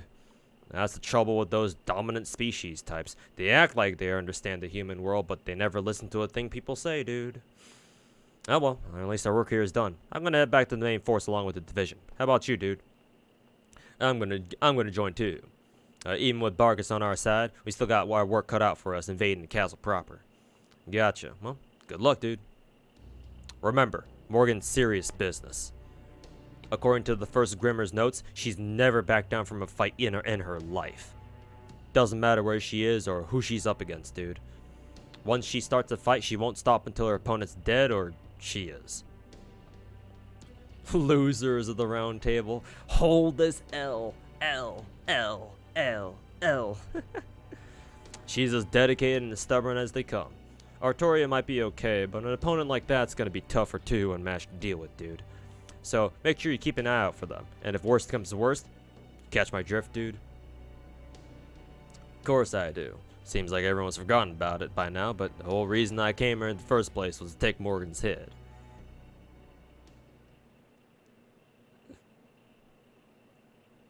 Melusine, pulled in the L in Melusine. Got him! Actually, if Melusine says she's lost, where did she fly off to then? The main gate is open. Prepare to enter the castle town. Giga Chad. The Child of Prophecy's team will make their way to the castle via the western route, neutralizing any enemy troops encountered along the way. If any enemy troops wish to surrender, let them do so. Follow Tamlin Bargus' example. Our goal is to establish the establishment of a new order in Britain, one that can stand up to the threat of the great calamity. Remember, these fairies are not our true enemy. Do not kill unless absolutely necessary. Into the Iaya land we march. Damn it, Percival! Where do you get off taking all the best parts for yourself? All right, two can play at that game. Giant Core, great work breaking through the main gate, but don't overtax yourselves. Fall back to the rear. Wind troops, go help the Round Table army. Earth and Fang troops, continue to advance towards the castle. Split up into 4 divisions and neutralize the Queen's army. I'll lead the King clan through the east route. Bull Squad, forward!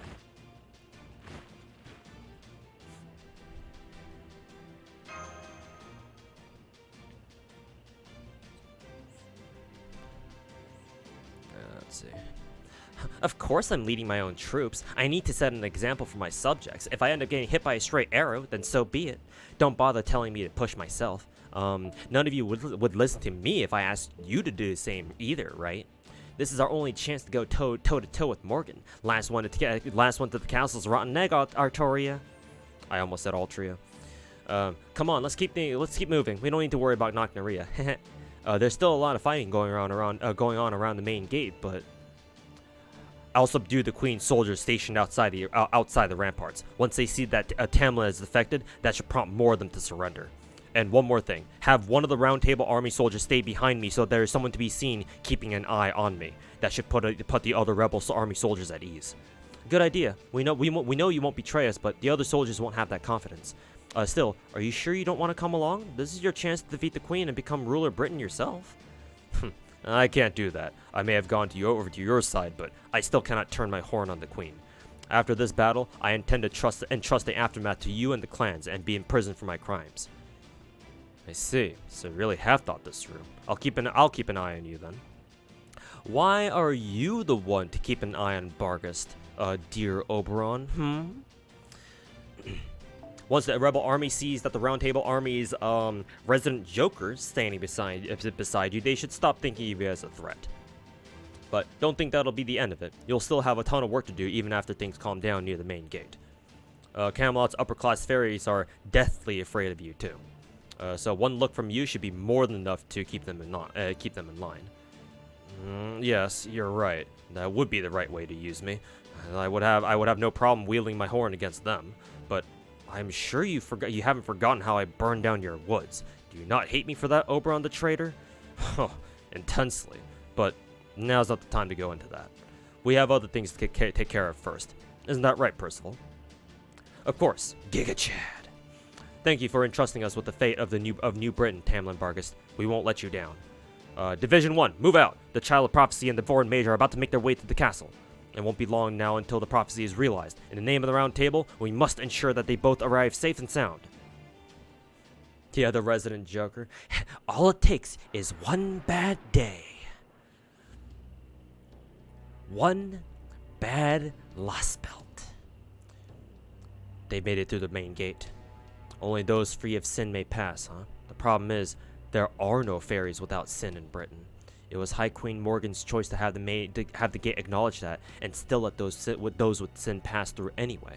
It was her one act of mercy, and they've trampled all over it. So I see no reason to be merciful to them now. I'll destroy all the rebel army squads in the castle town one by one, and then Barghest? What the fuck did I just say? Then punish Barghest for turning traitor. That's the part I must play as a Tamlin. In 20 minutes, it will all be... That wind. It's from Aurora.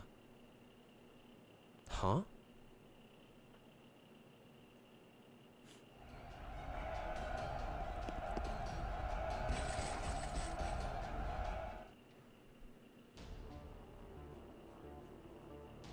That was kind of an abrupt cutscene. It just shows Castoria just running up to these guys, and that's it. We're just going straight into a fight. I was like, okay, whatever. It's just like, all right. I mean, I'm down. It's like no dialogue at all. But whatever. This is just one fight, so it's Black Grail time.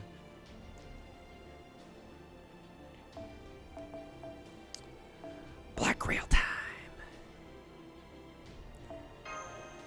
It's time to die.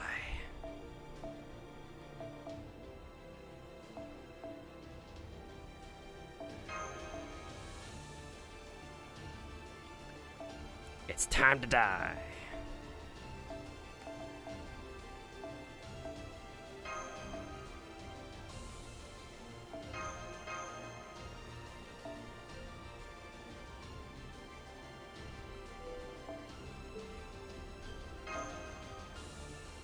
She was planning to airstrike the rebels? Yeah. And then, Aurora comes clutch at the last minute.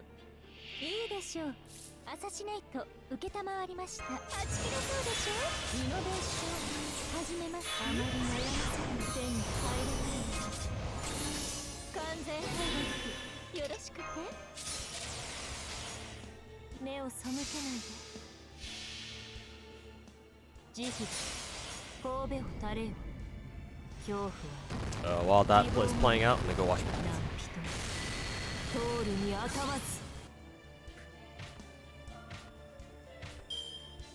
生きている者がいれば私の社に愛玩の折にてたっぷり分からせますので。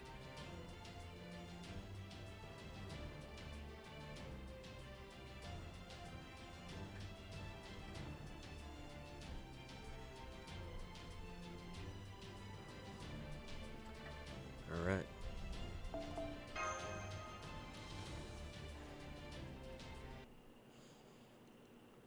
Maud Meluson's a COD player. She is the kill streak.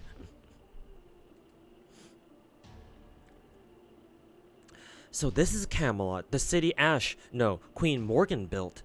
But this is no time to be admiring it. The pool of magical energy stored here is incredible.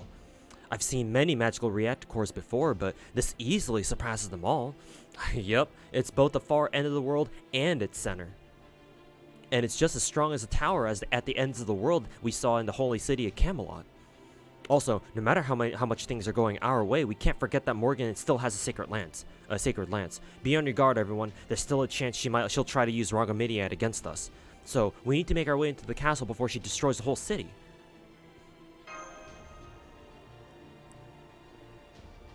Right, we can't let Morgan do that. Not to Camelot, the city of the Round Table. Rhongomyniad? Excuse me, Lady Da Vinci, but what is Rhongomyniad? Is it the name of a Tamlin? Though if it were, I'm sure I would have heard it before.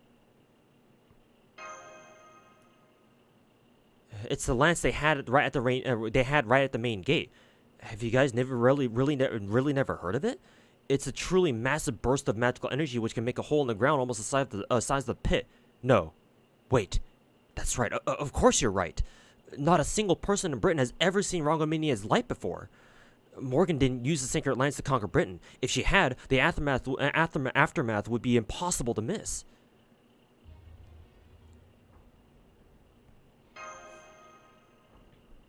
That's true. I'm sure Rhongomyniad does exist here, but she still never used it, which means she must have conquered Britain all on her own. So then, why does she have fairies pay the existence tax in the first place? If she doesn't need it for Rhongomyniad, what's all this magical energy being used for?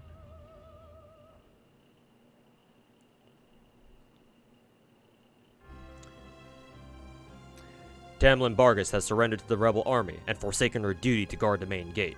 After briefly circling Camelot's airspace, Tamlin Lancelot has disappeared to parts unknown. There have been no more reports of her defeat, so we believe she has deserted her post in defiance of her orders. The rebel army currently controls 60% of Camelot. 42 of the Queen's knights are still able to fight. We have blocked off the castle's entrance using the movable partition, but we believe it's only a matter of time until the rebel army breaks through that as well. Did I hear taxes? I can't believe it. They got through the main gate? Bargus turned traitor? You see, I always knew we should have never trusted that damn black dog, let alone given her territory on her own. Knocknaria tamed giants? Why do the northern fairies even have creatures like that there? This is exactly what I hate about northerners. Those hicks don't even know the first thing about politics or economics. Ugh, just look at what those barbarians are doing to my prized shop. That's it. I demand the High Queen compensate me for damages. I haven't been paying for insurance all this time for nothing. Now Lady Lancelot is gone too? Then who's gonna kill the rebels? No, I can't have Knocknaria here. I've been bad-mouthing her every day for years. She'll kill me for sure. Oh, but the Child of Prophecy will save me, right? Right? Could it actually be that could the High Queen's army actually lose? But then what's gonna happen to us? High Queen Morgan, oh wise and fair High Queen Morgan, what are you gonna do? Should we surrender to them now? Maybe they'll stop if you give yourself up. You're right to be concerned. Bargus has revolted. Lancelot has defied her orders. The main gate has been smashed, and it is only a matter of time until the rebels control the city. Very well. The time for games with the Tamlin has come to an end. I shall change the course of this battle.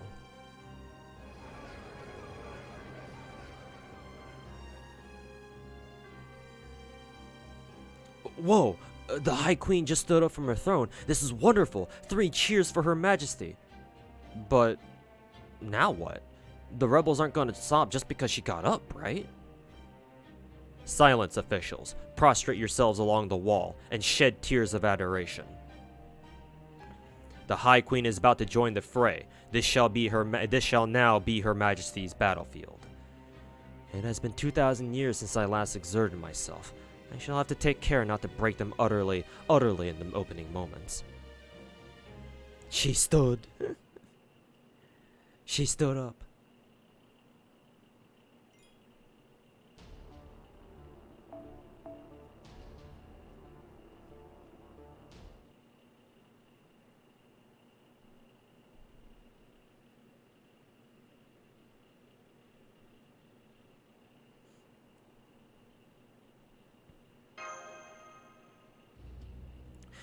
This must be the movable partition I heard about. Giga Chad. They said it could be used to alter the positions of Camelot's ramparts and even some of its buildings. Oh, that explains it. I thought things looked different the last time we were here.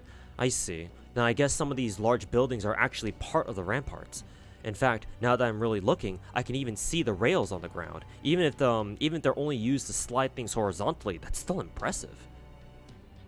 That means we won't be able to take the route to the castle as we have it on our map. If they can move buildings around as they like, they can just as easily block off the entrance to the castle. Oh, you're right. Of course they would do that. Giga Chad. Thank you, Mash. You've been a big help. If you hadn't said anything, I would have kept blindly searching for the entrance like an idiot. Not at all. I didn't do anything, really. I know I haven't had any time to talk to this Lost Belt version of Percival, but he's nothing like I imagined. If anything, it feels like I'm talking to someone around my own age. Actually, aren't they actually kind of around around the same age, technically? At least in this Lost Belt. So we can't trust our eyes to take us where we need to go, huh? In that case, it must be over there. The strongest magical energy signal is over that way, so that must be where the throne is. Understood. Etoway, get the word out to the other troops. Tell them that Camelot's terrain is malleable, so the maps may be unreliable. So, you just want me to send an unencrypted message to anyone and everyone? No problem.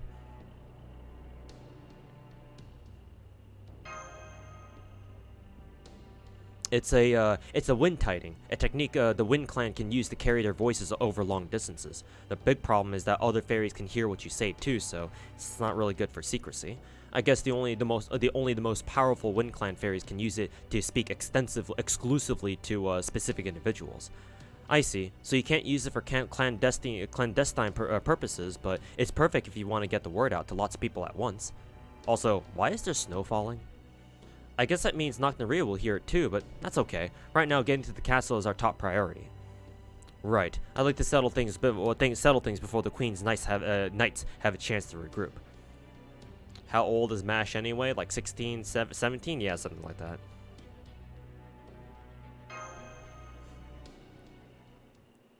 Artoria! Mash! So, that shield of yours is the round table. It seems proper human history mages are as lacking in fear as they are respect. You have taken the gathering place of your greatest heroes, the symbol of all who have sworn to defend their country, and turned it into your personal weapon. Not even I would think to go so far.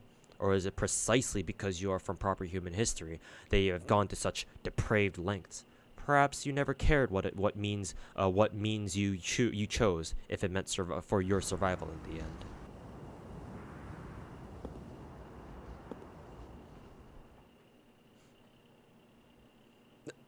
No way!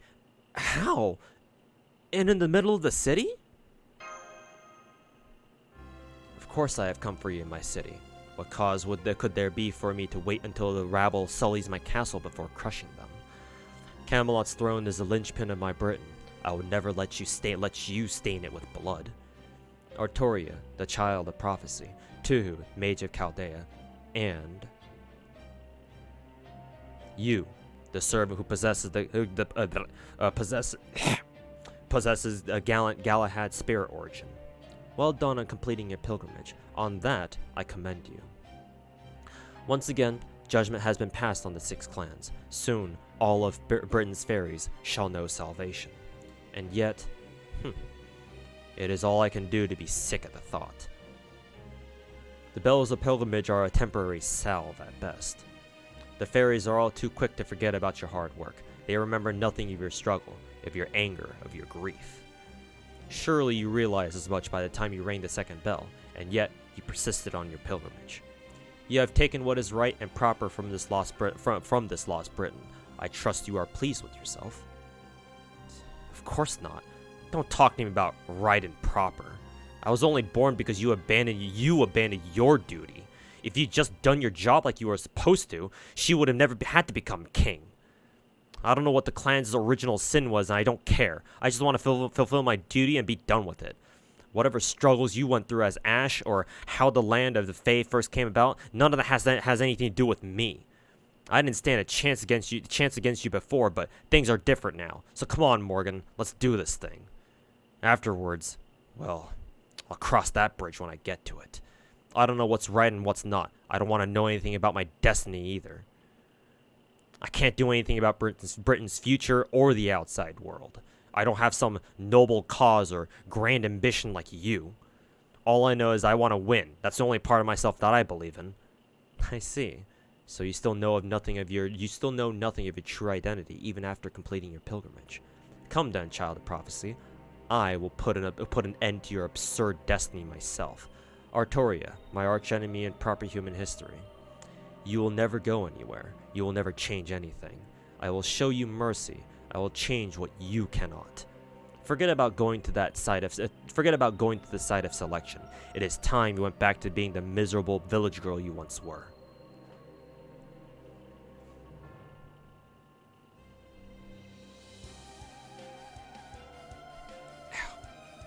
Oh, nice. We've got some new Prelude boss music here. I wonder if this is literally the only time they play this. This BGM.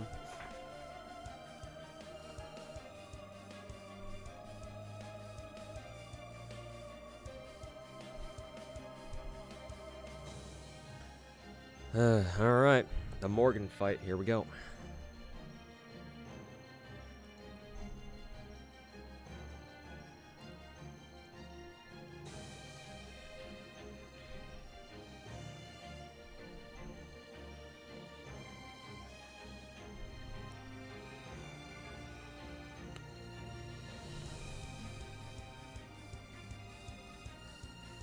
So this is gonna be rough. We've got what?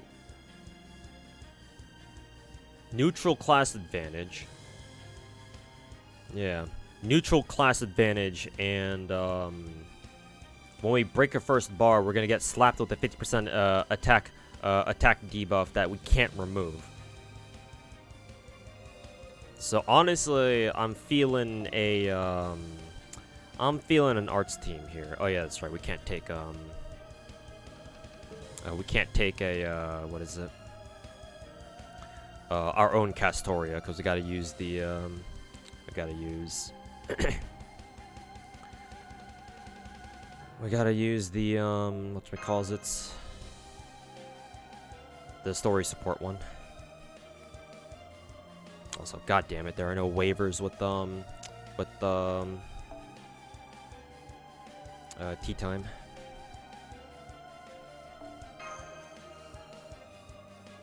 Oh, God.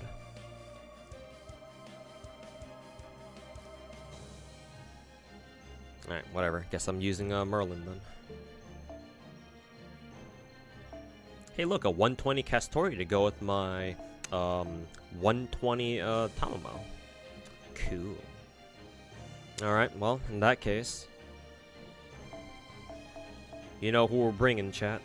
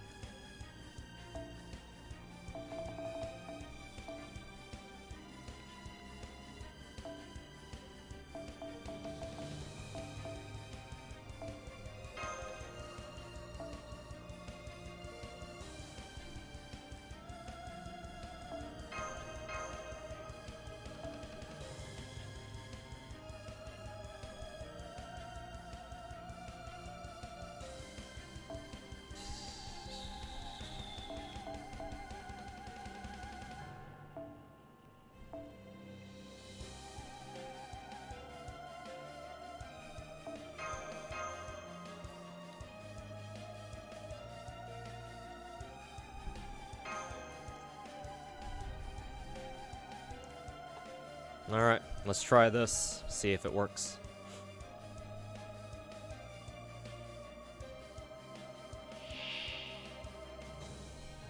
みんなついてきて。戦う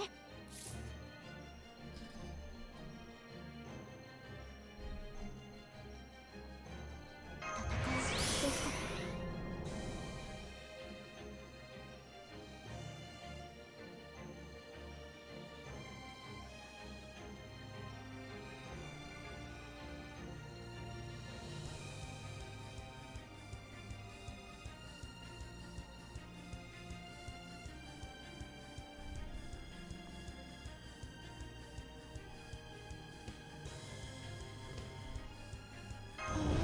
そういうこと？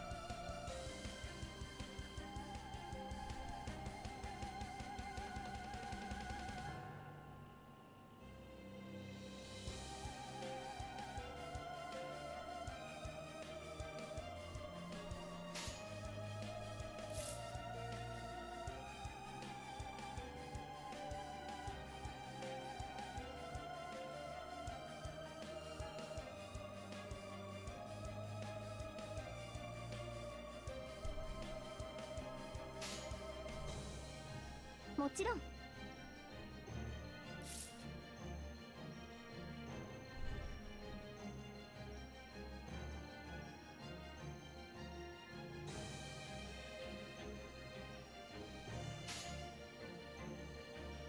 やります。さてさて。いいよ。ここでまっすぐ。はいや。ほどほどにね。内側から。アコーラ。 Oh yeah, that's right. Fucking forgot that I need to use Yang Yihuan's first skill for the taunt aggro, or for the taunt. And here I was thinking Yang Yihuan's third skill had a built-in taunt of its own.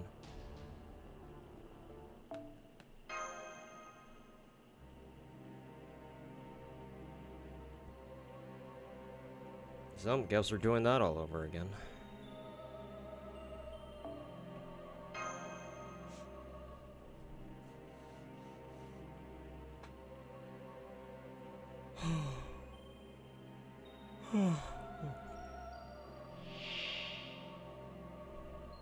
まだまだ未熟者ですが頑張ります。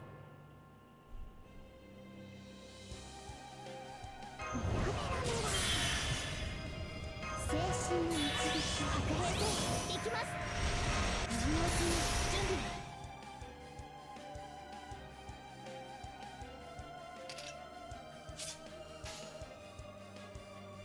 備。運命ですからもちろん。さてさて。あれはいつか見た終わりの星。どれほど遠く汚れても私は星を探すのです。さあ幕を開けてアラウンドカリバーン。はいや。まだですね。召し上げましょう。分断する。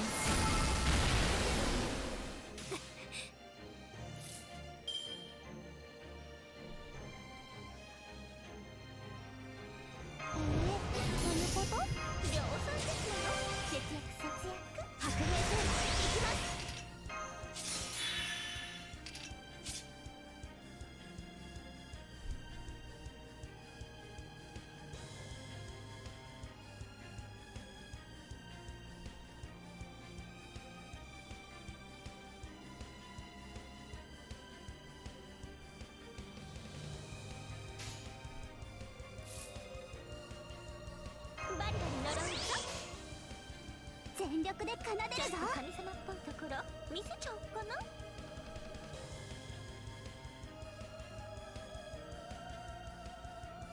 やります。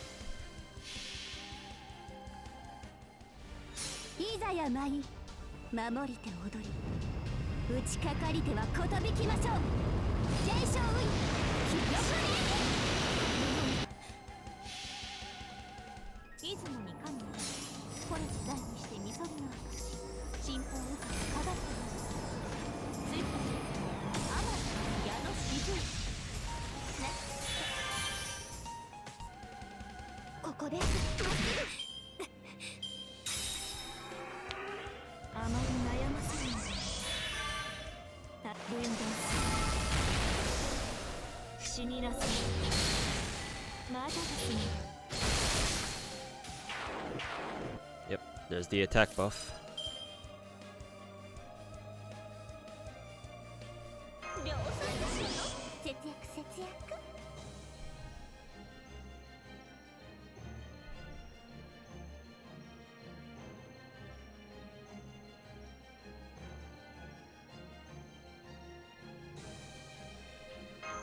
入門する準備だ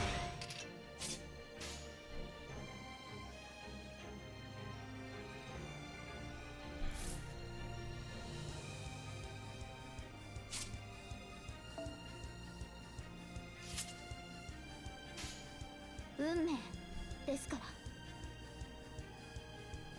さいいのあれはいつ Was wondering when that lotto at? Hopefully soon. Copium. 私は星を探すのです Hopefully soon, man. さあ幕を開けてアラウンドカリバーンはいやほどほどにね簡単に終わり死になさいアコール白兵戦行きますあまり悩ませない楽しくなるでしょう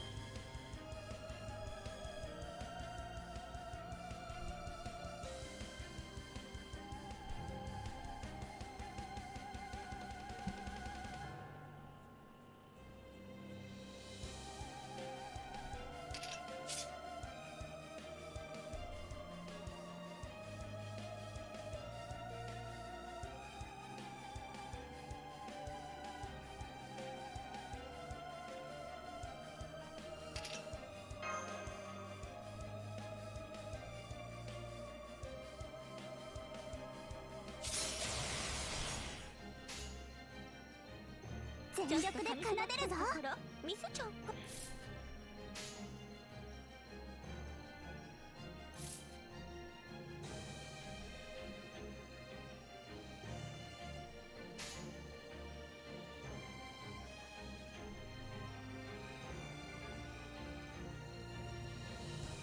はいやりますやりますところ見せちゃおうかな How good is MP4, that 4 to MP1? I mean, just like most other servants who are only at MP1.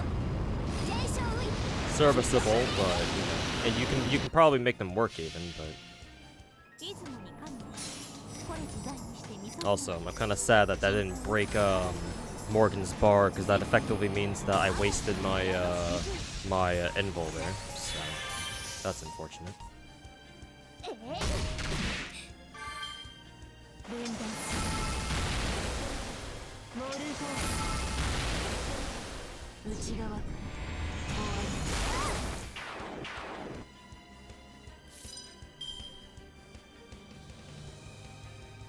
り I guess we get smacked with the what is it, attack debuff every single frickin' turn or some shit like that. Yay. Absolutely wonderful.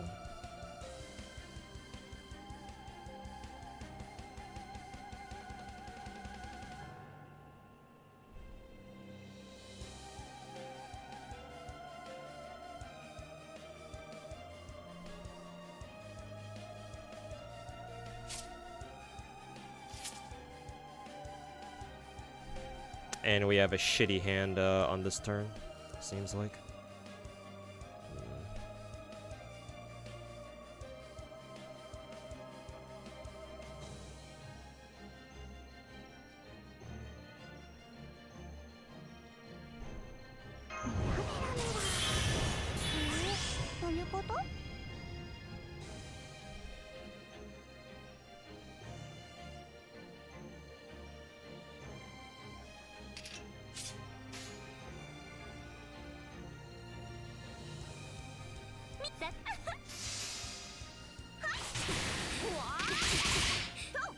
But yeah, 50% negative MP generation. Wow, my Talma did a ton of fucking damage. I did not expect her to break Morgan's bar there. What the fuck? Yeah. I guess in a sense it's good that I didn't use any of my buffs there. Alright.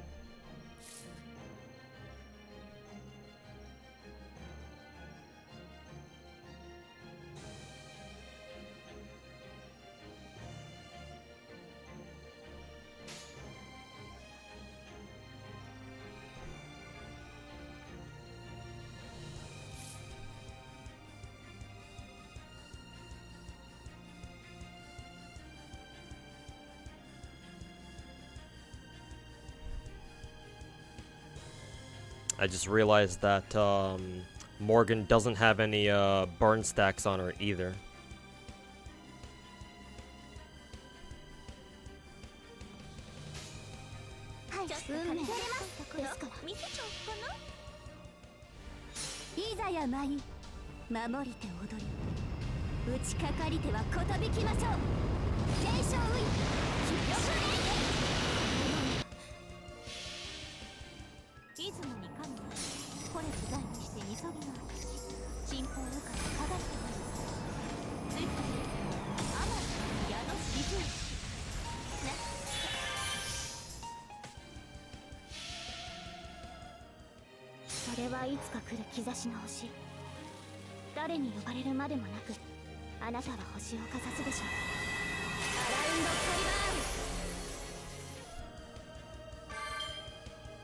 Huh. The Castorius MP got rid of the debuffs? I thought those debuffs were supposed to be unremovable. What the fuck was that about?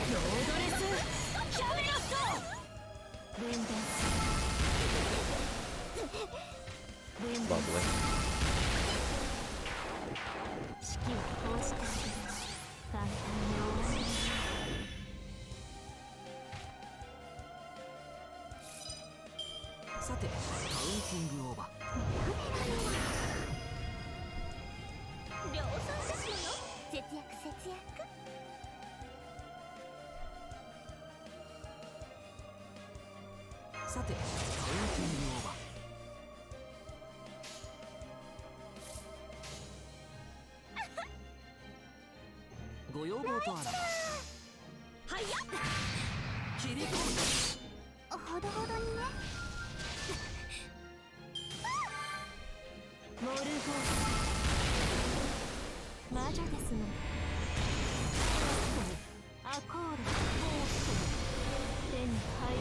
I wonder if Morgan is targeting Merlin on purpose there.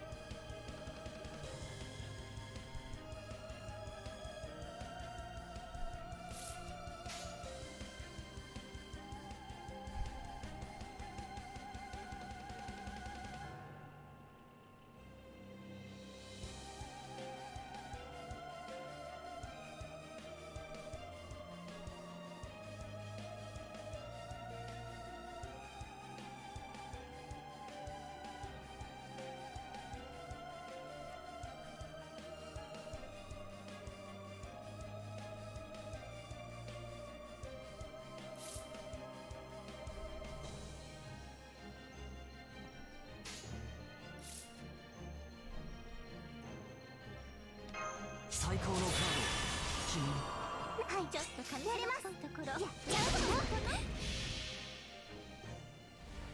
いざやまい守りて踊り打ちかかりてはことびきましょう全勝ウィン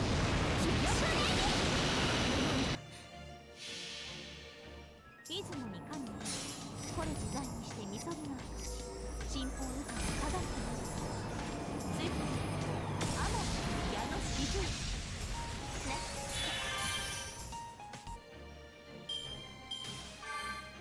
さてどこから潰してモルゴー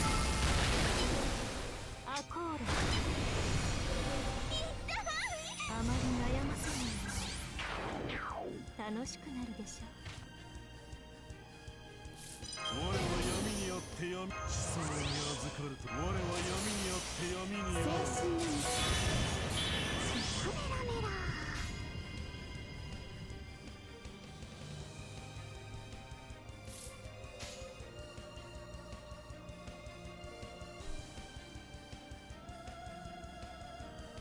さて楽園の端にようこそ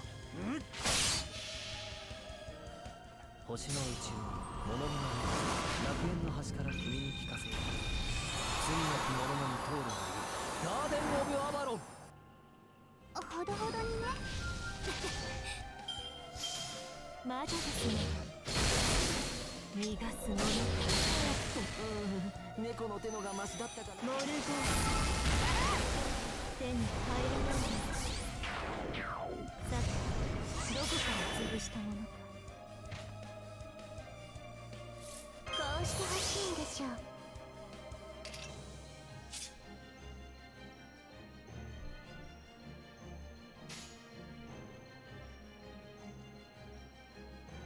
捧げよ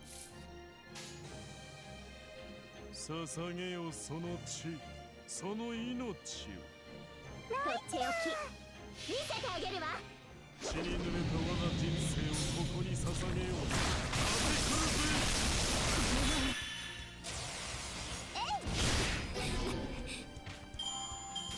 では勝利の舞と宴をここに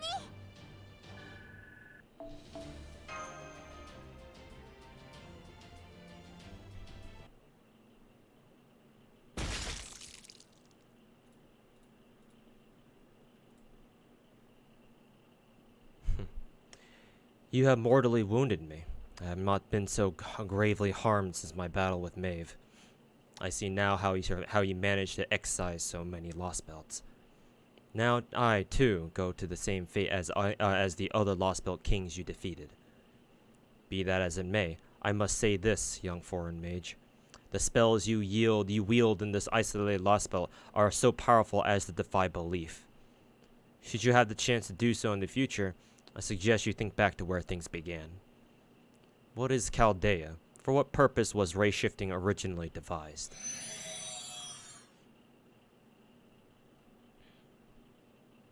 Huh? What? Queen Morgan's spirit origin has vanished.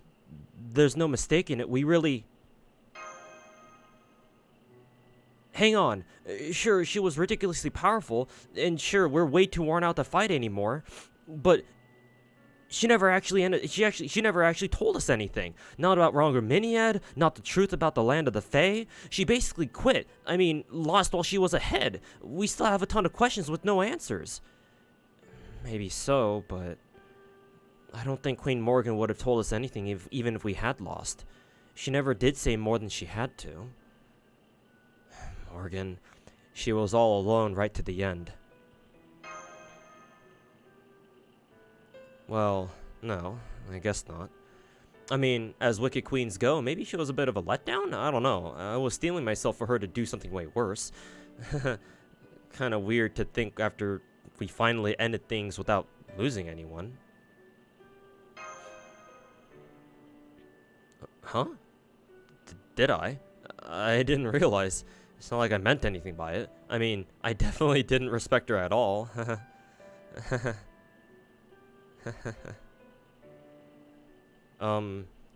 Excuse me? I'm not so sure why you're all so glum, but the fact of the matter remains. Giga Chad! We defeated Queen Morgan. Isn't that cause for celebration right now? I'll have a wind tiding sent to the whole army to let the whole army know. That should put an end to the battle. Yeah, okay. Okay, it sucks for Nocnaria, but it looks like we were the ones to finally defeat Queen Artori, you daft idiot!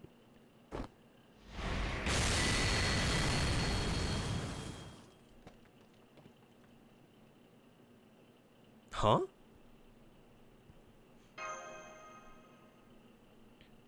You are indeed blessed in your companions, Artoria.